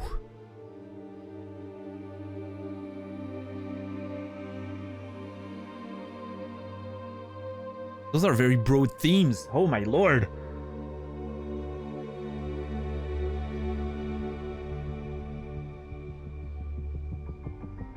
Oh, the music. Holy crap. Oh.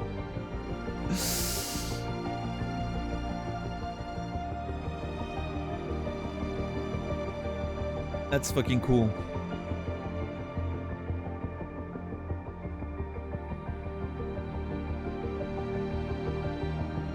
Androids, humanity, or identity. I think it's gonna be between humanity and identity for me. I'm not sure yet. Oh yeah, don't worry, Bloodflower. We have pretty strict rules about, you know, backseating and game information and all that, so... Everyone gets deleted around here, don't worry about it. It's a rite of passage. Just means welcome in. What's up, Catonius Monk? How are you doing?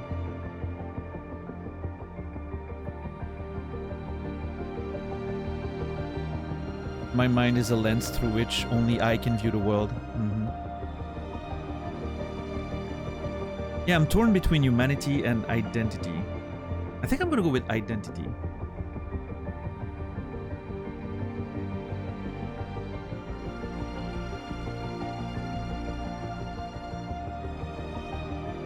It seems the most personal, I guess. It fits the theme we're talking about, right? Yo, Leaks, thank you for gifting a sub to Bloodflowers. Appreciate that very much, Leaks. Thank you, thank you. And Blood Flowers, you will be remembered. Welcome in. Thank you, Leaks, for 11 gifted subs, by the way. Appreciate that. Okay, I'm gonna go with Identity. Let's see. Oh, shit. Androids, Despair, Doubts, or Prisoner.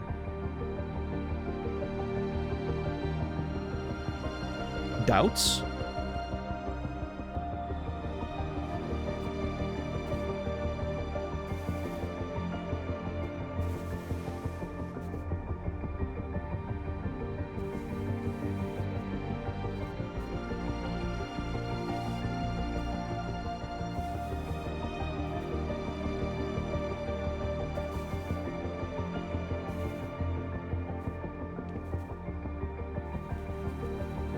Yeah, the music is great.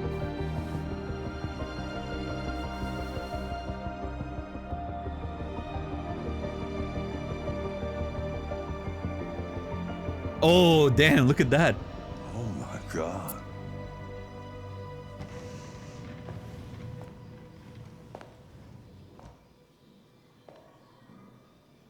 Hey, Dad. Oh. Leo. Oh, that's Leo. I didn't hear you come in. Oh, I was in the neighborhood. I thought I'd stop by. It's been a while, right? That dude's on drugs. You all right? You don't look so good. Oh, yeah, I'm fine. Hey, listen, I need some cash, Dad. Okay, you know who he reminds me of? Have you seen The Fifth Element? That drug addict that you know wants to rob Corbin Dallas in his apartment. Same sort of voice, you know, like the same way of like talking and all that. Yeah, at the beginning. What's up, Stoner? Great scene. It is. God, I want to watch The Fifth Element again. Jesus.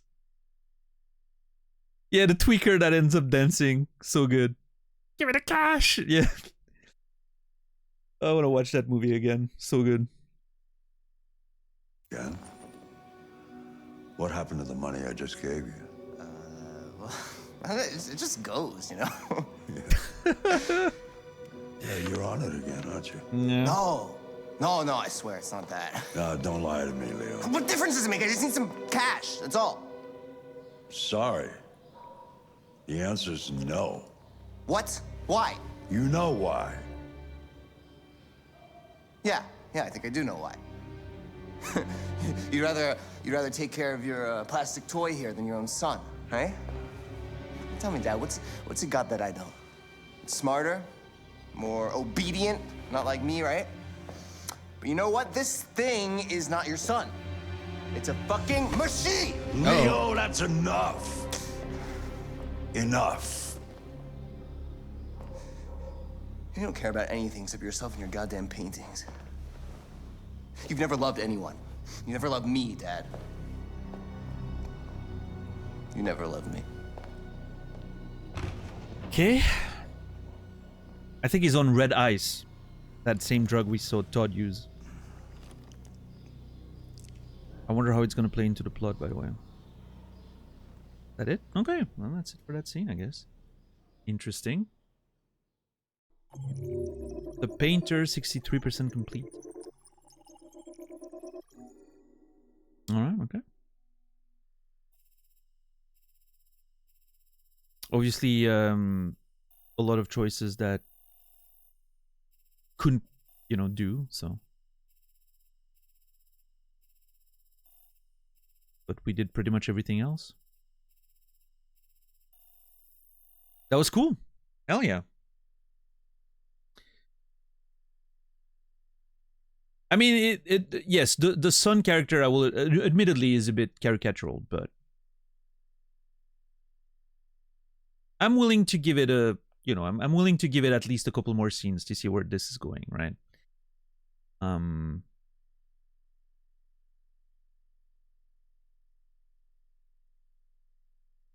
So far, so good. I think that was an interesting scene. The painting scene there, I liked it very much.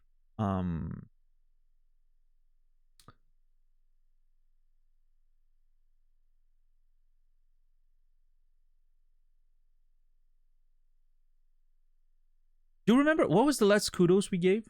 I don't remember.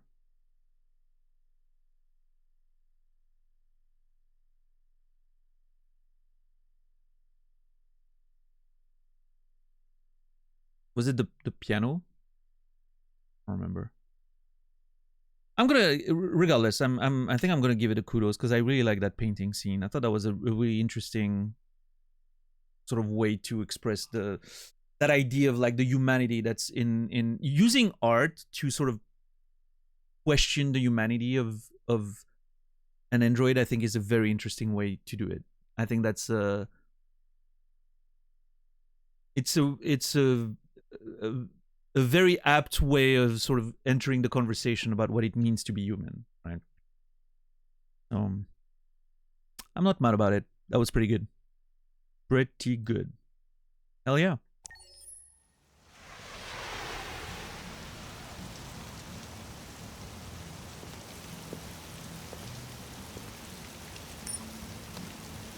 Oh, we're back with our investigator boy. No androids allowed. Uh-oh. Oh, are we even allowed to get in? We're gonna get in trouble. I'm not sure what we're doing there, but...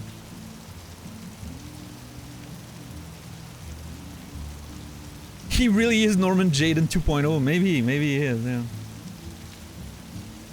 I mean, the investigation scene was much better than Norman's. I will say that. The way it sort of worked with like the, you know, reconstituting the scene in our mind and all that. I really enjoyed that. That was really cool. Yeah, cats have all the privileges in this world. It's crazy.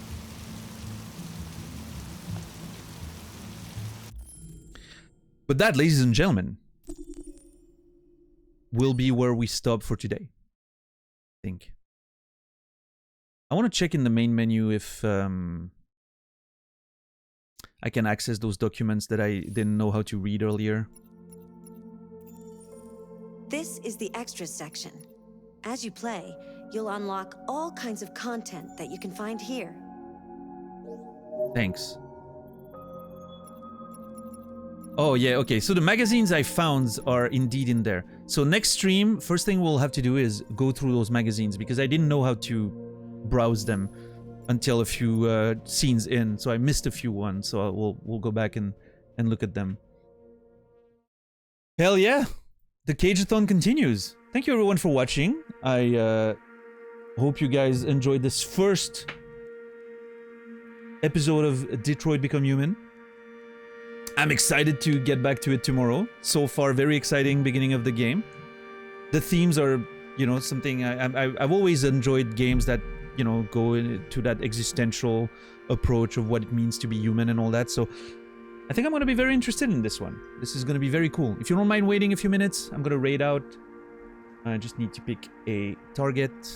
Don't mind, I would appreciate your patience. But yeah, thank you everyone for being here tonight. Thank you for all the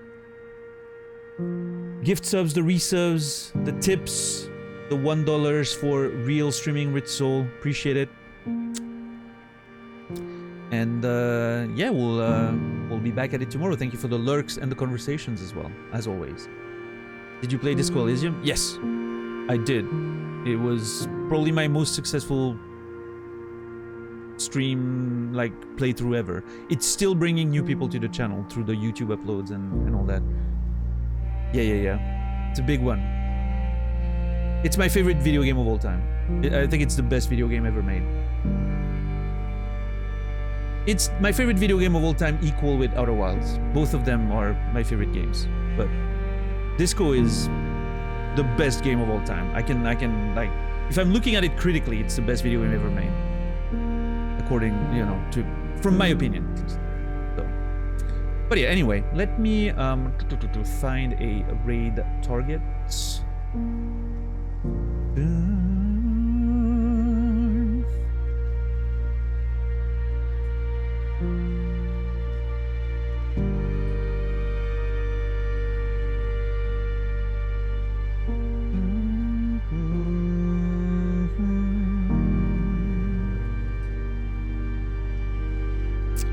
right, I'm gonna raid CD. She's playing The Evil Within 2. I don't know much about that video game, but I'm gonna raid us there. Anyway, again, thank you all. I really appreciate the support. And yeah, we'll get back into it tomorrow. 7 p.m. Central European Time, 1 p.m. Eastern, 10 a.m. Pacific.